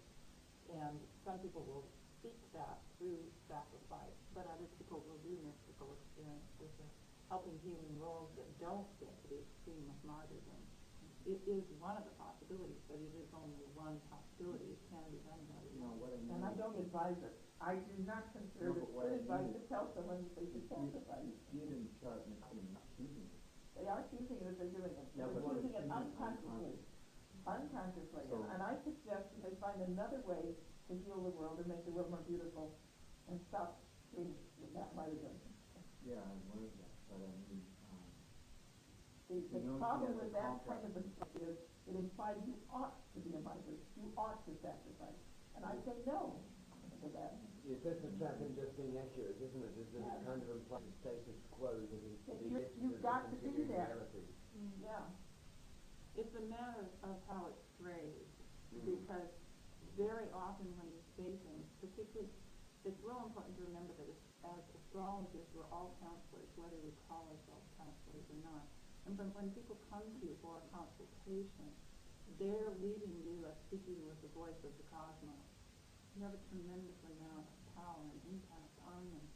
And what you say, they're going to chart lots of times. So if you say in a way that, if it's right, they often do feel stuck, that that was the only alternative. And that's true, it might be right at this point in time, but that doesn't mean it always was, or it always will be, or it always has to be. And it's to give them that sense of process and movement. A lot of times people talk about the chart that it sounds like it's something that's written in stone.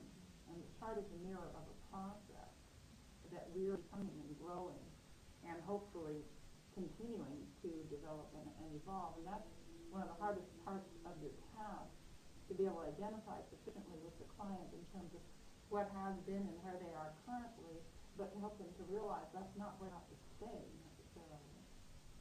And it's a tricky thing to say with sufficient sensitivity that they don't always know quite the right way, but the more we question ourselves in terms of phrasing and how we see it, the more helpful it's going to be ultimately for the client.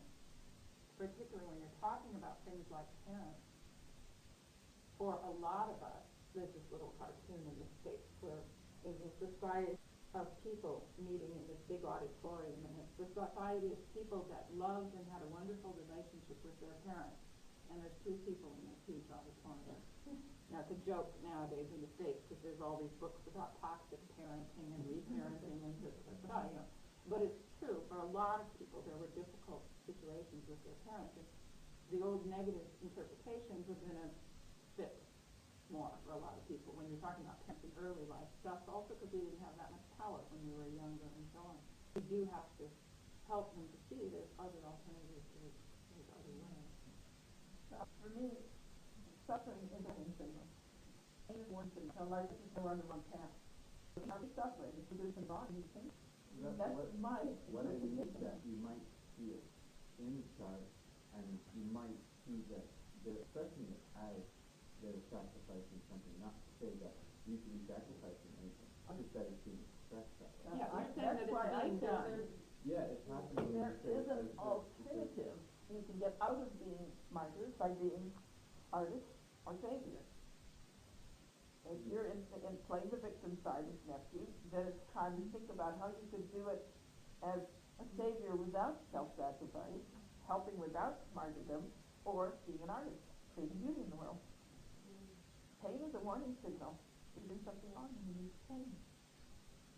The kids that are born without a sense of physical pain don't ever know they burn their head off without knowing it's on their mouth. They could run into a buzzsaw and not know it till they lost a limb. And so pain is our warning that says there's something here that needs to be different. Take a look at what you're doing.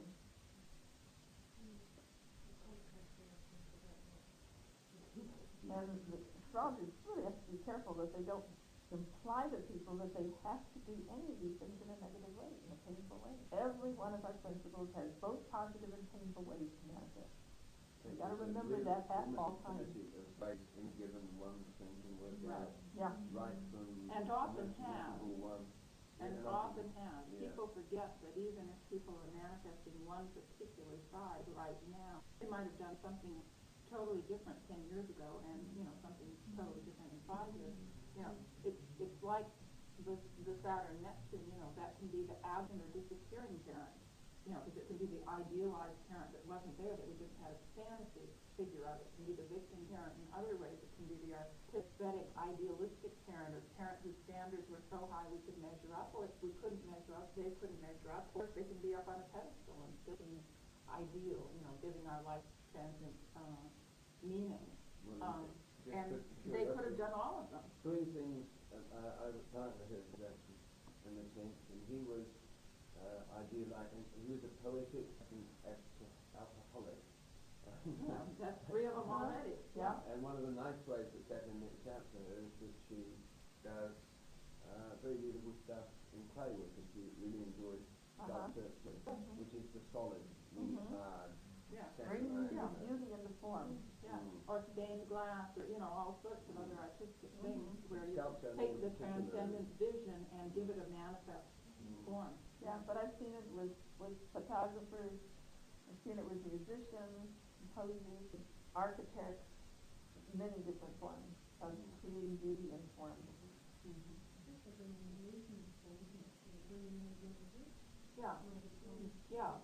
Bringing dreams down to earth and making them real. So whether it's the professional artist or the realistic savior, the practical healer, vision of something more, something ultimate, something inspirational, and is working to create that in the physical here and now reality.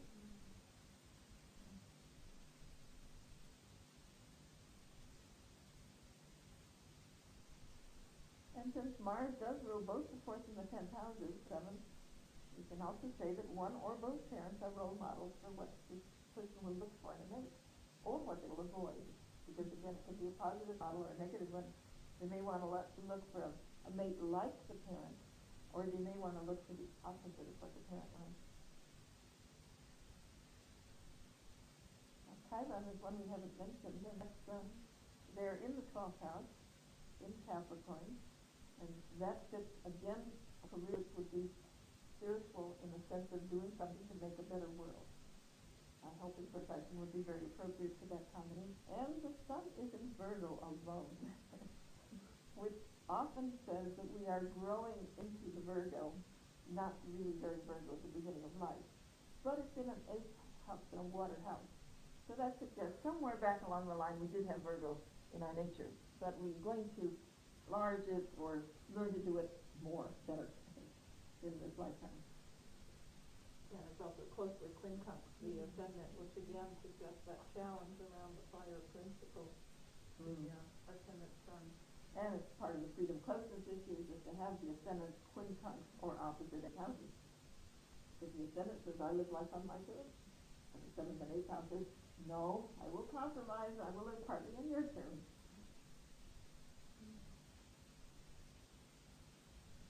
And Juno and Pallas, they're together again, right in the 6th house. It's a teamwork job that involves dealing with people and doing together with other people.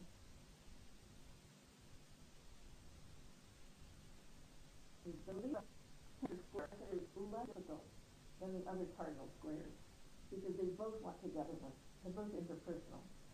But Libra wants equality, and Cancer wants dependency and nurturing. One's going to be baby, one's going to be mother. So it's very possible to work that out quite reasonably, quite easily, by taking turns being dependent. You're interdependent. They each have something to give the other values, the other can receive. Then the Libra Cancer square is really pretty easy to work out. But in this chart, it looks like a lot of it would be kind of in the work that's done with other people.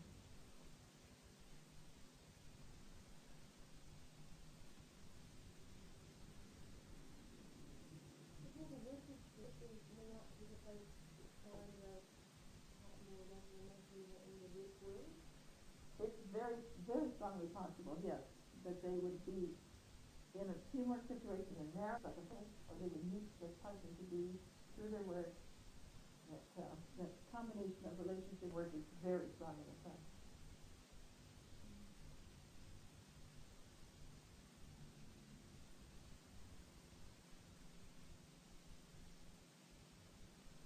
Yeah, probably just for didactic purposes, we should just go through some of the themes specifically so you can see how things are repeated. We talked about, the identification with work in terms of her personal need to work to be constant, to achieve. That's said by an ascendant, so the key to letter 1 in the 6th house. That's a 1-6 count. And it's also said by Saturn, co-ruler of the ascendant in the 10th house. So Saturn as ruler of the ascendant in the 10th. That's a 1-10 combination. And that's right on the cusp of second, so work again connected. Conjunct Moon, which is just inside the first. Right, connected to the identity and personal action. And Mars, the natural ruler, in everybody's chart of the first, is conjunct Ceres, which is a Virgo Cancer asteroid, another 1-6. So the 1-6 to 1-10, we see that in 4 different ways. Then the relationships with work. We see it with Ceres, the Virgo asteroid, in the 7th. We see it with Mercury, natural and an actual ruler of the 6th, the 7th. We see it with Virgo being occupied in the 8th, regardless of what was in Virgo, and with the ruler of 7th being in Virgo, and with Libra, a sign relationship, occupying the 10th house, because with the midheaven, and by Saturn, a key to work, career in Libra, and by Juno and Pallas, both the Libra and asteroids in the 6th house, so relationships, Libra, Scorpio, involved with work. Venus in the 6th. And Venus in the 6th. Venus, the natural ruler of the 7th in the 6th house, and Pluto conjunct Ceres. Even if that had been anywhere else in the chart, Pluto, the natural ruler of the 8th, conjunct Ceres, a Virgo astrally. So over connecting 7 and 8 in all their different forms with 6 and 10. And that supports the work with people, ideas, concepts, and the possibility of meeting a partner through work, working with a partner, and or being practical, being over critical or just on the negative side, but on the positive side, a good ability to work with others, a teamwork spirit, and the power of combining romantic and pragmatic association. One of the dominant things of the chart is the combination of work and relationship. So strong, said so many ways.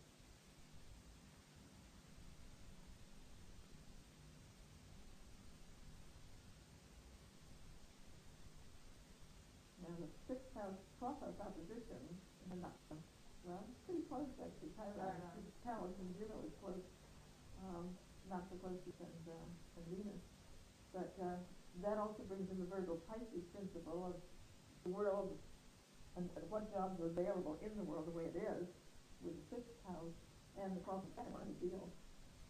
So some of that idea there too, but this can be expressed in the world very positively by a helping profession.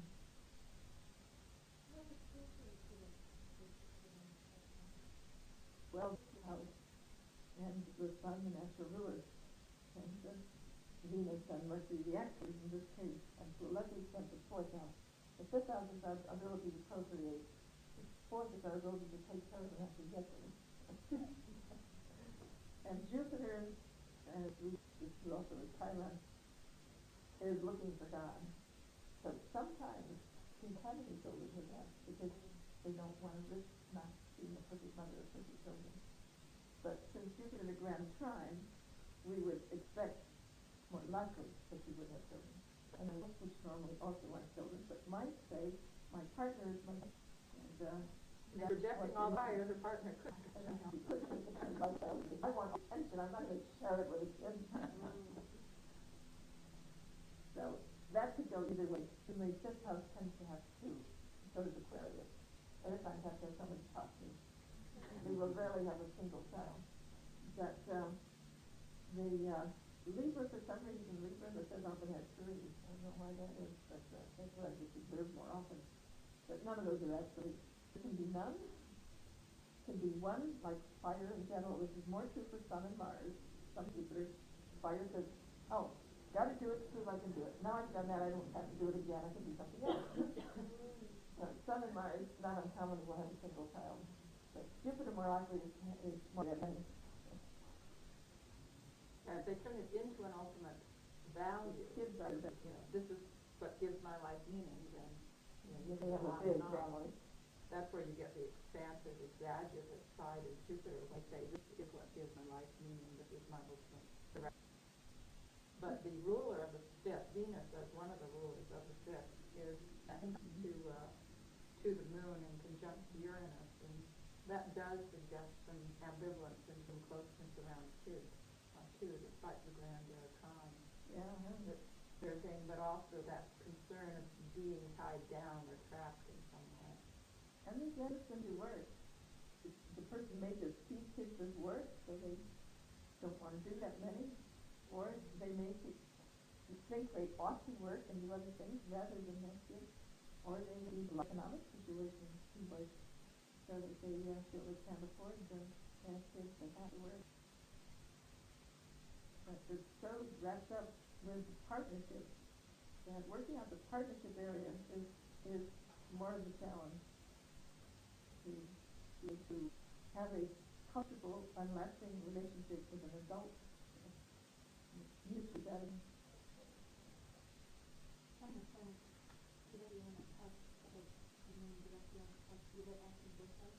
Yeah, to some extent it's a combination, including those two houses.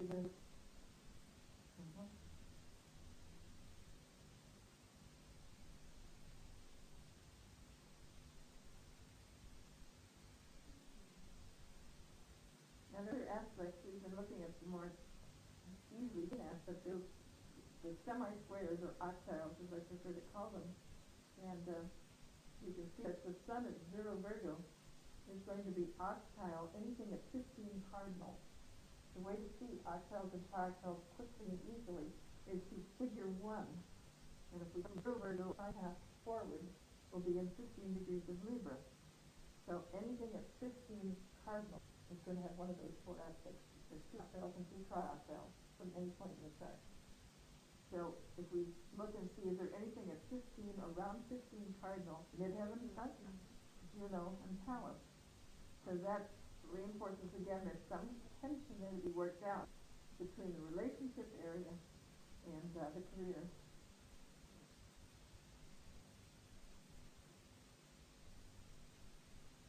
And part of the conflict a lot about freedom closeness, but another important way of thinking of those principles is dependence, independence. Aquarius is essentially very independent, hates being dependent, and Cancer is essentially very dependent. And the Cancer needs someone else, and now they're not dependent in the same way. They want equality, but they need someone else in life. So there's an independence-dependence issue also in the chart. And the Cancer squaring the Libra in the 10th house also picks that up as the dependence versus power of the 10th house. And some problems in relationships are around that fear of being dependent, not just the fear of losing freedom, but fear of being dependent, vulnerable.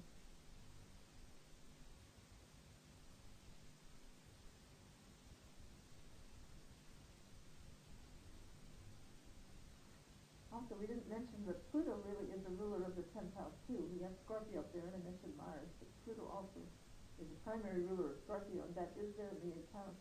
So again, one of the parents and the fathers is connected there to partnership, and they're connected to the whole power issue, where the 8th house and Pluto are seeking an equalitarian relationship, which is not easy to achieve, and the 10th house is the powerhouse for authority figures for later on. But there's a sex vow, so theoretically that can be worked out successfully. Power.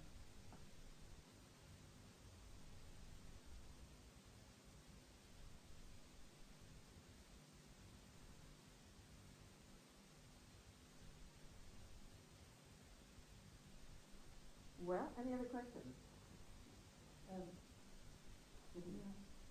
One of the things also just with that moon in the first and the co-ruler of the ascendant being the 10, that's a lot of identification in Uranus, the ruler of the ascendant, a lot of identification with the parenting role, someone who early on met the parenting role, and particularly if they had early responsibilities, that sense of emotionally, I've got to take care of people, moon in the first, ruler of the ascendant in Cancer, and I'm responsible, I've got to load. It makes it even more of a danger that some of the fun, creative, zestful, spontaneous stuff of that fire might be projected out. And the 6th house is the house of service, as well as service and the job and some quality stuff in the chart. If too much of the power is projected into others, there is a real danger of being sort of the professional savior, Saturn, Neptune, and Mother, Moon in the first, but being stuck in that caretaking role, not getting enough of the fun side. Other people do the fun, do the personal. I want what I want. Although, and that is really a little less likely because it is so much air and water in the chart. And air and water live so much in the head that not out that way. It is possible in the chart, but it's not strongly likely that she would end up that way and having to carry everybody else and take care of everybody else. One of the reasons you sometimes find people not having children in spite of having Cancer and Leo as strong reasons in this chart is when they brothers and sisters they have to take care of, and it's like they've done that when they were young and they don't need to have any more kids. That is one possibility, and Neptune does rule the 3rd house here, and it's up in the 10th, so it would be a possibility for replacing the parent, 10th house parent, and being parent of siblings. That is one possibility. And the very strong 6th house.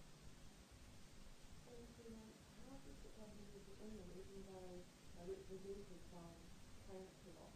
Uh-huh. How would you look at that? You still just look at the rulers. It doesn't mean unimportant. It's the planets may be very important. But you look for see where the rulers are, see where the person will be doing. Sometimes Pisces in the third doesn't have any brothers or sisters. They dream about something they don't have. And Aries there is sometimes also an only child. He has no siblings.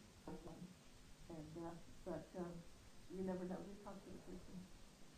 But see that the issue around dependency, equality, and power is cardinal issues of Aries. And it could have come out early in the life, connected to parents, other than parenting issues. Yeah. For instance, the ninth house, Mercury, as the ruler, to some extent, Venus. And so Mercury being conjunct Mars and more antagonism and very widely Pluto, that's going to be important in life, even though the house itself is empty. So that means political principles, the search for the ideal, the search for meaning. She's a key to personal identity and action, Mars, as well as what she's looking for in relationships in Leo, loving and being loved, in the seventh house. As well as parents, because seriously, the key to parents. Pluto is one of the rulers of the parents. Yeah, when a ninth house ruler is on Mars, typically this would be a person who says, I have to find my own truth. I just wonder what the difference is between the houses of Easter and the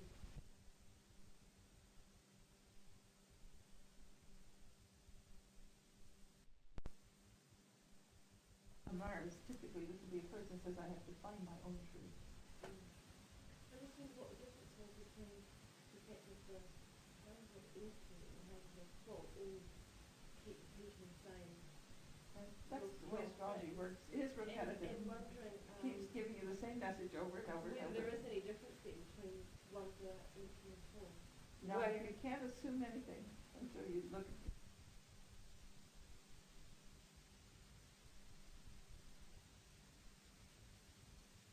on the road away from home. So when I was in my 20s, I'd been in every state of the union, the United States, 48 states at that time. And whenever I wanted to go to college, I had very indulgent parents who said, fine, go to college, and they paid for it. And I was able to do what I wanted to do at all times, and I was always happy. My first year in college, I took a whole year of philosophy. I was trying to figure out what the world was all about. I found philosophy didn't have any answers. But I had always done ninth house things. It was absolutely central in my life, all my life, with an empty ninth house ruled by Saturn. I just wondered why sometimes it tunes out that way, like some east and some forward. Just because the sky is the way it is. Just for It's curiosity, changing all the time. have you got a lot of the third? I have the ruler of my ascendant in the third. A big number in the third? No, not a whole lot. I have the ruler of my ascendant, which makes it important because I'm identified with it, and Pluto right on the cusp. So I'm intense about it. Somebody came up with a theory that's been repeated a couple of times, but if you've got a lot of planets in a house, 4 or more, then sometimes you seem to switch and focus your life energy on the opposite house. I think that's probably nonsense. I would look to see where the rulers of the opposite house were. You may have the ruler of the opposite house in that house, and then you would do them both there. And what's your ascendant? Taurus. Yeah, I got one of the first computerized interpretations from France when we first did that astrology interpretations on the computer.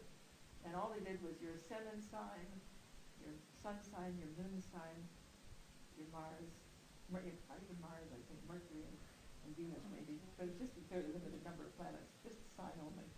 And they told me in effect that I was a stick in the mud who would never do anything. Taurus rising and Venus in Cancer and Moon in Gemini and Sun in Virgo.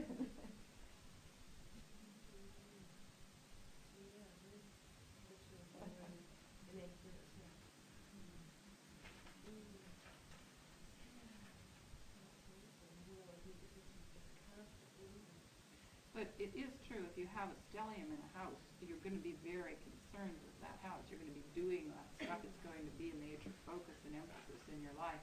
It's just that you can't assume the negative house is going to be unimportant, because it may be very important. But a full house is in some way going to be a focus. You're going to do a lot of things involved with those issues. Yeah, wherever your planets are, you're gonna be doing that. The sign and the house, and the aspect between them. Now, most of my power is fifth house. And 5 things in Virgo in the fifth. And they're all intercepted. Yeah, and I'm part of the focus just on work and relationships in this chart is just the fact that the 6th and the 10th are relatively occupied and the 7th and the 8th are relatively occupied. But also the intermixtures with one another, the connections. But that's the relationship area is also part of the karmic lesson too. So it's a place that we're working emotionally and psychologically. And more often than not, I have found difficult relationships with the mother when we've had best on moon, or with the father being best on Saturn. It's not always the case, but often, unfortunately. It's either a mother who's so busy working, that she's not there with the kids, or a mother who's ill, inefficient, functioning, the other side is Virgo, or a mother who's critical. Now in this case, as I said, we have a grand trine and we have an Aquarius, so that may take this thing out.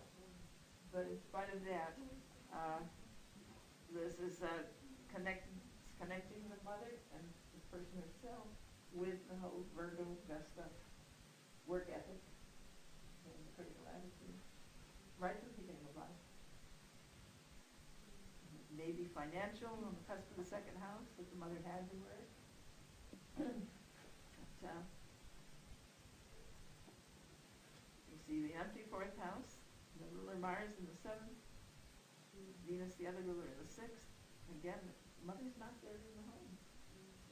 If the mother's either not working, it's a financial necessity, or just for them desire to work, people are told to work, or the relationship area is more important. So taking it back that you come into a situation with your husband, Mm-hmm. would that mean that in a previous life you were someone who was There's so many possibilities. It's speculative when you're trying to guess about the past. I personally believe in reincarnation, but I do not believe most of the scenarios that I get from psychics. I think they have great creative imaginations, and a lot of what comes out in so-called past life regressions is very untrustworthy. So I don't speculate about how we got there from the past. I just say, now that we are here, what can we do to make it better?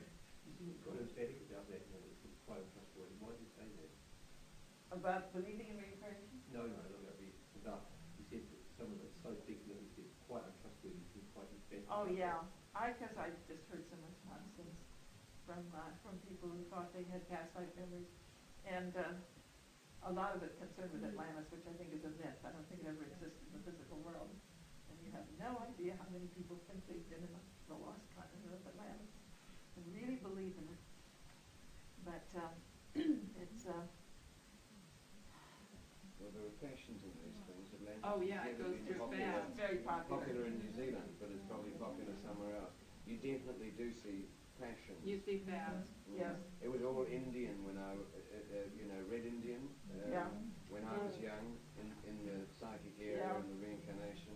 I mean, Oh, all those things, then they died out completely. spiritualism is very big on red Indians as guides. Yeah.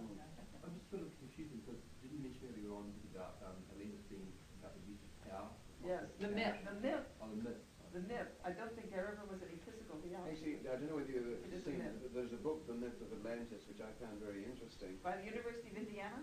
I think it may have been. Did you see I've read it. It's a little island near Crete which had the colours. Yeah, but Santorini. Yes, that's the one. Yeah, that was partially destroyed in a volcanic eruption around 1500 something, 1600, somewhere in there, BC. Yeah, but I don't really think that's connected. I think Plato wrote a myth, and the people in his day knew it was a myth, to show how he thought societies ought to be run. And if you read it, most people who talk about it never read the original Plato. And he says it was created by Neptune, the god Neptune, that Athens existed 10,000 years ago, and the people of Athens fought the people of Atlantis. I mean, I don't think it's really a myth. And but the modern psychics, especially after Casey, have created this great fantasy about it being a reality, and an awful lot of gullible people believe it. And, so I just have talked to so many people. One classic example of a conference I went to on past life therapy, where counselors actually were working with past life regression memories in doing psychotherapy with people and supposed to clear up their hang-ups in the past. And one of the exercises at the conference one morning was to have everybody go back and re-experience their life in Atlantis, assuming that everybody had had a life in Atlantis. Absolutely universal assumption. In the crowd of maybe 60, 70 people. And so afterwards, everybody was invited to talk about their experiences, and a few did. But this one young woman tell about her experience. She remembered her life in Atlantis, and she lived it again. And she had a family. She was married. She had a family. But she had this great psychic gift. And the leaders of Atlantis called her to come and participate in their councils of wisdom, try to figure out how to save their country because of her psychic insights. And she hated to do this to leave her family, but she was called, and she felt she had to do this to service the country. And she said, and you know, the same thing has happened in this life. I really felt I had to do it. I had to leave my husband and my children in Florida and come to California so that I could fulfill my psychic gift and give this great gift to humanity. Now that is the self-serving psychological excuse for getting out of the family responsibility. Never heard one. That is the kind of thing that you do run into. Can you get in touch with those who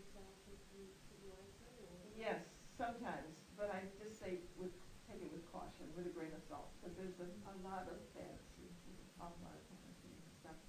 The only reincarnation work that I think is even close to trustworthy is Ian Stevenson, the psychiatrist at the University of Virginia Medical School. He's now emeritus, but for his whole life he's been investigating reports of kids who have spontaneous memories of past lives, where they were not told anything, and they can check out the accuracy and go, see, there was such a person who lived in such a place and had such things happen to them. And Stevenson has some pretty good cases, and the most impressive and interesting, actually, the ones where there's a body mark, birthmark of some kind on the body that's connected to the way they died in the life before. And their body remembered and repictured this. So he has some real interesting material, but he doesn't trust anything that comes with hypnosis or self-hypnosis. It's often just self-serving and our own personal fantasies.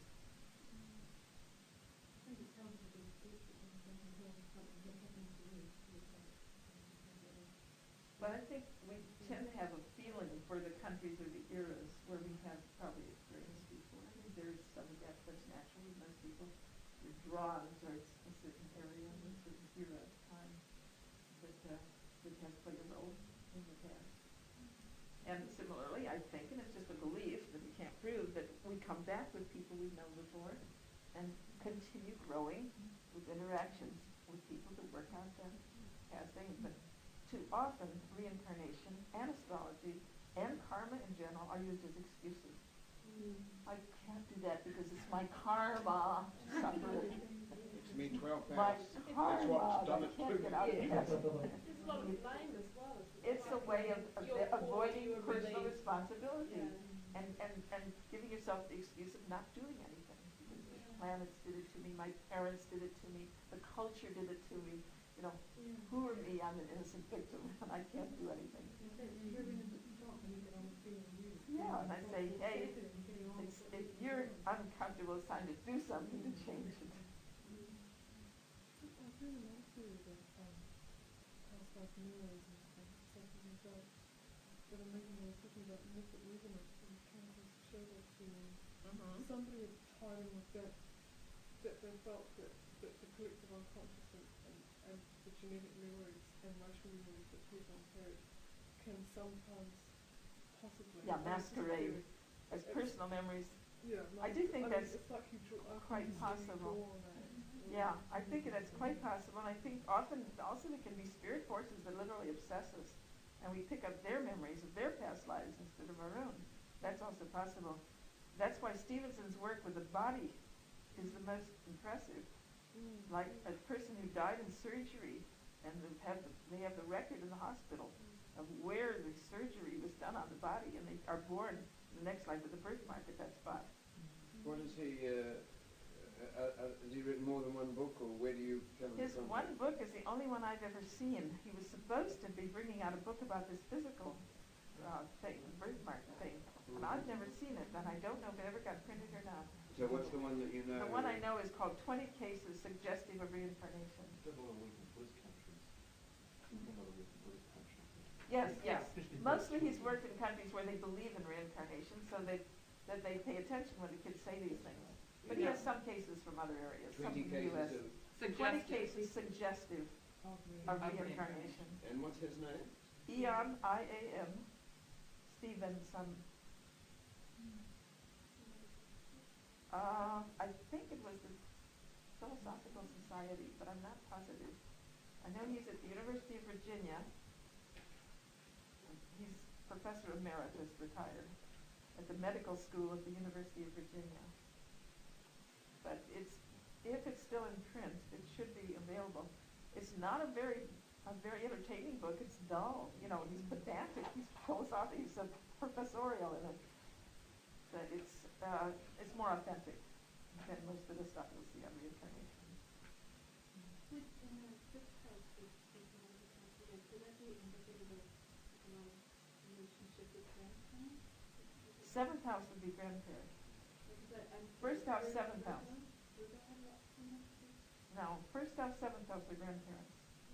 Because they're fourth and 10th from fourth and 10th. So 410 is parents, and 17 is their parents or grandparents. And then 9th becomes your grandchildren, because it's the children of your children, so 5th from 5th. So that's how you get those derivative houses. You don't have Judy, how she goes about. Yeah, we would like feedback from Judy. Yeah, I was wondering too if she really. I'm quite happy to, it's just waiting for a gap in the traffic. She does have lots of air, she'll talk to us. Yeah, I actually found it very accurate. With my job, it's been really interesting. I work for Bernardo's. I don't know if you've really heard about it. It's an organisation that's involved with the working with families in the care and education of children. Great, perfect for you. Yeah.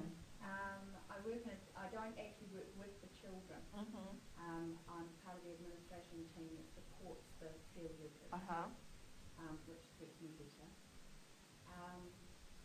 With Saturn Neptune regarding my father, during my childhood, my father was there purely as a disciplinarian.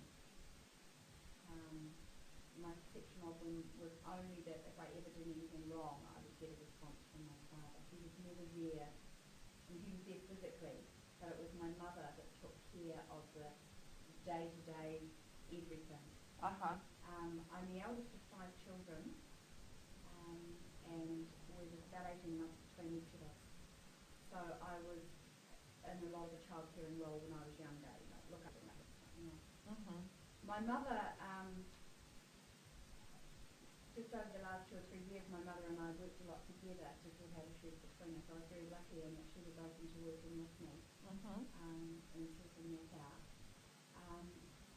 But the criticism that I felt was, if it was you're not doing it good enough, you can't do that, don't silly, all this sort of thing, was generally because she felt she didn't have time to help me, so it was easier to stop me doing it, and that sort of thing. So those issues have been worked out.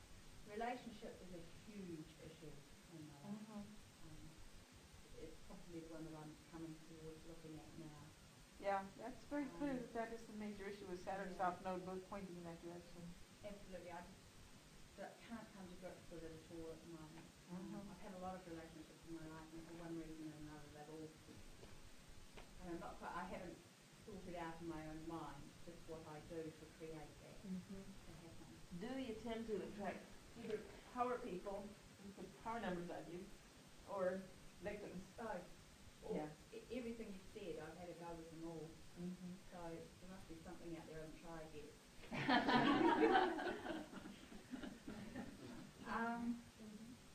Children, yes. That was quite interesting actually. When I first went for an astrology, and mothering being his mother has been the hardest job I have ever attempted in my life. And it was such hard work for me until I started to learn about astrology. And then it all just fell into place. And since then, two of my nieces now live with me permanently. So I have become a mother to other people's children. Yeah, besides in a field, you work with children as well. Yeah, so working with relationships and people's problems is definitely there. Yeah. And does your Leo come out? Do you get? Oh yes. Oh, your own Leo? Oh yes. Yes, but there is an element of caution with it. It's not. Sometimes it's spontaneous with people I know really well. Yeah, that's what usually happens. When when they're secure, then they can let it flower. Yeah. When I'm unsure, I keep on top of it. It does sound like you have quite a healing voice. Pardon? Your voice does sound like quite a healing to you. The vein really came up. Yeah, well, it's a beautiful chart for verbal ability and giving knowledge to people in any form. This year, I was my first year teaching astrology. So I actually have, it's like my work, I consider my work what I do with Bernardo. I consider my career what I do with astrology. And it's like, my work gives me a great deal of satisfaction and fulfillment. I'm passionate about what I do with astrology. Good. Well, it's a fun chart for being an astrological counselor. Yeah. So I found it really interesting and very accurate. But I'm happy to answer any questions anybody wants to ask as well. Well, we have 15 minutes left. So if anybody has any other questions, otherwise we will burble on. It's obviously too late to get into synastry today. So that'll be tomorrow, synastry and progressions tomorrow, and directions and, transits, current patterns in general. But, does anybody have any questions for the last 15 minutes? Anything we haven't touched? You want to? Yes, anything we haven't touched that you want to explore other than opening up a whole new subject. There we go. How do you find, this is completely separate from anything else, how do you find different astrology, the atmosphere of different astrological groups and the different, you obviously travel quite a bit to get to, and you probably cover a fairly wide territory altogether. I'd be curious how you experience the cultural differences and similarities between different groups that you come into contact with. The most striking difference was in India, because almost everywhere else in essentially Western countries where I've been, the proportion of males and females is similar to what we have here. 1, 2, 3, 4, we have 5 men, 6 men in the group out of 22. And that's pretty typical of the West. In India, where I spoke, there were probably over 100 people in the auditorium, and there were 2 females. Besides me, the wife and the daughter, because the man was supposed to be. It's taken. And did you have an enormous temperamental clash with them over the fake free will, or the you can do it, you can change, you can do what you want to be type of issue? I think they probably just let it roll over their heads. Yes. Nobody talked back. Another Western astrologer would just pay no attention. No, everybody was along that way. But I had a minor clash with individual astrologers that I went to, because I went to have my own chart done for several astrologers. Yes. And the one that did the poorest job was the one who didn't know anything about me. Others, talked to me, asked me about myself. And so they got some information, or they had some in advance, because I'd written to them. But this one, I met his sister on the tour bus, and something was said about astrology. She had a brother in Bombay who did astrology, and I said I was going to Bombay, so I looked him up. And so he didn't know anything. And he was 99% wrong. I've only told me one thing, and the whole second was accurate. That was that I would inherit from my mother. But he kept going on and he said, well, with that fifth house, I've told you I have a lot in the fifth house. With that fifth house, you wouldn't have any children, or you might have one and it would die. And they are extremely fatalistic fatalistic. into astrology. And he said, and I said, well, I had 4 children and they didn't die. And I was trying all this time to be a little bit careful in what I said, and I would say, well, it's not quite that way, well, not exactly, because I was trying to not hurt his feelings and put him down, but at that point I just said, well, I had 4 children and they didn't die. And he said, well, your chart's wrong. So he changed the chart, he moved everything one house. I said, I always thought it couldn't be right anyway, you're too tall to have Taurus rising. And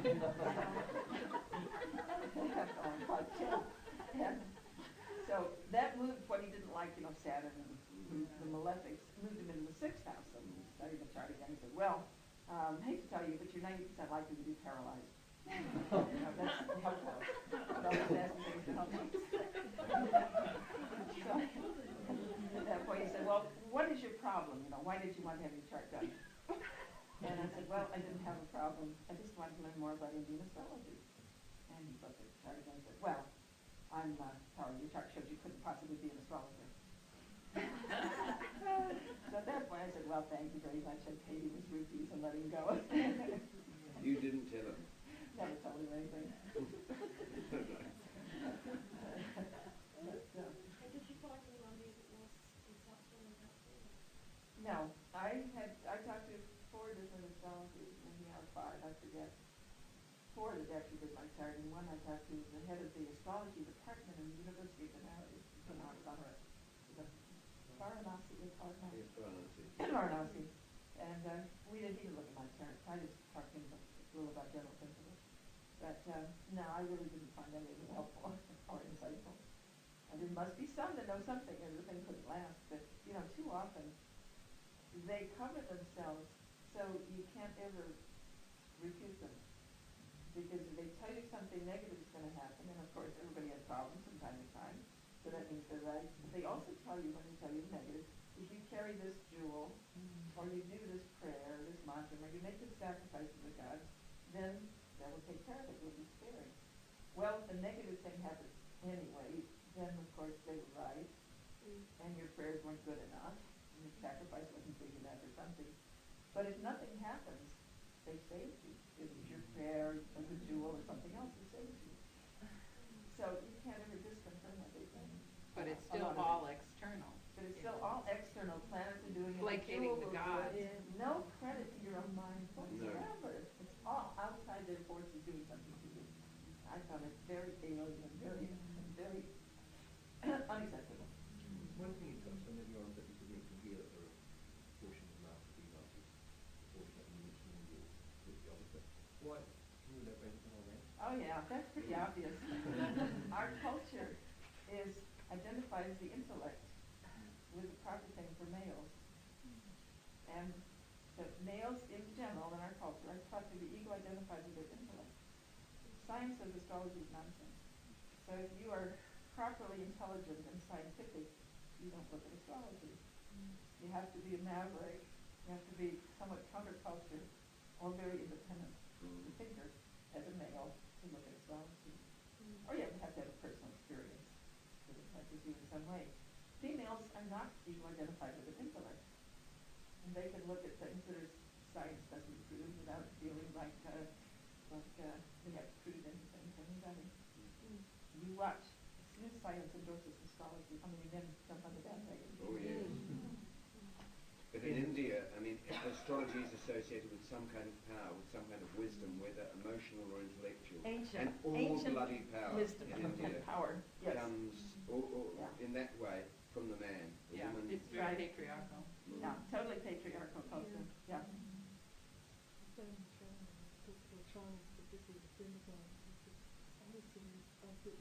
What are you going to study? Should I tell him or not?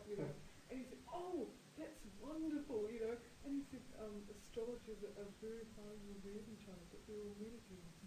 And it's the sort of thing that, if it's a revered position, then women wouldn't sort of like lift their skirts up to, you know. Yeah. So Yeah. it's quite surprising that different. I only know 2 women and astrologers in India, and one of them was daughter, both of them were daughters of astrologers, learning from their fathers. One of them had 6 older sisters. The father kept trying, astrologer, he kept trying for a son who would carry on his profession. When he had his 7th daughter, he could already say, "You are my son." She is taught to be an astrologer. What about in other places? Do you notice a difference in philosophical approach to astrology as you go from place to place? Yeah, it varies though in every country depending on the individual astrologer. You can get very fatalistic astrologers in the West too. Germany, where cosmobiology and Uranian astrology were developed, tends to be more fatalistic, and they had a very rough time during 2 world wars and incredible inflation and trouble in between. So you can see how the pressure was towards a negative view of life. And both uranium and cosmobiology schools tend to emphasize the guessing details as necessary to be a good astrologer. You have to guess the details of the life. And I keep saying astrology does not show you what is going to happen, it shows you why in terms of your own psychological nature. If you know why, you can change the what. That one of my good examples of that was one of the times Maurice and I did a seminar up in Ottawa, Canada, and one of our students was a young man trained in cosmobiology. So all the way through, we were doing for days, because these seminars went on anywhere from 8 to 14 days, and continuous all day, every day and evening. And so he was trying to make sense out of what we were saying, with his background in cosmobiology. Fatalistic, get the details. So at one point, we were into the delineation stage where we were doing charts on the board for group members. And this particular woman, I don't remember what she had, but some kind of Mars moon thing, yeah. And he looked at the chart, he looked at her, and he said, "Do you eat real fast?"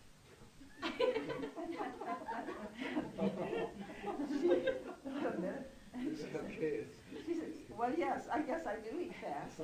And he sat back and beamed, he was a good astrologer, he had the right detail. And I, in effect, say, you haven't heard anything we've said so far. But the next morning, we had similar kind of blackboards, but the whole wall was blackboard. It was in a small university that they rented for the seminar. And so on one side, I put different Moon-Mars combinations, Moon in Aries, Mars in Cancer, Moon-Mars, any kind of aspect, first house, fourth house, any kind of aspects, rulers of the first house, fourth house, any kind of aspect, any kind of conflict with one form. And on the right side, I put a whole bunch of things, a couple dozen at least, of different things you could do with your life. You could eat real fast, or you could eat real slow. You could sleep very badly, or you could sleep a whole lot. You could think your mother was distant and never gave you the emotional warmth you wanted, or you could think your mother was swallowing you and possessing you, and you wanted to fight to get free from her. And so there's all kinds of ways you could be stomach upsets, if your dependency needs were not being met, or headaches and sinus problems and different things if your Mars freedom needs were not being met. So I had a bunch of stuff. And so when the group came in, I said, okay, here's the chart on the left, here's the life on the right, what's missing in the middle? And most of the group had gotten it by then. They said, the psychological principles. What's the mind doing? Chart points to the mind, and the mind creates the life. So the mind was what was missing in the middle. You got it. And so this guy looks at that, and he said, oh. He said, I have a Moon-Mars square. And when I was little, I thought my mother was trying to possess me, and I couldn't wait to get away. And I used to have terrible headaches. And when I left home as soon as I could, then I had ulcers. So he finally got the message. When he was home, he was getting his dependency needs met, but his freedom needs were denied. He had headaches. When he got away and got his freedom needs satisfied, then his dependency needs were not being met. He got stomach problems. So he finally got the message. And you don't have to have either one of those with Moon-Mars. You can work it out. Have a little bit of both.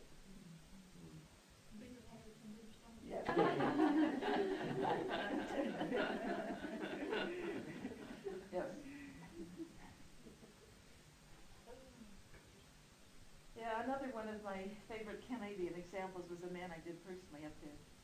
He had the most horrendous aspects of Saturn, really tremendous conflict aspects around Saturn. And so we talked about that, doing his chart, that he was trying to do more than was humanly possible, what it came down to.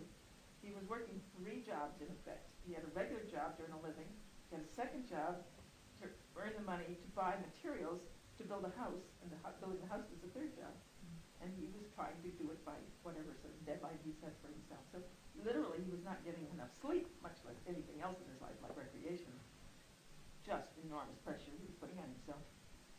So I said, you've got to let up on yourself. Take a little more time, extend your timetable. You don't have to do all this year. So at the end he said, as people often do when I'm doing a chart, I don't talk about health, because I think it's very bad metaphysics, bad psychology, and bad astrology to predict illness. But if people have a problem and want to mention it, then I'm glad to discuss the possible reasons for it psychologically and astrologically. So he said, what about health? And I gave my usual thing about I don't predict illness, but if you have a problem, I'll be glad to see if I can help you understand it, do something about it. He said, well, I have back problems. I said, okay, we talked about that with Saturn. Saturn is the whole bony system of the body, the whole backbone, everything. You are literally carrying too much weight and trying to do too much, putting this kind of time pressure on yourself, and the back is giving out. So quit. Take more time off and stop trying to do so much. But I said, you can't predict, because you could just as easily have problems with your teeth with Saturn. He said, oh, I have that too. And I said, you could just as easily have had problems with your hearing. And he said, I have that too. 3 Saturn problems. He was manifesting all 3 of them for the same reason, because of his pressure he was putting on himself to accomplish this job. Now, what does traditional astrology do with that chart? You have a terrible Saturn, you're going to have back problems. Oh, I do. Oh, you're going to have hearing problems. The bones I do. of the inner ear. Yeah. Are you going to have teeth problems? Oh, I do. Can you do anything about it? You can't change Saturn in the sky. Saturn's doing it to you, you're stuck. You're a victim. You're helpless. But if you're doing it to yourself, you can change.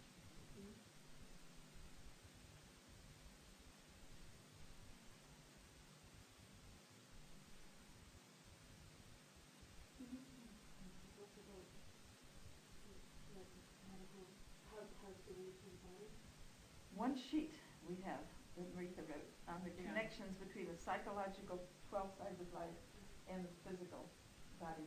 Yeah, we have left additional sheets besides the ones we gave you, which were the copies we were covering here.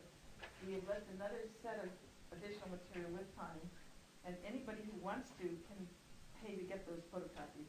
And we're happy to have the whole group get them. We just decided we would give a copy to everybody for we brought 1 set of these handouts for the 6 groups we're meeting with in New Zealand. And we figured we'd give individual copies of the ones that you had chosen, discussed, that you picked. And then the rest would be left here that if anybody wants copies. So that health sheet will be here. If anybody wants a copy of it for 10 cents, you can get it. Yeah. There's also a chapter, whoever has Healing with the Horoscope. Yeah, somebody bought Healing with the chapter Horoscope. That has some material in it. In terms of the Marita's psychological book, connection. Healing with the Horoscope. Who bought it? Somebody bought it here today. I think maybe Helen. Helen. Yeah. Oh dear, I know. It's my book, by Marita. Yeah, it's by Marita. Healing with the Horoscope. Yeah. I just didn't get my act together to bring any of my books. But they can be sent if anybody wants them. The asteroid and thermos, I just brought it for people to see, but we don't have any for sale. If anyone's interested and doesn't have a computer program and wants those 4 asteroids, that book is available. I have one called Expanding Astrology's Universe, if anybody's interested. It sells for $10 in the U.S. And I don't know what postage would cost me, but I could probably make it for with postage and the book, maybe 15 New Zealand dollars might do it, I don't know. Not that much. No more than that. That might go with a whole lot of that. A whole lot more than that. Or if you buy it in the shop here, In the shop, I know it'll be more expensive. I was thinking if I just cover But $10 my expenses. US, you want to mail it by email to New Zealand, it's probably $10 US to email. Well, airmail, No, you don't want to book mail rate. it I wouldn't airmail. send it airmail, I send it book rate. Yeah. Boat, slow boat. Yeah, that's actually, you get it in 3 months. How about somebody that can do it? Yeah, right. Oh, that I've got with me, it's at Connie's house, I'll bring it tomorrow, so you can all look up Hallie. I brought the Atlantis ephemeris and the Halley's ephemeris with me. I'll bring them tomorrow. Those are just little pamphlets, they're small, and those maybe Monday, we could photocopy those so Connie would have a copy to keep here, and then anybody who wanted could make copies of those too. Both Hallie and Atlantis are just, I don't know how many pages, but it's not a huge number. I can copy them for our library anyway. That's fine. She'll have a copy in the library, and then people can either borrow it or they can copy it. Yeah, we can do that on Monday. Copy of it. Thank you kindly, that was a very enjoyable day. Fine, we'll see you all tomorrow. You hasn't booked for tomorrow yet. Come tomorrow before 2, a bit earlier, so that we can fix it up and Tony, are we going to get kicked out right at 5, or is there any reason we could, if people could stay later, there's a good chance we're not going to be through by 5 tomorrow with what all we have to do. Right. So if people could plan on staying till 6 tomorrow, just tell your family or whatever. It'll be a little later getting home. Yeah, 'cause we we're just gonna cover don't really honestly chart expect comparison to be and by current 5. patterns tomorrow. That's a whole lot to put in one afternoon. So if you could just plan for that. Yeah, she does chart comparisons and I do current patterns, so Or is it not here to start an hour earlier? could you all be here at 12? Because you have at 12 7:30 a or meeting. did you say 2? We have plans from 2 till 5. Oh, 2 to 5. Yeah. Yeah, well, let's make it at 1 then. Yeah. Make it at 1 o'clock. Can everybody do that? Come Yeah. at 1. Have lunch first and come at 1. As many as you can. Okay. Yeah, we'll do that. 1 o'clock, whoever can make it. And the group is making a tape, so anybody who can't come at 1 can still hear the tape. There's only one lady who comes only tomorrow, so I will call her. Great. Fine. Yeah. All right, we'll see you all tomorrow. But you have conjunctions at both ends, so your oppositions are touching each other off. Another very strong cohesive thing that you'll often find is people who have similar house cusps, especially if they're conjunct each other, close enough, by degrees to actually be conjunct all around the wheel. That's a real sense of likeness, similarity, approach to the world, and also the exact reverse. So when you have the flip charts. And don't neglect relocation either. The man that I've been involved with for 12 years has Aquarius rising, and my Juno is right on his natal ascendant where he was born in New York. But when he came to the West Coast in Los Angeles, which is where he lives, we have a long distance relationship. I live in San Diego, about 120 miles. I don't know how many kilometers that is, sorry. He has 3 degrees of Capricorn rising, which is my natal descendant. So in our relocated chart, we have that exact ascendant-descendant dual conjunction opposition between the charts. So I tease him sometimes if we ever leave the West Coast, then, that's it. So all of these will contribute to the situation. And similarly with the other aspects, just look always for the themes, for the repeated patterns. Now the composite and the relationship chart, I'm very careful with these. I know some astrologers who really like them. Okay, some astrologers really love them. They're very appealing to work with because you only have one chart to look at. Whereas with regular synastry work, you're always working with at least 2 charts. And if you've added in the current patterns, you're looking at 4 charts. So it can get to be kind of overwhelming. And it's real seductive to say, oh, well, I can just look at this one chart and see the whole thing. But anything that's away from the natal is a step away, and it can sometimes lead you astray. And I do think, just from what I've seen with astrologers and composites and relationship charts that I've worked at, that unless you constantly bear the natal in mind, you may get some impressions that are going to be misleading from the composite and the relationship chart. So I will look at them in terms of, particularly for the major configurations, just when I first look at a natal chart, I'm looking, are there stellia? Is there a strong element or quality focus that comes out at me? Are there things near the angles? Is there a major aspect configuration, T-square, yod, grand trine, whatever? And say, what are the themes that immediately leap out at me from the composite or relationship chart? And are those supported by the natal chart? Do they make sense in terms of the natal chart? When in doubt, always trust the natal chart. It's, that's the foundation. That's the one you can believe more than anything else. And it's also worth thinking about in terms of aspects in general between charts. Let's say you find that somebody has a whole bunch of conflict aspects to your Saturn. Look at your Saturn in your natal chart and see how it's configured in your natal chart. And think about how you handle duty, responsibility, following the rules, figuring out the rules of the game. If your Saturn is well configured, if you're doing positive Saturn things in your life, then it's not really going to matter all that much what the other person's contacts are. So that's why you constantly keep on coming back to the natal. And in a counseling session, it's real important to always discuss the alternatives to help the people to see, here's the upside, here's the downside, to give them the range of possibilities.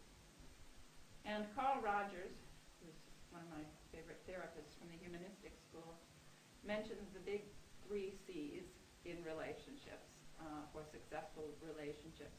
And those are caring, commitment, and communication. You have to care enough about each other to get involved in the first place. You have to communicate to be able to understand what you want and what each other needs. And you have to be committed to hang in through the tough times. So those are sort of the magic factors, the wild card that you're not going to be able to see just from astrology. That's, again, up to the individuals. Now, given that sort of general pattern in terms of this is sort of the order that we would do things, what I want to talk about is the alphabet from the point of view of relationships. And I'm going to talk about romantic relationships because that's what you get most often as a counseling astrologer. Love and work, those are the biggies. Love, work, and money, yes, will be the bulk of your clients. But you would take similar themes and issues to any relationship. You just have to modify them slightly. Sexual things are not going to be as big a deal with employee situations, although sometimes they can be a real problem. And you're going to interpret things differently with a parent-child than you are with a romantic relationship. So you have to modify, but still the basic issues are going to carry through. Now the example on the bottom was just to give you an idea of all the different ways a chart can repeat a certain theme. Now admittedly this is using all the extra factors, which some of you won't. But even if you just use the traditional factors, it's saying how many different ways can a chart tie letter 3 to long-term committed relationships, i.e. letters 7 and 8, marriage, partnership, living together, the face-to-face interactions. So you can have Mercury conjunct Pluto or parallel, Mercury conjunct Venus, etc., all the way through the list. And those are sort of rank ordered in terms of strength. It's not absolute, but as we've been saying, we tend to weight the planets the most heavily, and the angles are treated like planets, and then houses, and then signs. So that's sort of the descending order. It's like Animal House. The animals are not all equal. Okay, so the more times something is repeated, the more important it is. But some repetitions get more weight than others. Okay, so now when I'm talking about these themes, you can think about them in all forms. In other words, a theme might be evident from either person's natal chart based on something like this. Somebody who has a lot of these placements would be dealing with letter 3 in their committed relationships, and that's looking at just the natal charts. But you could also see a letter 3 theme in terms of contacts, a lot of Mercury, 3rd house, Gemini contacts between 2 charts, or focus on that area in the composite chart. So any of these steps, it could come through in terms of possibilities we're going to discuss. You had a question? When you put in a if everybody's seen this enough, maybe, no, that won't fit. We'll put it on this chair.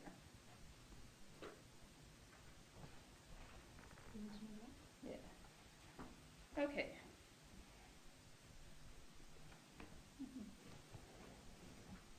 Now, if we start out with letter 1, in relationships, in your typical romantic relationship, this is already a freedom-closeness dilemma. Because this is saying, I want relationships on my terms. I want them my way. I want to be able to call the shots in relationships.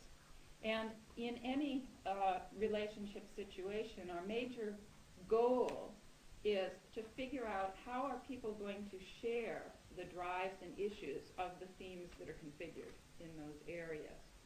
And the main danger is that one person will overdo whatever's being represented.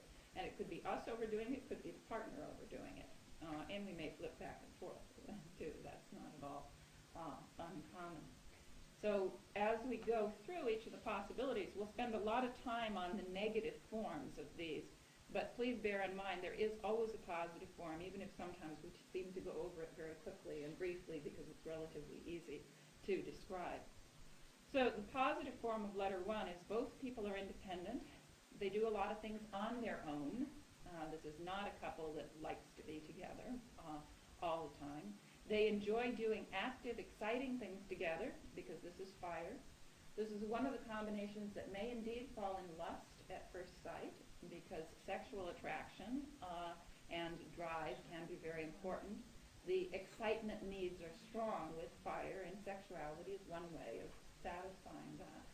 But they can do other active, exciting, forceful, competitive things as a source of enjoyment and pleasure when in one another's company. And as long as both people are in touch with their own personal will and power and assertiveness and independence, it'll work fine. Now, what happens if either person has given away that side of their nature? Either they've been raised in a traditional feminine role of nice girls don't do that, or their family discouraged them from ever being angry or assertive or forceful. For whatever reasons, they grew up denying their own Martian, Aries, letter 1 side. So then they're going to attract it in excess from the partner. On the mild level, this can be just a partner who is much more into excitement kinds of things than we are. They're a little bit hard to pin down. They're always on the go. They're always off into some new and different kind of thing. As it gets more extreme, that can be attracting the classic free souls, people that won't be pinned down, that won't commit, that aren't available. So sometimes you always fall in love with the one who's going to leave you. Another extreme form is the Don Juan syndrome, where the whole thrill is in the conquest, and once they've conquered, they don't want you anymore. So it's only the challenge of getting to somebody that means anything. And a very destructive extreme form where we totally give up our own capacity to defend our own rights and assert ourselves can be attracting violence from the world, including unconsciously drawing in partners that are physically violent or abusive. Now, obviously, there's a whole range of possibilities here, and the more we can see that there might be something out of balance here, the easier it is to say, okay, wait a minute, I don't want to do it to the degree that this other person is, but if they're overdoing the self-centeredness, the me first, the I want what I want in the relationship, how can I do that in a positive way? If they're overdoing the freedom and the independence, how can I do that in a positive way? This is one of the freedom-closeness combinations that can be attracted to the unavailable partner, the married man, the married woman, the person who lives 1,000 miles away, the person who is of a different sexual persuasion, whatever form it is. And all of these things are solvable when we're polarizing, when we're projecting, and unconsciously drawing it in through the other. The best thing we can do is own that theme and in some way do it deliberately in our life. And one of my favorite meetings was when I had been to England in 1980 to speak for the AA conference in London, and then made a tour of several cities in England and Scotland and Ireland. Then I came back in 87 to speak again and hit some of the same cities. And this woman came up to me and said, well, you don't remember me, but I saw you in 1980, and I had had a pattern of always falling in love with married men.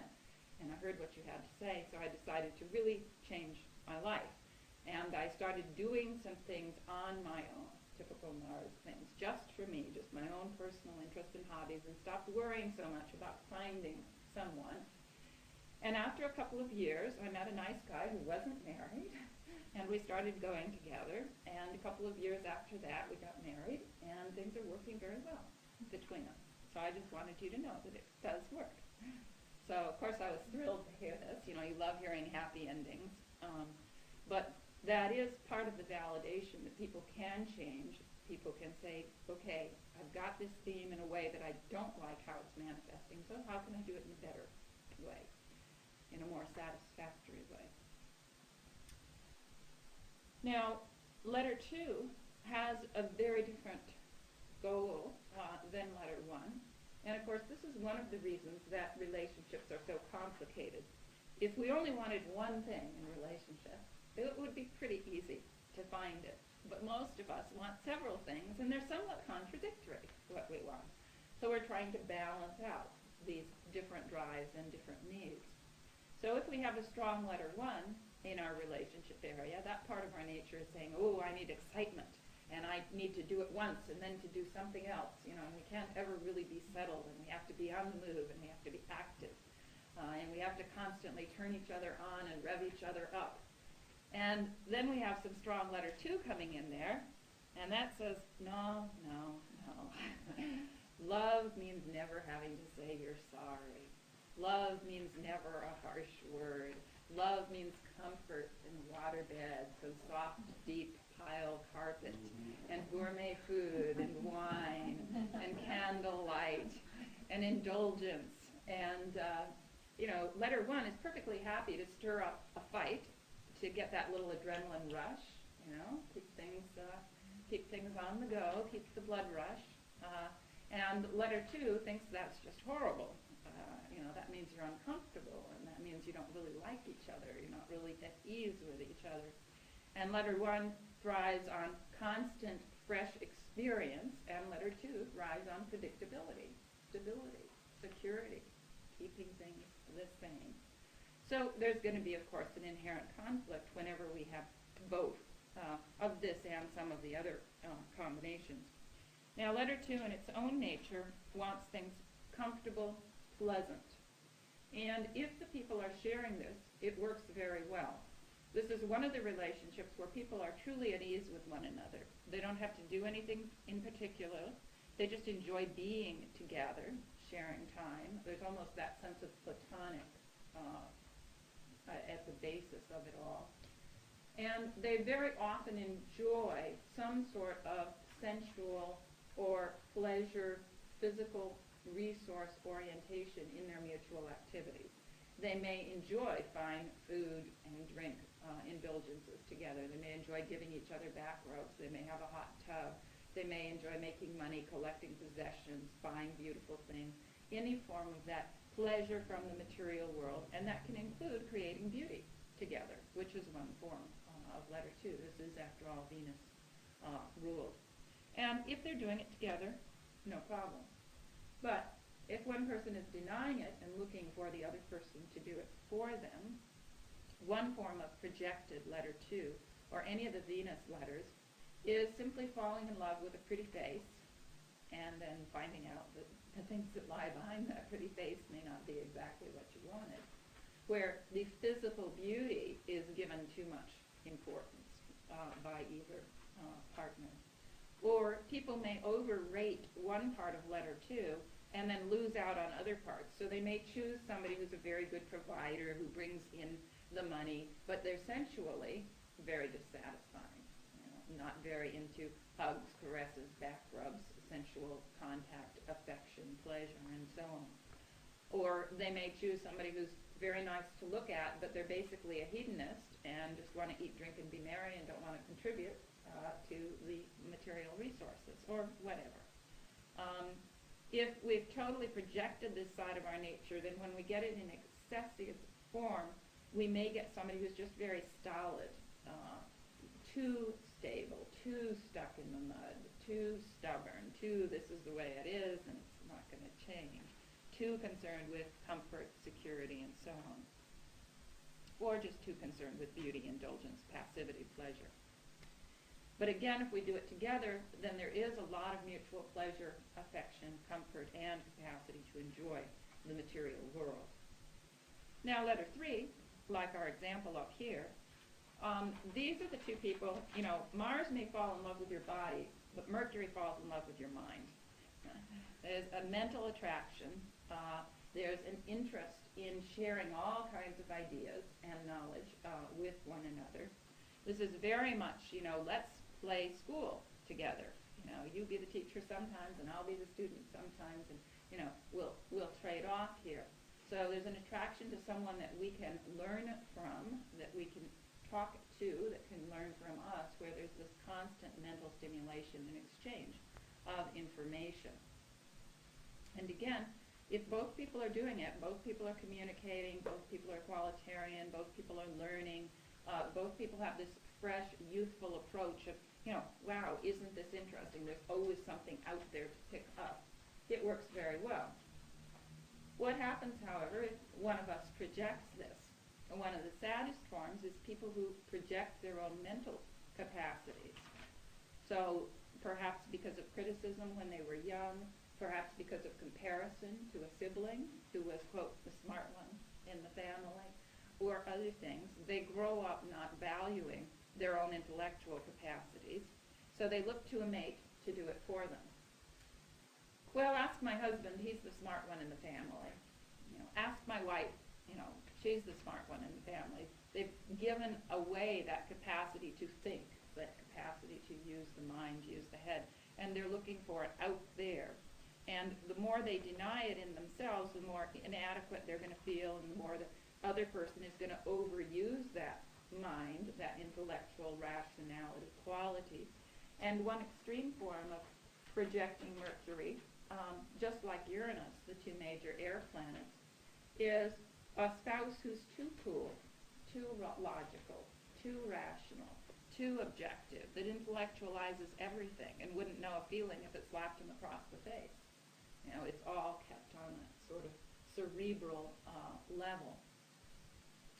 Another form is to project the communicative facility, the articulate skills of letter 3. And projection is always most likely, as we've said, in the 7th and 8th, but it's also likely with any part of the chart that is strongly outvoted by the bulk of the chart.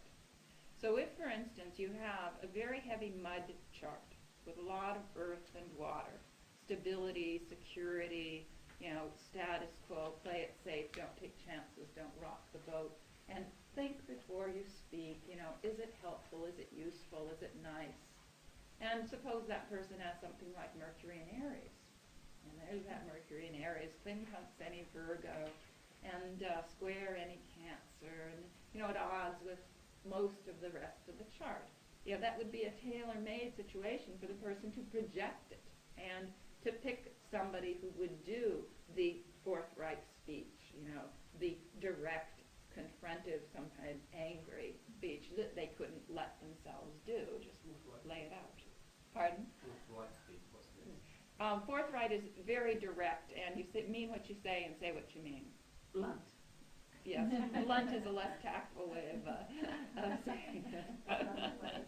Foot and mouth if you want to be extreme. Lacking in tact.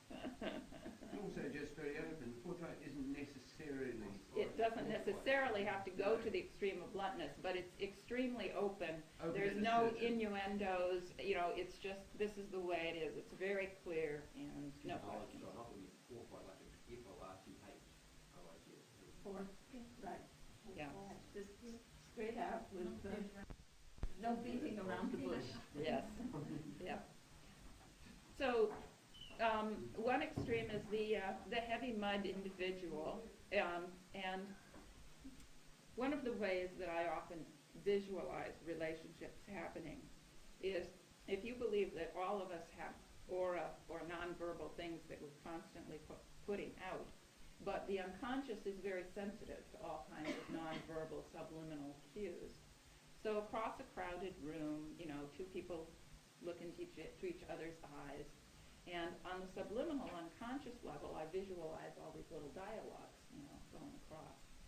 So these people come into a room, and the heavy mud person's unconscious is putting out this dialogue of, I hate to talk. I never know exactly what to say or how to say it, and I'm afraid of making a mistake, and I'm afraid of doing it wrong. I really hate to deal with that kind of stuff. And the other person's coming in has got all this fire and air, and they say, I hate to be cautious. I hate to deal with having to figure things out and do it a step at a time. I really like spontaneity, and so on and so on. And so then they strike a deal on the unconscious level, and the one says, I'll do your Saturn for you if you do my Mercury for me. And, it's love at first sight. And the one says, oh, I've met this person, and he's so articulate, and he has such a flair, and he's so verbally facile, and he's never at a loss for words, and he's so bright, I could just, sit and drink in it forever, and from his side, I've met this woman, and she's so dependable, she's not like all these other flakes, that I've had in my life, and, she's just always solid, and I know exactly where she is. She's really dependable, Okay, it's wonderful, fine. Goes along for a little while, and depending on the people, a few months, a few years down the road, you talk to them, and he never shuts up. He's always chattering. He's always talking, and he doesn't really say anything. It's just words for the sake of words, And he never wants to hear anything I have to say. Not that I have anything to say, but, he never listens anyway, even if I wanted to. And he's saying, she's so serious. She's like a millstone around my neck. Everything's so heavy. And she expects everything to just be planned out and exactly. She has not a spontaneous bone in her body. And they've grown to hate the very thing they fell in love with. And, of course, both people feel hurt and they feel unfared against because it's like, you've changed the rules. This isn't right. This is what you used to love me for, and I haven't changed. I'm not doing anything different. How can you do this to me? And yet this is exactly what happens if people fall in love with qualities that they haven't fully owned in themselves, and they're attracted to it. It's a way to see themselves, but unless we learn to do it ourselves, that other person overdoes it more and more, and we overdo more and more our side, and we get more and more polarized, and then people do get really rejecting of the essence that they were first attracted by. So we need to recognize the mirror, and even if it's gotten to that extreme point, say, I'm not going to do it like that other person is doing it, but I will make a constructive place in my life for it. Like, when that other person, fulfills that mirror within us, you said, does it sort of have some exaggerated potential as it grows, as relationship develops? Yes. It seems to go and go until you actually force it in front of it. Yes. Like that, Yeah, it is like that. And ideally, the sooner we confront it, the sooner we can cut it off before it gets real exaggerated. But, there's an old joke that actually comes from Est about a tourist that was traveling along, and he saw this farmer, and the farmer was hitting a mule between the eyes with a 2x4, which I don't know if you have 2x4s in New Zealand, but it's a long piece of wood. The other way around. I got 4x2s. Oh, yours are 4x2s, okay. And the tourist was appalled and said, "What are you doing?" And the farmer said, "I'm just trying to get his attention." And life is sort of like that. It will give us little subtle cues, and then they get bigger, and they get bigger and bigger, and then eventually you get hit by the 4x2. And usually when it's the 4x2, we notice. But we have had little subtle hints before then, if we could just pay attention. But most of us, it takes getting to the 4x2 for us to notice. I'm sure everybody knows couples, where one of the persons talks all the time and the other never says anything. And the one who talks complains that the other one doesn't communicate. And the other one, if you ask them, say, I never have a chance because he or she is talking all the time. That's one of that difference, dissonance between the degree to which one person articulates and the other one. That's one of the commonest relationships. Very common complaint. Yeah, and it's not just, it's also the one, this person analyzes it, they're clever. A word game is a game, that partner wins. Yes. That's a dangerous one too. Yeah. Any kind of competition can get dangerous unless they really can take the game playing attitude and they're very secure. It's better to compete against someone else and not your partner where you want teamwork. Yeah, and the thing about even the couples where one is the strong silent type, and the other is the verbal, expressive, whatever, very often if you put them with other people, you won't get the same extremes. So if you take that person who's been very silent with their articulate spouse, you may find in certain settings they are very articulate and they're able to at least speak a lot more than they do with the spouse. So again, it's not a matter of what the person can do, it's partly that they've got this polarized relationship set up. And if they will just allow that side out a little bit more, make a little bit more room for it, then they can hopefully move towards the middle. But it is very true, and this is something that therapists, counselors, astrologers have to be wary of in counseling people.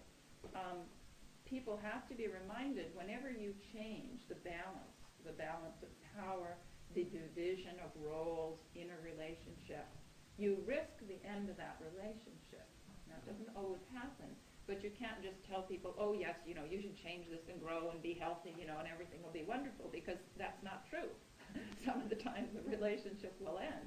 And if they're not aware and forewarned about that, they can be pretty upset. Well, you told me to grow and change and, it would be better. Well, he left me. Actually, Chris was thinking about the other night, it might be like somebody going cold turkey. Yeah. And you just get that reverse situation where people can actually end up getting tired. Yeah. So it's usually better to do things gradually, a little bit at a time. But especially in ingrained situations, you need to talk to each other. You need to say, look, this is the way I see this polarity going on. Can you discuss it?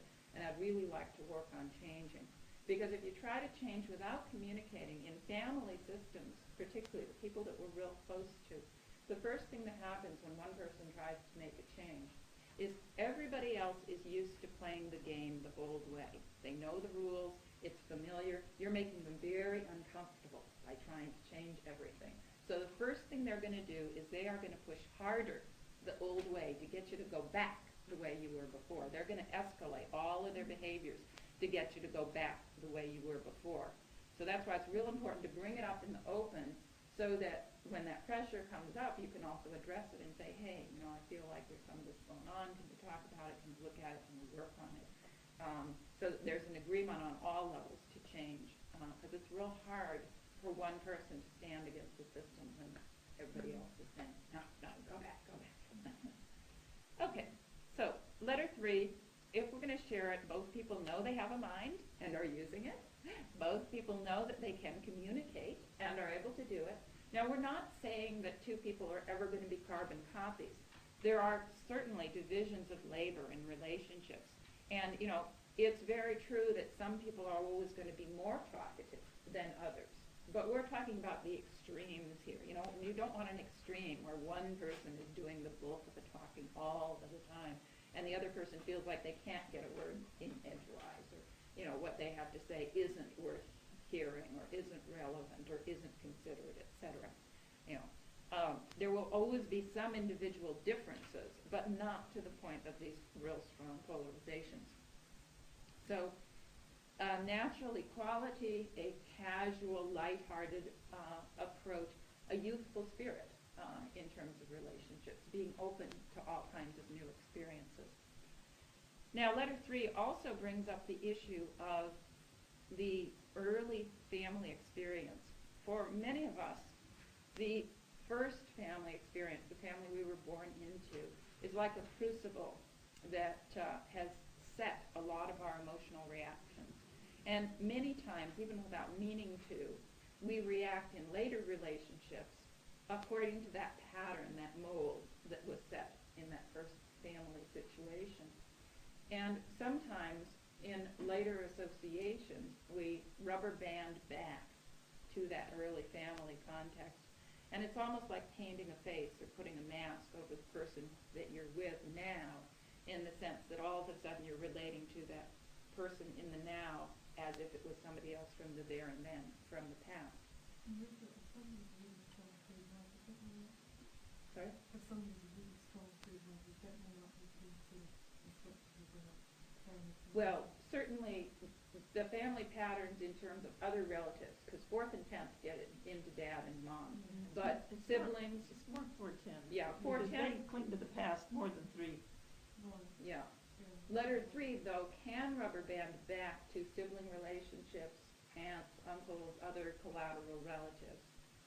But most people have more heavy stuff with parents than they do with siblings. But it is true, wherever letter 3 is involved, if it's a part of later love relationships, you may meet unfinished business with a brother, sister, early relative in that later association. So if you have it involved in the partnership area, you may pick a partner that pushes the same buttons as a brother or sister relative did. If you have it involved with the children area, you may have a child that pushes the same buttons, brings up the same issues. Those are only possibilities. The psychological issues around lightness, detachment, communication, the intellect are always going to be there for letter 3. Whether or not there's rubber banding back to an early relative may or may not happen, but it's just something to bear in mind as a possibility. Okay, then letter 4. Letter 4 is the first of our water letters, and in general, all of water, 4, 8, 12, wants more depth, more degree of emotional closeness, commitment, attachment. Water is the universal solvent, and water in relationships wants to fuse. It wants to absorb or be absorbed. So there's this blending, merging urge with water. Water is also the intuitive, the psychic element, where we can feel things without knowing how we know them, how we feel them, how we sense them. So with strong water connections, it's the potential of people that tune into one another on a nonverbal level, are psychically open to each other. And this can be a two-edged sword, because it's very valuable to have that sensitivity to one another and empathy into each other's processes. But sometimes it can seem overwhelming and intrusive also for the people involved, too much. And just like any skill, people can overuse it or over-depend on it. People that really are aware of their sensitive, intuitive capacity to tune in may sometimes think that it will serve them in all ways. And then you can get the sort of dialogue like a person who says, Judy, you don't have to say a word. I can read it in your face. I know exactly what's going on. No, you don't have to explain anything. You know, I'm intuitive. I know these things. You know, I just feel it with my heart. So you don't have to explain. It's okay. Or the reverse, where they expect it from you. You know, oh my God, how could you have done that? If you loved me, your heart would have just leapt out of your breast before you could have said that, done that. You know, if you loved me, you would have felt how horrible, how terrible, how awful that was. You know, it's like you're supposed to read their mind. You're supposed to be so incredibly intuitive, empathic, that they shouldn't have to say anything or explain anything. You're just supposed to feel it, you know, because water does, after all. One of my clients came for marital counseling, and I was saying from his chart, it was very obvious he was expecting too much of his wife, and he laughed. He said that's what his psychiatrist told him. The psychiatrist once asked him, well, what is it you expect of your wife? And he said, well, I thought about it. And I said, well, she should know what I want without my having to tell her. And the psychiatrist said, you don't want a wife, you want a puppy dog. Now, with letter 4, this is one of the parent-partner mixtures, if we've got it mixed with 7 and 8. And potentially, if it's handled positively, both people take turns parenting each other. Both people are nurturing, warm, empathic, emotionally supportive. There's a close commitment. There's a close bond. The family is often very important. People may get together partly to have a family, to establish a nest. Children may be a major focus, or nurturing activities. Things may center around the home, both the home that they establish in their respective roots, ancestry, and so on. The danger, of course, is if the parent-partner thing gets one-sided. If one person is set up to be the perpetual parent, i.e. mommy, with letter 4, and the other person is set up to be the perpetual child, the baby, in the relationship. Then you have one person who's cast in the dependent role, constantly emotionally needy, weak, and the other person who's constantly supposed to give the emotional support, be there, take care of everything, be reassuring, protective, etc., etc. And neither role is tremendously satisfying because with 7 and 8, this is supposed to be a partnership, and the baby doesn't have any of the power, and the mommy never gets a vacation. So neither person likes the role long term if they really are wanting the equality of 7 and 8. But it can be a seductive role, particularly if there are other issues in the chart. For instance, if you have a strong power drive in a chart, then it's a temptation to adopt a parenting role because that gives you a fair amount of power in relationships. And you lose out being taken care of yourself sometimes, but at least you have the power and control that also appeals to parts of the chart. Now, letter 4 means we may bounce back to unfinished business with the unconditional love parent, usually mom, but whoever played the nurturing role or was supposed to play it, whether they did it or not, whoever was cast in that role of the emotional support, protection. And again, it's as if we are looking in our present relationship for the unconditional love and acceptance that we always wanted and perhaps never got when we were young. And if we're truly doing that in a current relationship, that's like trying to satisfy an old hunger by eating now. It doesn't work. No matter how much you eat now, it doesn't change the fact that you were hungry way back then. So whether people do it by trying to find somebody who will be that all-loving, all-giving parent to them, playing the baby role, or playing the all-giving, all-loving parent themselves, hoping if I give enough, do enough, am loving, empathic, supportive enough, maybe I'll get it back the other way.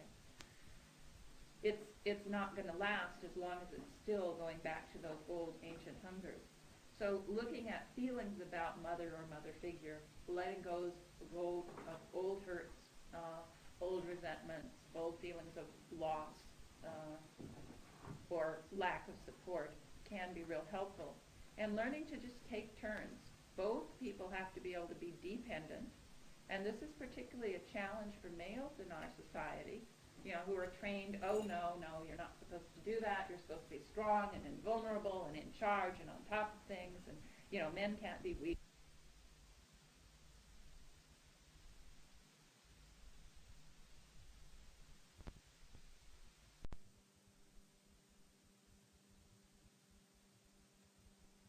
To each other, all interrelated in a network, and the moon was not aspecting them. Progressed to progressed and progressed to natal. Both.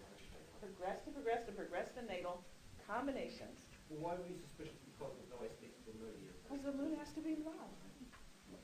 The moon's the main timing thing. The moon is a primary timing key. Because all those other things last for months and years. He had those aspects there for years. But when the moon hit that whole network of the rest of the aspects, he was murdered. And did you get any clues that helped? I felt from the chart that it was probably a male who did it, that it was probably a young male, and it was probably someone he knew, not a stranger. But that was a guess. I didn't really know. They never convicted anyone, but they had a strong suspicion that it was a young male in the neighborhood who left immediately after. And he was picked up later and jailed for a crime in Ohio. This was Arizona that this happened.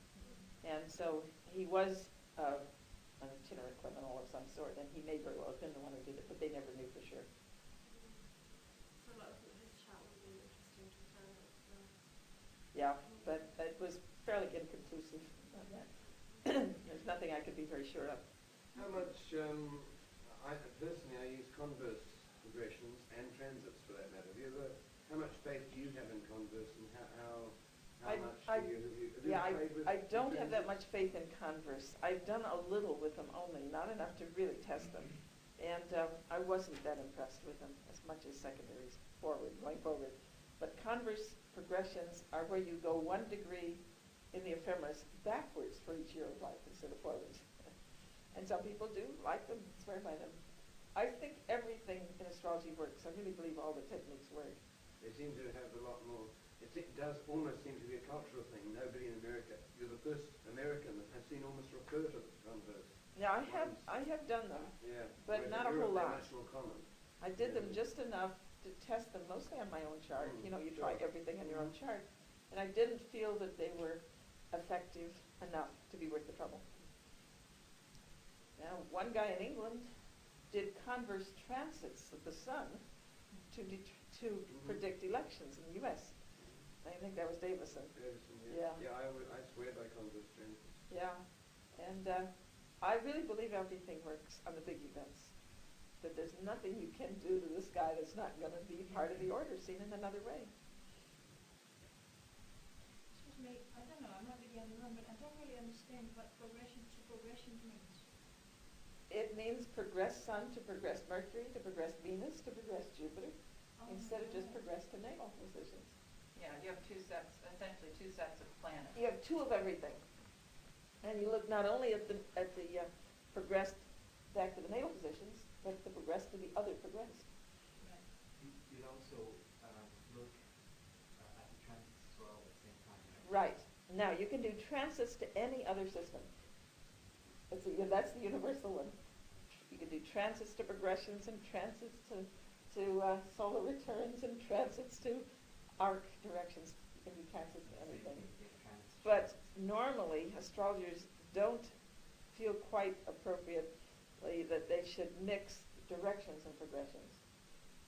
So everything can go to natal, and transits can go to everything. But mostly, they don't mix progressions and directions. But if you want to mix it, you can do it, I think. You just can get overwhelmed because you've got so many variables there.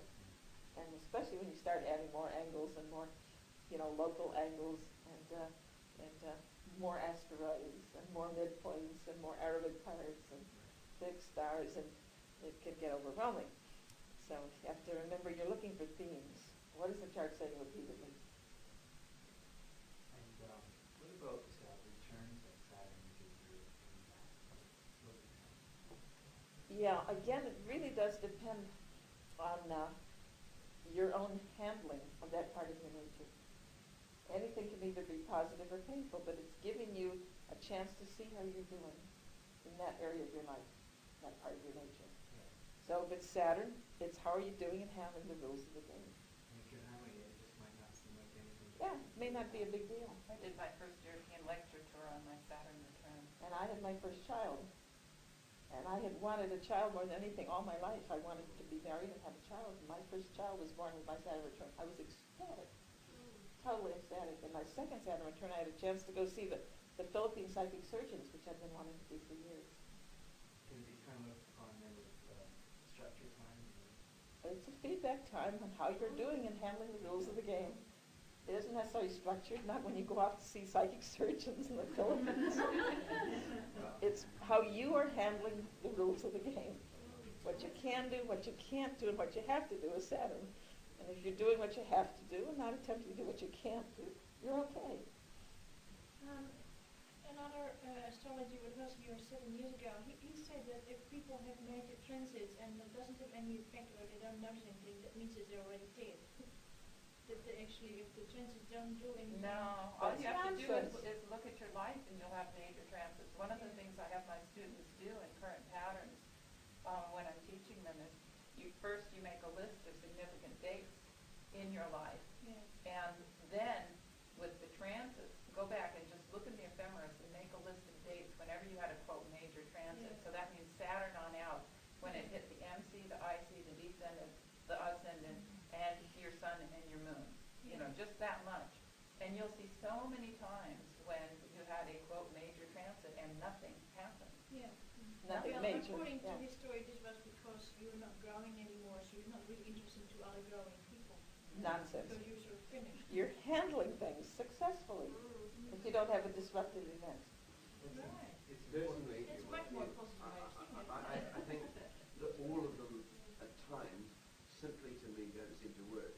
I mean, I That's would right. grant that secondary progressions are a reliable thing. If I look at my own life, they work well. But I've spoken with people, for example, who maybe a couple of years ago had Sun opposite Saturn, which they should have noticed by secondary progression, and they said, you know, same as the year before, the year after. It's not often that you get that, but I mean. And I would say they're handling those issues. That it's not a disturbance in their life because they're handling it. And if the planets have harmony aspects in the natal chart, they are more likely to be at peace between those sides of their nature and to handle them, whatever the transits are doing. But one would perhaps expect that, for example, that even if they handle it well, that they may have a sense of achievement that year. Well, you know, No, for not example, necessarily. They may just shuck off a little bit of responsibility, that they decide they don't need to carry that responsibility Won't be anymore. that. Yeah, And it's no won't be big that. deal to them. No, sure. There's all kinds of small things that can happen that they don't consider a big deal.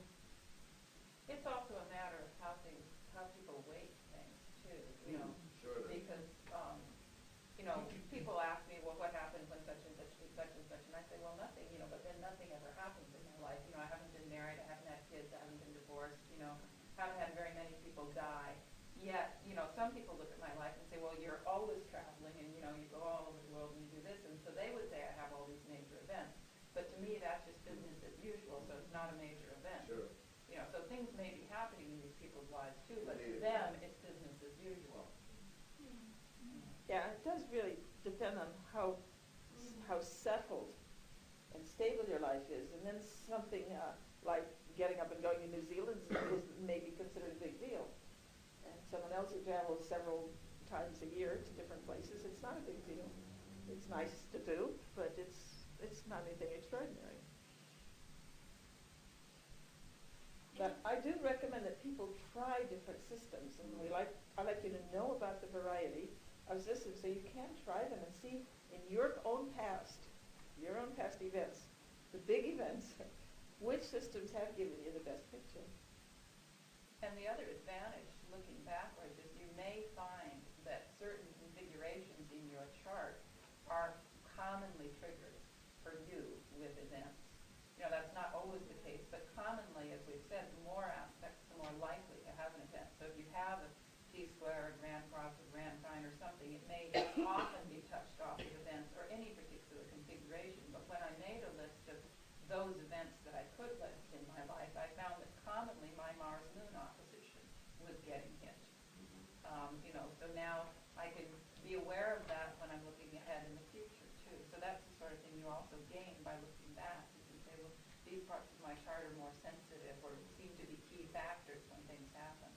Yeah, and I have the T-square with Mercury Sun opposite Uranus and the Moon square all of them. And so when I've had progressed Moon, set that off, I've had interesting periods. One of them was very amusing. The Moon was square Uranus for something like 4 months because it was natal and progressed Uranus, so it extended the period. Normal Moon aspects 2 months, but it was like 4 months. And I'd made a European trip, and I'm quite a bit around the U.S. during that whole period. Now, the traditional astrology would say, Moon square Uranus, you're flying? You know, accidents, don't fly. You know, I, of course, didn't have any accidents, but every single step along the way, something unexpected happened. It was definitely a Uranian period. Like, the most extreme one was when I was flying from Canada to the U.S. When I was flying back, I discovered that they were repaving the runways in Detroit where I was supposed to land, and they were going to land me in Canada instead. And my bag was or vice versa, they were going to land me in. Anyway, my bag was somewhere else, and I had to make this long bus trip to get my bag at this other airport and then go across to another country. I forget which way it worked. The people who were to meet me there, of course, missed me in the process because I was in a different airport. And so then I had to take a long bus trip to get to where I was going for my next lecture. That period. So that was a long period with no sleep. That other time, the plane was delayed by fog, I missed a connection. My bag didn't catch up to me, it didn't get transferred, I had, the next day it caught up to Bag me. in particular. Things is like really, that, isn't it? Your own- constantly, I had to give a lecture without all my lecture notes and books and everything. But that was happening the whole period with Moon square Uranus. Nothing tragic, no crisis. Constantly, it was funny, by the time you've had this several times, you say, well, what'll it be this time? And remember, Uranus doesn't like being bored? The universe was saying, you don't like being bored, do you? Just wait and see what happens next. Could it have been more tragic if there was like... Now, if I were at war with myself, in conflict with myself, then it might have been something much more serious. Well, depending on the person, that could be life-threatening. Maybe to Uranus. And if I had wanted out of life at that point, and I wanted to continue, then of course I could have picked a flight that was going to crash. Subconscious. Yes, of course, subconsciously. Absolutely right. To make the point, it would definitely be subconscious. It's not deliberate. I mean, if you subconsciously didn't really want to be on If subconsciously I really wanted out, I was finished. No. Then that would have been a time when I could have opted out. What's the time sort of thing of the mirroring thing? Because it seems like that woman who, for 20 years, if she exactly did it at the end of the 20 years, rather than saying, okay, look, I'll reevaluate and do I still want him, do I still need to, maybe I could stay around, even though I've learned I can still enjoy since she got out. See, this is Was it 20 years ago that character. being set up in her? It's the character producing the destiny. And if you don't change your character, your destiny is written there when you enter. Yeah. This was a period of 20 days in her life when she was still a baby. Remember, 1 day for a year. You have lived 90 years by the time you're 3 months old. And these are symbolic patterns of the natural stages of your character evolving. And if you are handling the character, if you've integrated the problems, then you handle it successfully, effectively. If you haven't integrated successfully, then you have problems. And none of us handle it successfully. Well, we all are learning something.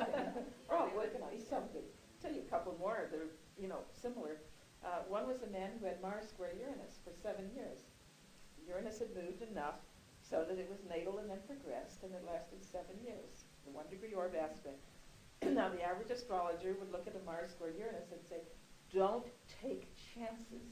You're accident prone during this period. Don't you do anything risky, right? You know what he did during that 7 years? He was a stuntman in Hollywood. That's exactly what you feel like doing, or people feel like doing. And he was. He was a very successful stuntman. He never had an accident. He made a lot of money.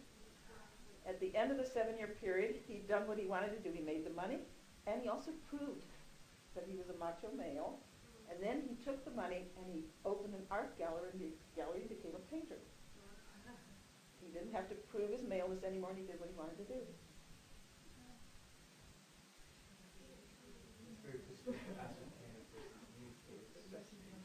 The chart shows the issues. It does not say what you will do with it. It really does depend on you what you do with it. And then each person doesn't know what they need is an unconscious intention. Yeah, it's pretty unconscious for the most part, but the chart helps you to become conscious by understanding the principles. Would he have said that there was anything particular that made him think that that's a good channel? Like, was it just his own understanding of his energy? He didn't know anything about astrology. He was just doing what he felt like doing. Right. Some people do that and it works well for them, and others it doesn't. So. For sure. Well, part of the Mars square Uranus, those are both freedom planets, so he needed to be doing something that was freedom-oriented, that was exciting, that was risk-taking. But the whole thing, part of the reason it's associated with accidents is A, sometimes you're doing too much too fast, especially Mars rules speed, and you're not being careful. Or B, if you aren't totally in touch with that need for independence and risk-taking, you may do it in destructive ways where it breaks out at times where it's, like the explosiveness rather than just the natural expression. But he was doing it within a context where there was some structure and some safety, and it was very positive. But it would not have been, traditional astrology, which says things like stay home, you might have an accident or something like that. That's the worst advice you can give to somebody who has those kinds of aspects, because then it is going to break loose and break free in some sort of destructive way.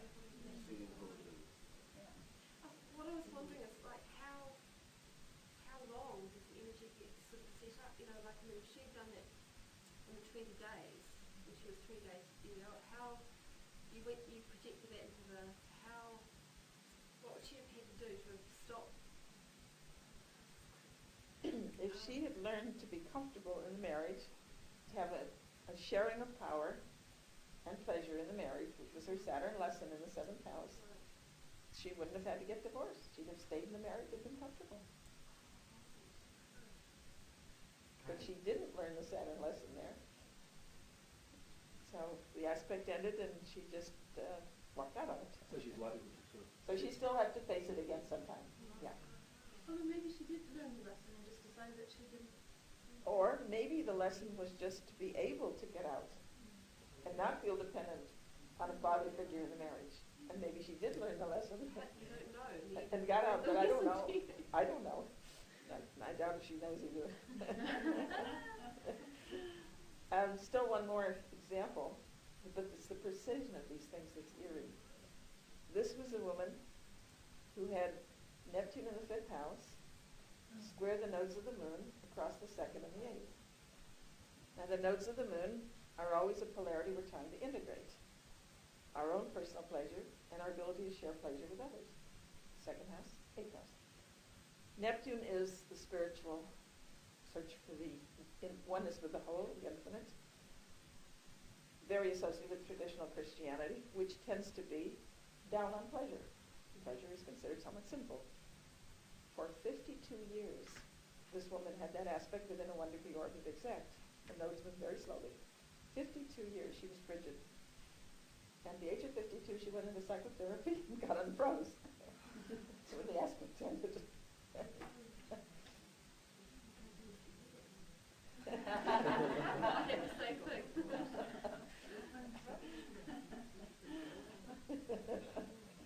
So that was pretty spooky. So life is fascinating. But if you watch the patterns in your life, why, you will just see often just quite amazing coincidences. But remember, it's the meaning that you get out of the chart. You don't know the details. The details depend on the person. And people who only know the traditional things, you know, that this has to be bad or this has to be good, will be wrong a lot when they try to guess the details.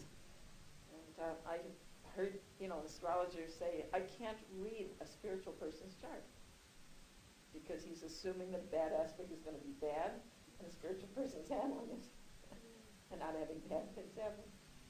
It's the old duality thing that people have integrated duality with Pisces or whatever, and they don't keep carrying it on. But once you integrate the new duality, you don't have to have duality anymore. So you can move on to There are basically positive potentials out of every one of the 12 sides of life. There are genuine conflicts between them, though, and we have to work out a way to either take turns with them or stay in the middle and have a little bit of several, the two solutions.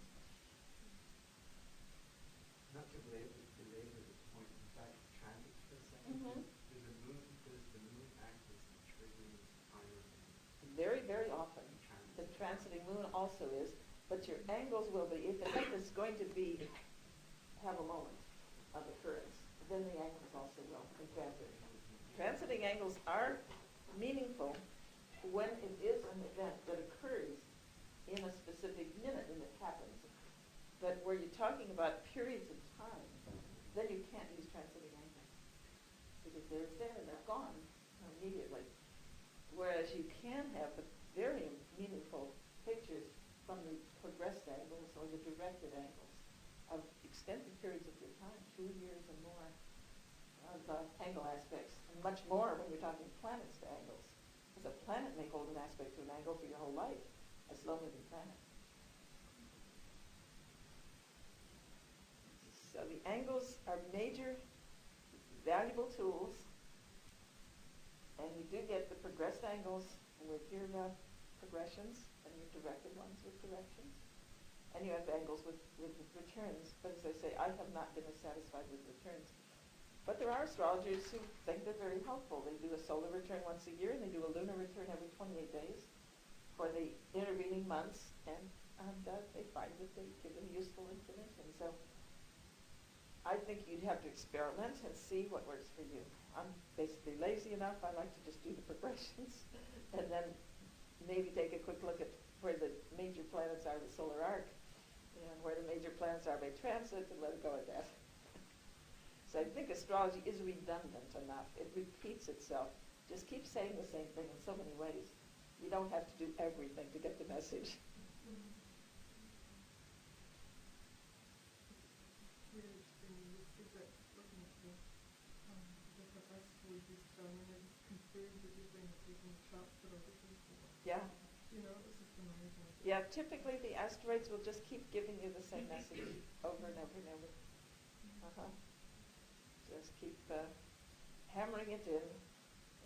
Could you say something, yesterday you said something about the notes of the moon that helping with muscles exercise and sustenance. Is more of a challenge for most people. Right, so then a challenge. Yes, it's something to learn and then it's something to give. If you think of it as a cup, you have to fill it till it overflows. So you learn how to handle that part of life, and then you have something to give the world at that point.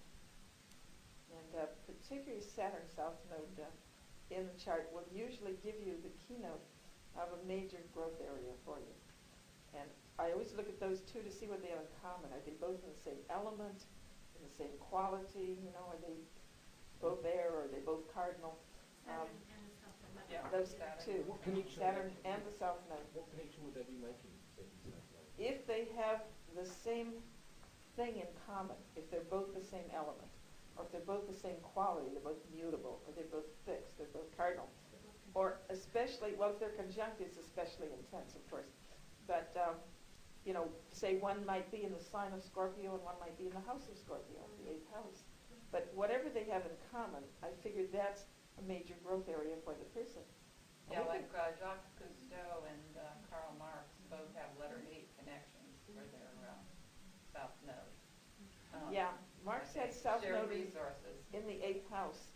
And his whole thing was, of course, the joint resources of society and people, and he was completely hung up in that area. Yeah, really. So you just, I just look at those to see what they have in common, and sometimes you have to talk to the person before you really understand. I'll never forget one chart. This guy had his more in air than any other sign, any other element. He had a chart loaded with air, and yet the South Node was in an air sign and an air house, and Saturn was in an air sign. He had Saturn in the 10th in Aquarius, and he had South Node in whatever it would be, I guess, Libra in the 7th, something like that. And I told him frankly, I said, I don't understand this, because your chart is loaded with air, so you are instinctively equal. Peer relationships are normal for you. You want peer relationships, but it's still a lesson area for you. Connected to your work, handling of power, 10th house, and connected to partnership in 7th house. And he said, I can understand it. He said, I am a manager at work, but I treat my employees as if they were equals, the way I would like to be treated, and they take advantage of me. And I've been trying to control my wife. So he was not using power where he should have been in his job. He was trying to use power on his wife where he shouldn't have been. He still had a lesson in both areas. When to use power and when not to. So sometimes you have to talk to the person before you understand, but if you explain the principles, they can then make sense of it. You don't think you have to know all the details. And that's where you have to get past that idea that you're only a good astrologer if you can guess the details. If you guess the details, you may be right, and then you get an ego boost, but you may not be helpful, because then they think it had to be that way, and there was no other way to do it. Whereas if you tell them the principles, they can figure out how to do it differently. You're on psychology for a moment. What if you get a very practical, pragmatic businessman coming and wants to know something about when should I invest or something, for example? What kind of judgment do you do? If they specify the details that they are working with in their life, then you can be more detailed. If they give you the details, you're not trying to guess them. Right. They're telling you, I have some money to invest, you know, what looks good in my chart for investment. Then you can talk intelligently to that. They've got good aspects to the 4th house and the 8th house. This may be good for real estate. See, see, the 8th house is where you get the return on investments. The 5th house is where you make the investment. 2nd house is where you earn in the first place. So 2, 5, 8 would be what you focus on, and 6, 10, also for his work and his career. But if he's got a good 5th house, 8th house, then more speculative investments might be fine for him. If he's got good 4th house, 8th house, then real estate might be a good field for him. But you explore the thing with him providing the details. And then you look to the chart. Because the chart shows the principles, but if you know which principles connect to which details, then you can work with them.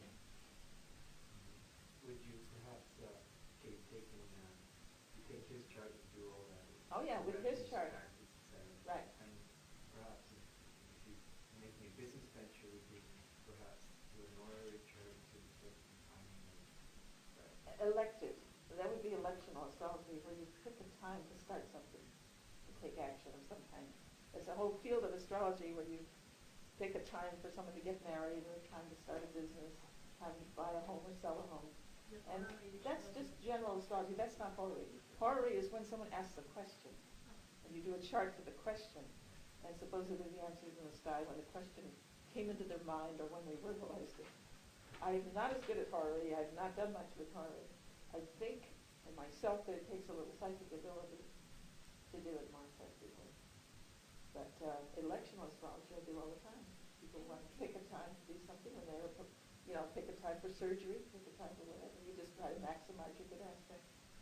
Remember, the aspects show their state of mind and emotions. So the more you have good aspects, they have a more peaceful and integrated and, they're in harmony with themselves, and they're more likely to have a successful outcome. Yes, 4 and 8 and 12 are your psychic indications, your water. Plus Uranus. And Uranus contributes something, and if it's mixed with air, like Mercury and Uranus, also it helps you to get that unconscious knowledge up into consciousness. And it would have to be repeated quite a few times and be quite strong. The more it's there, the more it's there in the life. Yeah, repeated themes, yeah. And it's sometimes difficult to know that the line, if indeed there is one, between what you could call psychic and what you could call intuitive, just something that you know. I would associate the Uranus with the something which maybe you haven't analyzed into words, but your entire breadth of experience has, and your subconscious body language reading capability and all that kind of stuff. Yeah, you may be getting it partly intellectually and not just psychically, in other words, and you're putting it But together intellectually. in an integrated picture. Yes. There's a lot we pick up non-verbally in other ways that we don't know where it's coming from. Yeah, that's it's not right. purely psychic. Yeah, that's right. And when I did, I had actually several hundred charts that someone had collected of people who had out-of-the-body experiences. And the most consistent thing I found was one of the water planets, or Uranus, close to an angle. That was more than any other aspect that I found was conjunct angles within 5 degrees. Any one of the major angles, ascendant, descendant, or 4th, 5th. And 3 water planets and Uranus. So those angles are really important, and of course they depend on birth time. Birth time is a crucial part of your picture. Have you quite successfully been able to find out birth times through treatment, even about the life events, if I'm not sure how to Rectification. Determining birth time from life events is a very difficult thing to do. It can be done, but it's not easy, and it's never as sure as if you have somebody who wrote it down at the time. Right. It's always a little bit chancy. I have done it on occasion quite often, and sometimes we get a record that confirms it, but it's usually you just hope that it will continue working, and the person has to keep watching their life and see if it continues working. And would that say something about some health stuff? No, it just says again the character creates the destiny, and we're just working backwards with rectification. Instead of looking at the character to try to guess the destiny, we're looking at the destiny, what they actually did, to try to guess the character that would have produced that. To throw a little bit of skepticism, I've heard some people they're doubts for it. I never found that very reliable. Using the psychic ability, especially what I have not found reliable is professional psychics giving them a birth time. I have yet to find one that was accurate. When people got a hunch themselves from their own work with it, that has occasionally worked out from events in the life that seem to fit. But people who have said, some psychic told me I was born at this time, I've never seen it work. How about physical things? It's not reliable. There's too many ways you could say the same thing. Like one of the charts that I rectified, some astrologer had told her she had to have Cancer rising because she had a round face. Well, when I got the time that I think is accurate for her, the moon was on the ascendant. There's just too many ways to say the same thing. Good times are recorded on birth certificates. Yeah. Most states do record birth times now. Some of them only started more recently than others, so it varies a lot. And we had this terrible situation in Illinois that up to the year of 1959, they were supposed to record standard time, even if daylight time or wartime was in effect, but they didn't always do it. So anybody born in wartime or daylight time in Illinois up to 59, a place that had wartime or daylight time, you have to work with events and try to figure out which hour it is. What was the original reason for the birth times being recorded? You know? I mean, I wonder why we don't. Oh, it's I think part of the government bureaucracy to keep track of things. keeping track of things, yeah, and they still don't do it in England. I don't know how English astrologers manage. They record in Scotland, but not in England. Scotland and France, the only ones that have for a long period of And time. Germany. And Have they for a long some period? other European countries have done it for quite a long Oh, time. have they? Yeah, Holland too. All right. Yeah. England is the worst. And here, there's a friend who's trying to find it, and he was born only in 63, and they've destroyed them all. Oh my goodness. For, after the 70s, when they decided they were going to get rid of them, I think it's the women's hospital one, so they're trying to find it. Oh, It dear. varies with the hospital. They each have different policies in New Zealand. Some go back many, many years, 60 years, 70 years. Others go back no distance at all.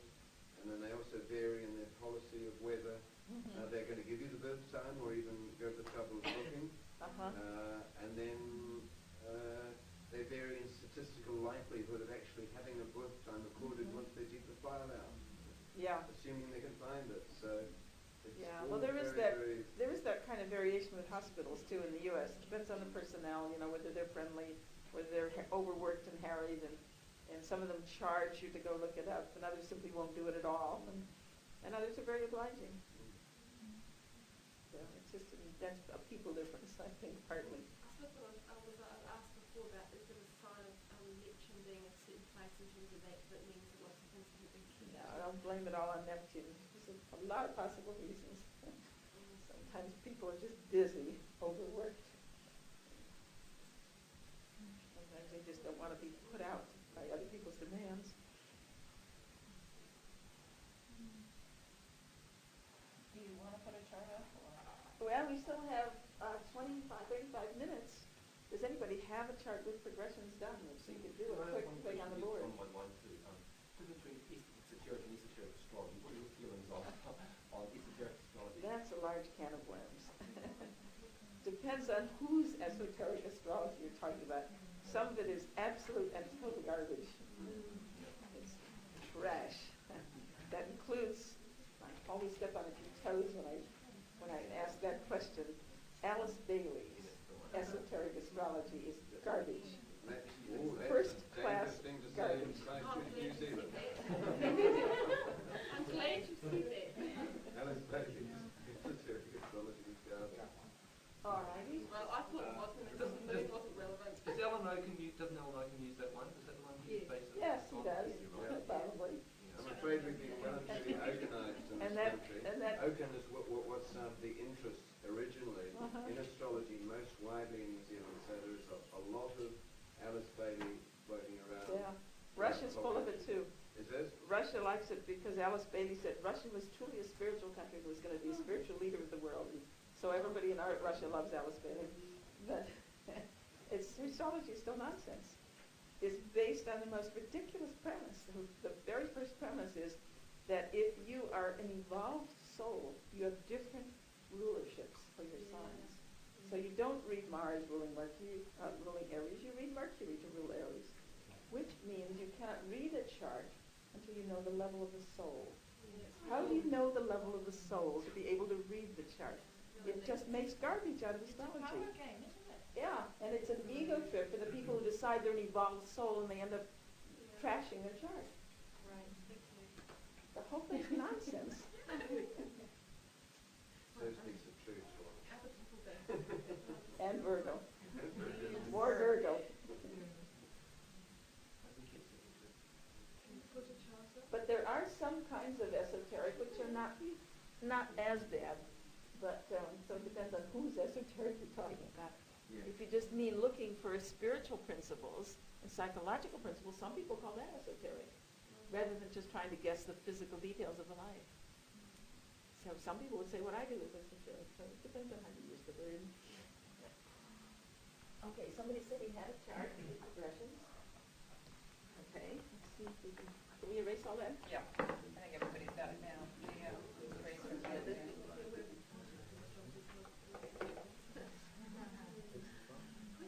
Yeah, you can erase it, but we don't need that. I'm just going to sit over here. I'm not going to do two. I'm going to do one outside the other. While you're putting that out, I did want to say about the nodes when we were talking about them earlier. One of the things that we often see is it's like a subjective discomfort often at the south node in because of that sense of challenge or lesson like the south node in the first. I've seen oftentimes like Saturn, there's early senses of insecurity, self-criticism, self-doubt, which doesn't hold true as much for the north node. So there is that commonality of the south node and will often have some feelings like Saturn where there's early insecurity or inhibition or self-doubt that has to be worked through. Again, learning it, mastering it, becoming competent, and then something to give to the world.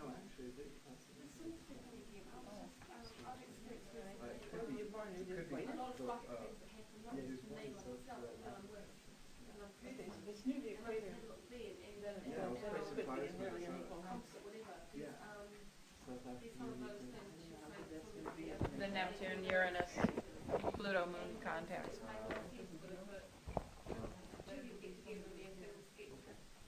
Is there anybody who's here who has progressions? This is somebody who knows who's not here. I'd rather do somebody who's here that's not complimented. Anybody have a chart? We have a progression chart here. Read me the midheaven, and I'll just write it out here. Doesn't matter, as long as it's this year, it's fine. Progressions don't move that fast. I think if she can't find it, then we'll.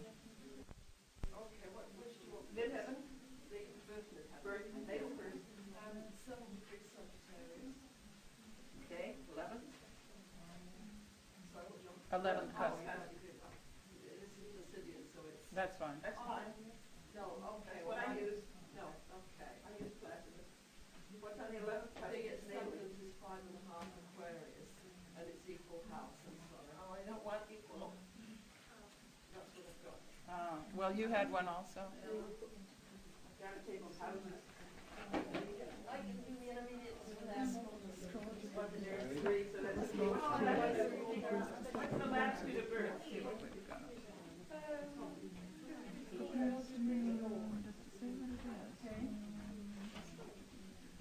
Incidentally, if anyone wants a printout of the progress to natal, Oh, this is Coke.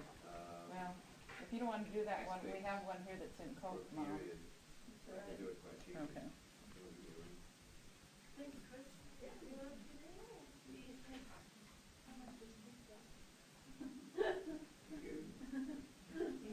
It's a complicated system.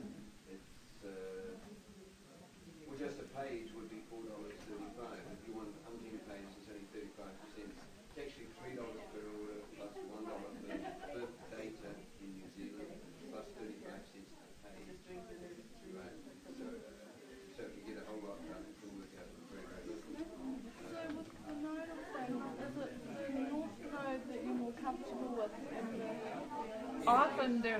subjective comfort, but it depends because, as we said, if the North Node is in Capricorn or near Saturn or in the 10th house, there may be discomfort at both ends. But commonly people feel more comfort at the North Node end and less at the South Node end. But still, the goal is to integrate. It's like any opposition. You don't want to ignore either side. The main problem we have are with these people who say, well, ignore this because that's the old path and go towards this. That's not true. You want to do both. You want to integrate them somewhere, somehow. But it does seem, most of the people that I've seen, particularly that placement, it seems to be real apparent.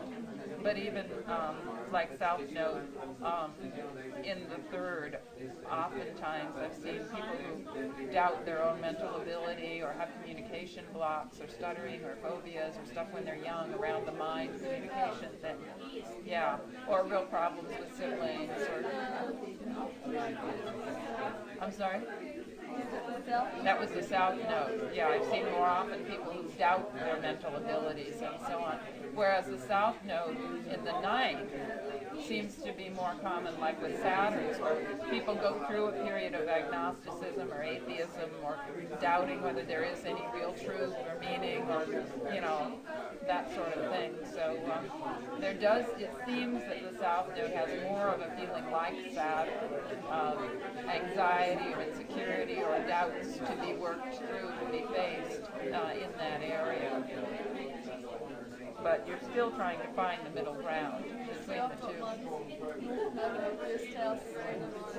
South Node of the 7th.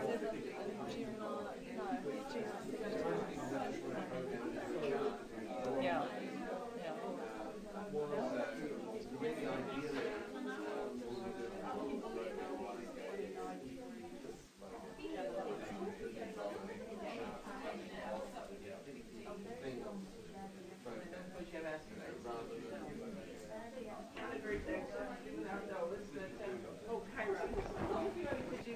Yeah, I'll put it up.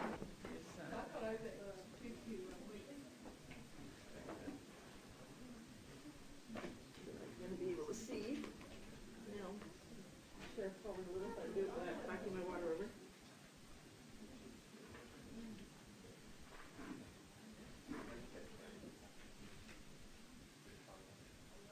Now, before you can do progressions, you have to know something about the natal chart, because in all cases, you go back to the natal, back to the basic character. So one of the major points to be made in any current patterns, if you have a harmony aspect in the natal chart with the two planets involved, with the planetary angle involved, then the progressed one is more likely to be harmonious, even if it's a conflict aspect. Now, currently, your natal harmony is more likely to come through, and you can probably handle the situation. On the other hand, if you go from a conflict aspect in the natal chart to even a harmony aspect in the current chart, you may very well have conflict in your current life, unless you have learned to handle, to integrate that conflict in the natal chart. Even a good aspect currently may still be a challenge, but you may very well have learned to handle it, or you may learn at the present time, facing the issues, you may learn to handle it with the harmony aspect currently. Harmony to harmony should come out harmony, unless, of course, a lot of other things in the chart are pointing towards problems. The ones you want to watch the most are conflict to conflict. If, for instance, you've gone from a square to a quincunx, or vice versa, or an octile to a square, or whatever, then you do need to pay attention to that, because that's an issue in your own nature that is important for you to handle.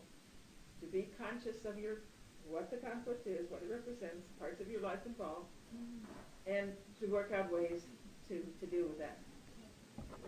So the first thing we need to see in the chart is just a very, very short thumbnail sketch of the natal. And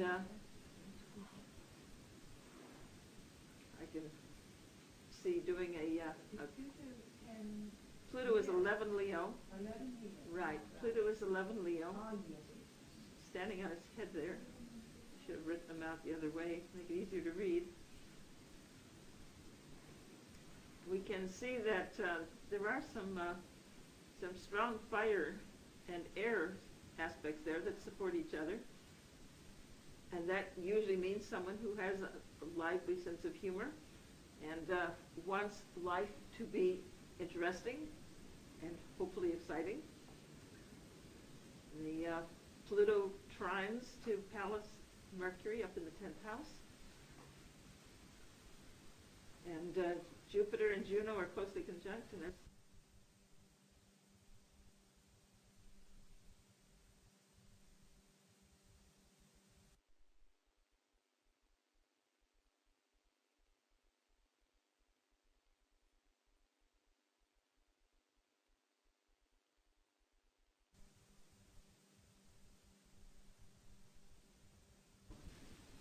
so the search for the ideal mate is loud and clear in the chart, and Venus in Sagittarius just does it again. And Pallas is up in the Sag also. And the mate is connected to the parent, probably father, with Pallas in the 10th, and with Jupiter ruling the 10th in the 8th house and conjunct Juno. But mother also, part of the key to mate, with the moon in the 7th house. So we have the search for the ideal and the parent-partner mixtures that both would take some handling to make sure that we don't expect impossible things in our marriage or pick a person who is expecting impossible things of us, and that we can take turns being parents and caring for each other.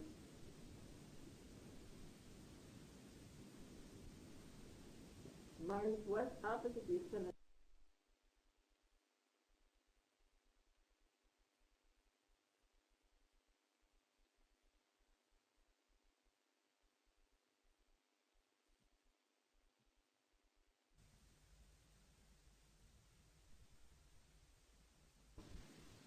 So the search for the ideal mate is loud and clear in the chart, and Venus in Sagittarius just says it again. And Pallas is up there in the Sag also. And the mate is connected to the parent, probably father, with Pallas in the 10th, and with Jupiter ruling the 10th in the 8th house and conjunct Juno. But mother also, part of the key to mate, with the moon in the 7th house. So we have the search for the ideal and the parent-partner mixtures that both would take some handling to make sure that we don't expect impossible things of our marriage or pick a person who is expecting impossible things of us, and that we can take turns being parent and caring for each other.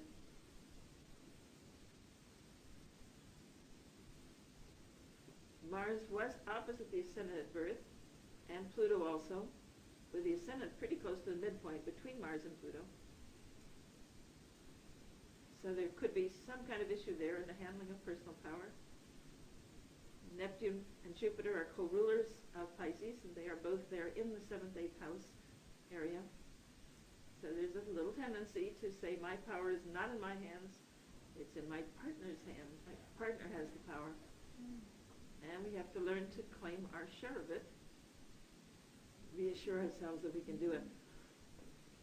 And Venus conjunct the South Node also supports some kind of issue around some kind of growth or learning around partnership.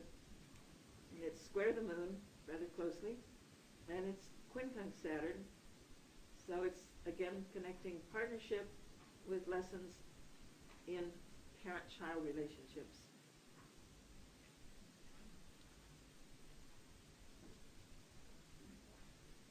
Now, the Sun in Capricorn and Vesta in Capricorn suggests that the work is an important developing part of the life. In the 11th house, we're future-oriented. The Sun is future-oriented, so tendencies to move towards more personal power through a job. And Mars in the 6th, of course, is identified with the work at the beginning. And conjunct Saturn widely, but we can call it a wide conjunction. It says that again.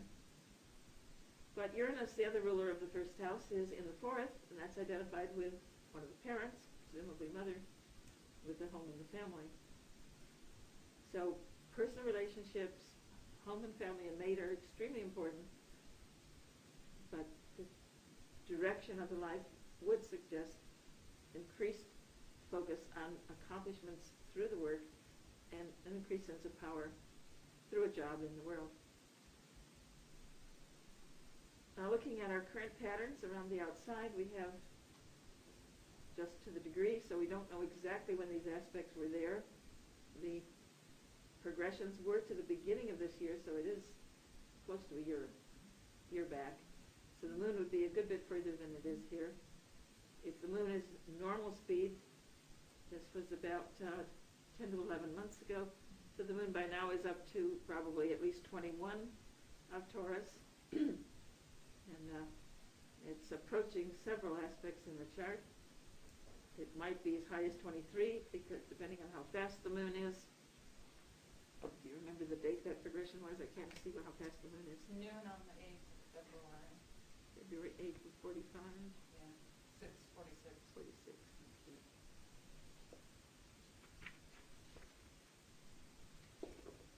Okay, the moon on February 8th is going 14 degrees, so it's approximately 1 degree and 10 minutes a month. So we're now from only back 2.5 months from 14 degrees, so we've got it up to 22 approximately. So it is really just coming in to that sextile to natal Saturn, trine to natal moon, quincunx maybe in already to natal Juno, and approaching the quincunx to natal Jupiter. And quincunx to Venus. Quincunx to Venus on the other side. And later it will be to Ceres and the South Node in Progress Pallas when it gets up to 26 to 27. And it would be trining the Progress Midheaven at 24 Capricorn, coming into that too. So it's approaching some very major aspects in the latter part of this year. It may be coming in the very near future. It might be November, December that most of those aspects are forming. But it's going to be an important time. The moon is our trigger, remember. When you have a lot of things close to the same degree, here we're talking 23, 24 degrees of several different signs. So when the moon goes through any sign at 23, 24 degrees, it's going to trigger off those patterns. It'll be a grand trine in Earth, which suggests success in handling the material world. It'll be a double quincunx, a yod pattern, which suggests a new direction, possibly in knowledge, because it's Sagittarius and Jupiter, and possibly in relationships, because it's Juno, Libra, 8th house, and Venus. Saturn, again, in the aspect is more the work-related. So it's a favorable pattern for work success, the sextile to Saturn, trine to the moon in Virgo, and a trine to the midheaven in Capricorn. And it's a more challenging combination where relationships are concerned, but it could simply mean some new knowledge coming in, new understanding, and that changing our attitudes and our interactions with other people. And then as the moon goes on towards the end of the year, it's going to be, or early next year more likely, it's going to be going over that progressive ascendant, although by now that's going to be well up at 28, depending on our precision. It might be 29 by now, because in Taurus we have a fast ascendant. So the ascendant has been going through the aspects to the nodes.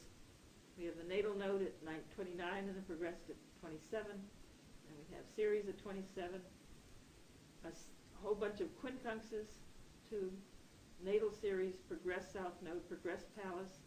Again, could be changes in relationships. It's the kind of thing that could be separating from kids that are grown up now and moving on, or making new friends, moving in new directions in our dealings with the public. There's always a variety of things we can do that shift our situation. The grouping there in Aquarius, we also have a strong focus on Aquarius with Vesta and Mercury and Sun and Venus all lined up, coming through that sign and in or into the first house. And Vesta has been going through the opposition to Mars, we can see. And of course, not having the exact minutes, we don't know exactly when these aspects were there within 1 degree. It may well be past by now, but last year and the year before, and maybe the year before that, we probably had Vesta opposite Mars, suggesting work changes, because Mars is in the 6th house and Vesta's Virgo. So shifts in the work, and Aquarius, Leo, of course, periodically are going to want to do that. But it could have been promotion, because we have had the Earth trine, the midheaven trine the Moon, and it would have been there for 1990 and maybe 89. And the ascendant also back maybe as early as 89 would have been in the trines, because it is fast in Taurus, so it sometimes moves almost 2 degrees a year in Taurus. So a focus on work and more independence in recent years, and maybe less time for friends, for social activities, for studies, for travel, for other things. These quincunxes do suggest letting go some things in order to concentrate on others.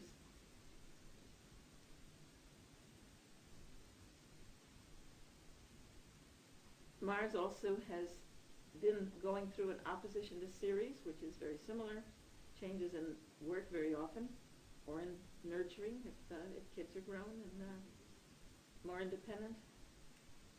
And again, Mars moves faster than Ceres normally, but here it's pretty far away from the Sun. It was retrograde at birth, so it's probably very, very slow there. So it might actually be Ceres that's moving into the aspect to Mars. I would have to look to find out. And Ceres also has been going through the quincunx to progress Uranus. Might now be moving into quincunx natal Uranus. Pattern of separation again. It's going to be home changes, or it may mean that we're just working more, so we're in the home less. We're out doing other things, and not home as much, or not doing as much family stuff.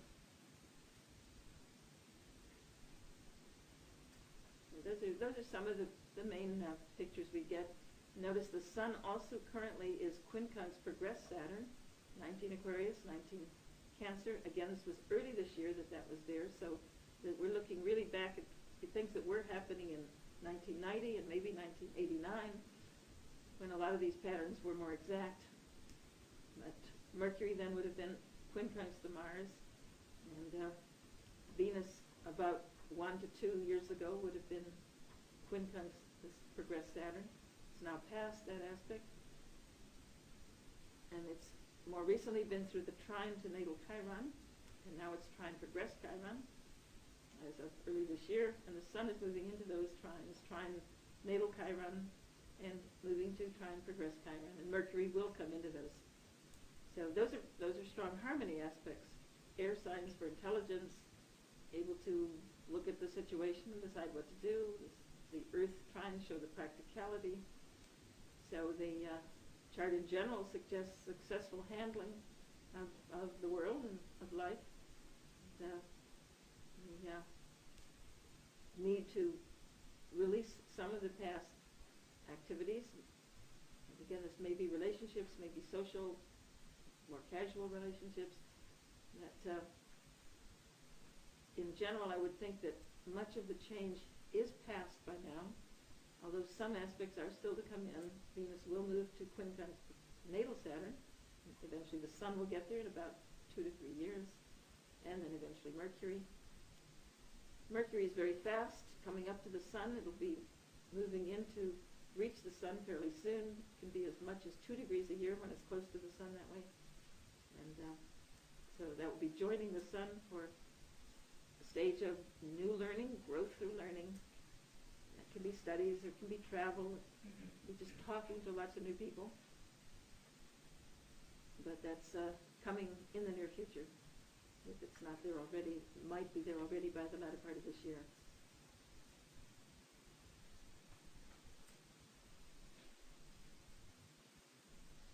That's a thumbnail sketch without having the exact minutes of the aspects of the positions. Why we can't be as precise about the timing on these aspects. Remember, you're limiting to a 1 degree orb, and you have to have the minutes there. The degree alone is not enough, but we can see the general trends with just the degree. I'm actually going out on my own, learning at the moment to try and figure out a way to emigrate to to Canada. Well, that's what that separation is about. You do want to leave home and go to Canada. But I haven't figured out a way yet. It's right in mid-Atlantic. I really want to go.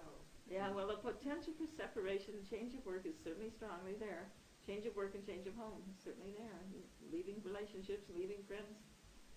But the practical issues are something that astrology is not going to help. Astrology just shows your state of mind, and the practical issues take making some contacts in Canada, finding a long-lost relative or something that can help get you there.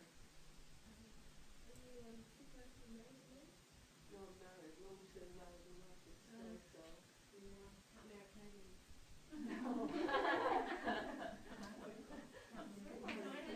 Does your husband want to emigrate too?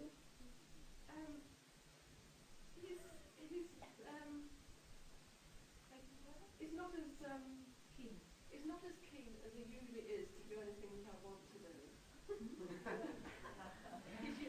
is significant. Yeah. Yeah. In fact, I'm accused of being wimpish about it because I'm quite restless, and he's usually very supportive about such things. Yes. It's not a problem. You definitely have the restless nature with the air fire. A lot of fire and air there. But, well, I think anytime you got Saturn aspects, you do need to be practical. And that Venus is coming to quincunx natal Saturn, Sun is quincunx progress Saturn, Mercury is coming to the quincunx to progress, and then they will both aspect natal. So this could all mean separations from jobs, but you just need to be a little more careful than usual when you're dealing with Saturn periods. That you don't overreach. Dollar exchange, and I'm saying to hell with it. What is it about transit that you want? Change, mainly. The climate is not as nice.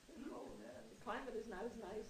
No, I want to go to BC. Well, BC is the only BC nice is part of lovely. Canada. Yeah. No, I know exactly where I want to go. Ottawa's real pretty too. Yeah, it's just cold in the winter. Do you know people So there? real subjective. Yeah, We've got we've a lot of relatives Oh, there. well then. Yeah, I know exactly what I want to do there. There's light coming to it. Well, it's definitely possible. Venus will actually have a yod to Saturn and Moon in the very near future, because by now it's probably up to 22 of Aquarius, and then the Sun will move into it in about 3 years, or 2 to 3 years. And but the midheaven is already past the opposition to Saturn, and it could have happened with that aspect. It's currently, unless it's past it, square the aspect to natal Jupiter, but it will move to square progress Jupiter. And of course, any square between a Capricorn midheaven and Jupiter says your aspirations are somewhat in conflict with what's possible, the Capricorn principle.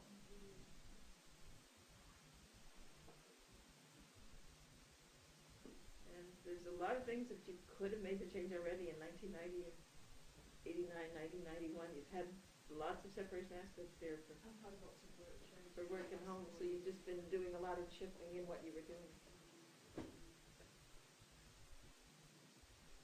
And kids are grown, so you No, we don't don't have any children. you don't have children. No, we've moved away from different areas. Uh-huh. You didn't ever have children? Or you just were away from them? I would have expected 1 or 2 kids at a time. Because of the North Node in particular? Because of Gemini in there, and Mars and Leo. Mars and Leo typically has 1, and Gemini in the 5th typically has 2, and Uranus in the Gemini in the 4th also, and Uranus. They all typically have 2. But when there is a lot of freedom urge in a chart, then the person makes bypass that part of life. Yeah, I did a chat with a woman just recently with the North Node in the 5th, the only in the 5th. She had no interest in children at all. Uh-huh. Well, it just slightly puzzled me. She was Leo, like Leo, which and all that.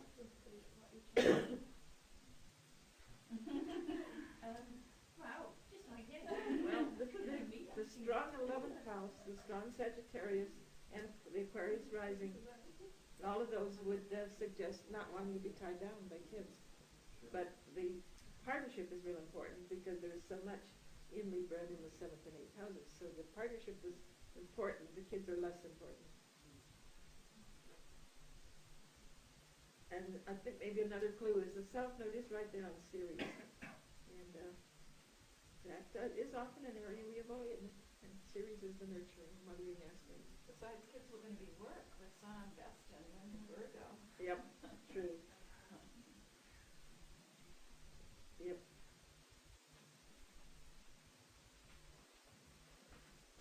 Okay, anybody else have any other questions or comments? You just speak about the yod. Speak a little about the yod. Yeah, it's typically a time when we do make major changes. So it's strongly possible that she can make it in this move. Oh yeah. With Venus and then Sun and then Mercury all coming in to form a yod with Saturn and Moon. That's work for Saturn, both its own nature in the 6th house, and it's home for Moon and work again in Virgo. And, actually, one thing about yod, is this yod generally? yeah, yod generally is often like a fork in the road and we go in a new direction. Drop a lot of things and do something different. Might wait until Moon actually moves into the 4th house. And one classic time would be when the Moon actually crosses Uranus in the 4th, or when it's opposite Pallas and Mercury in the 10th. But there are many times when it could signify a move. And it would have been really good for the two.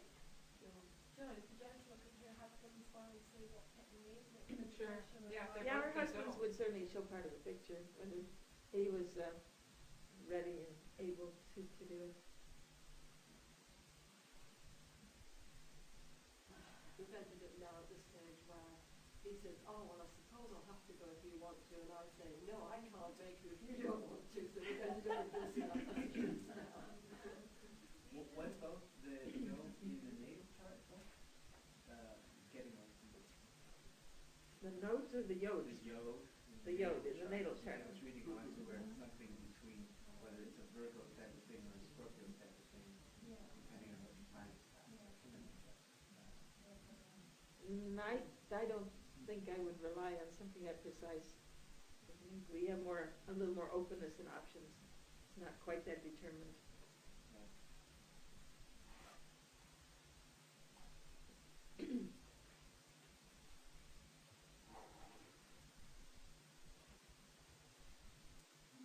Well, in general, I would say it might happen any time.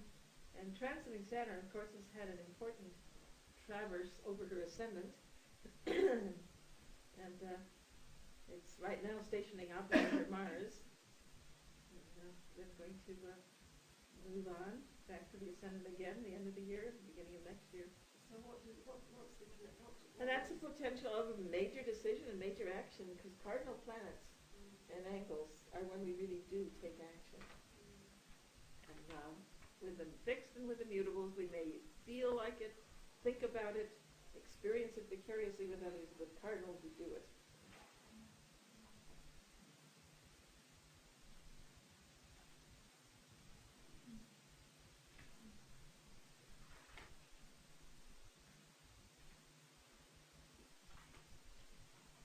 Okay, any other questions?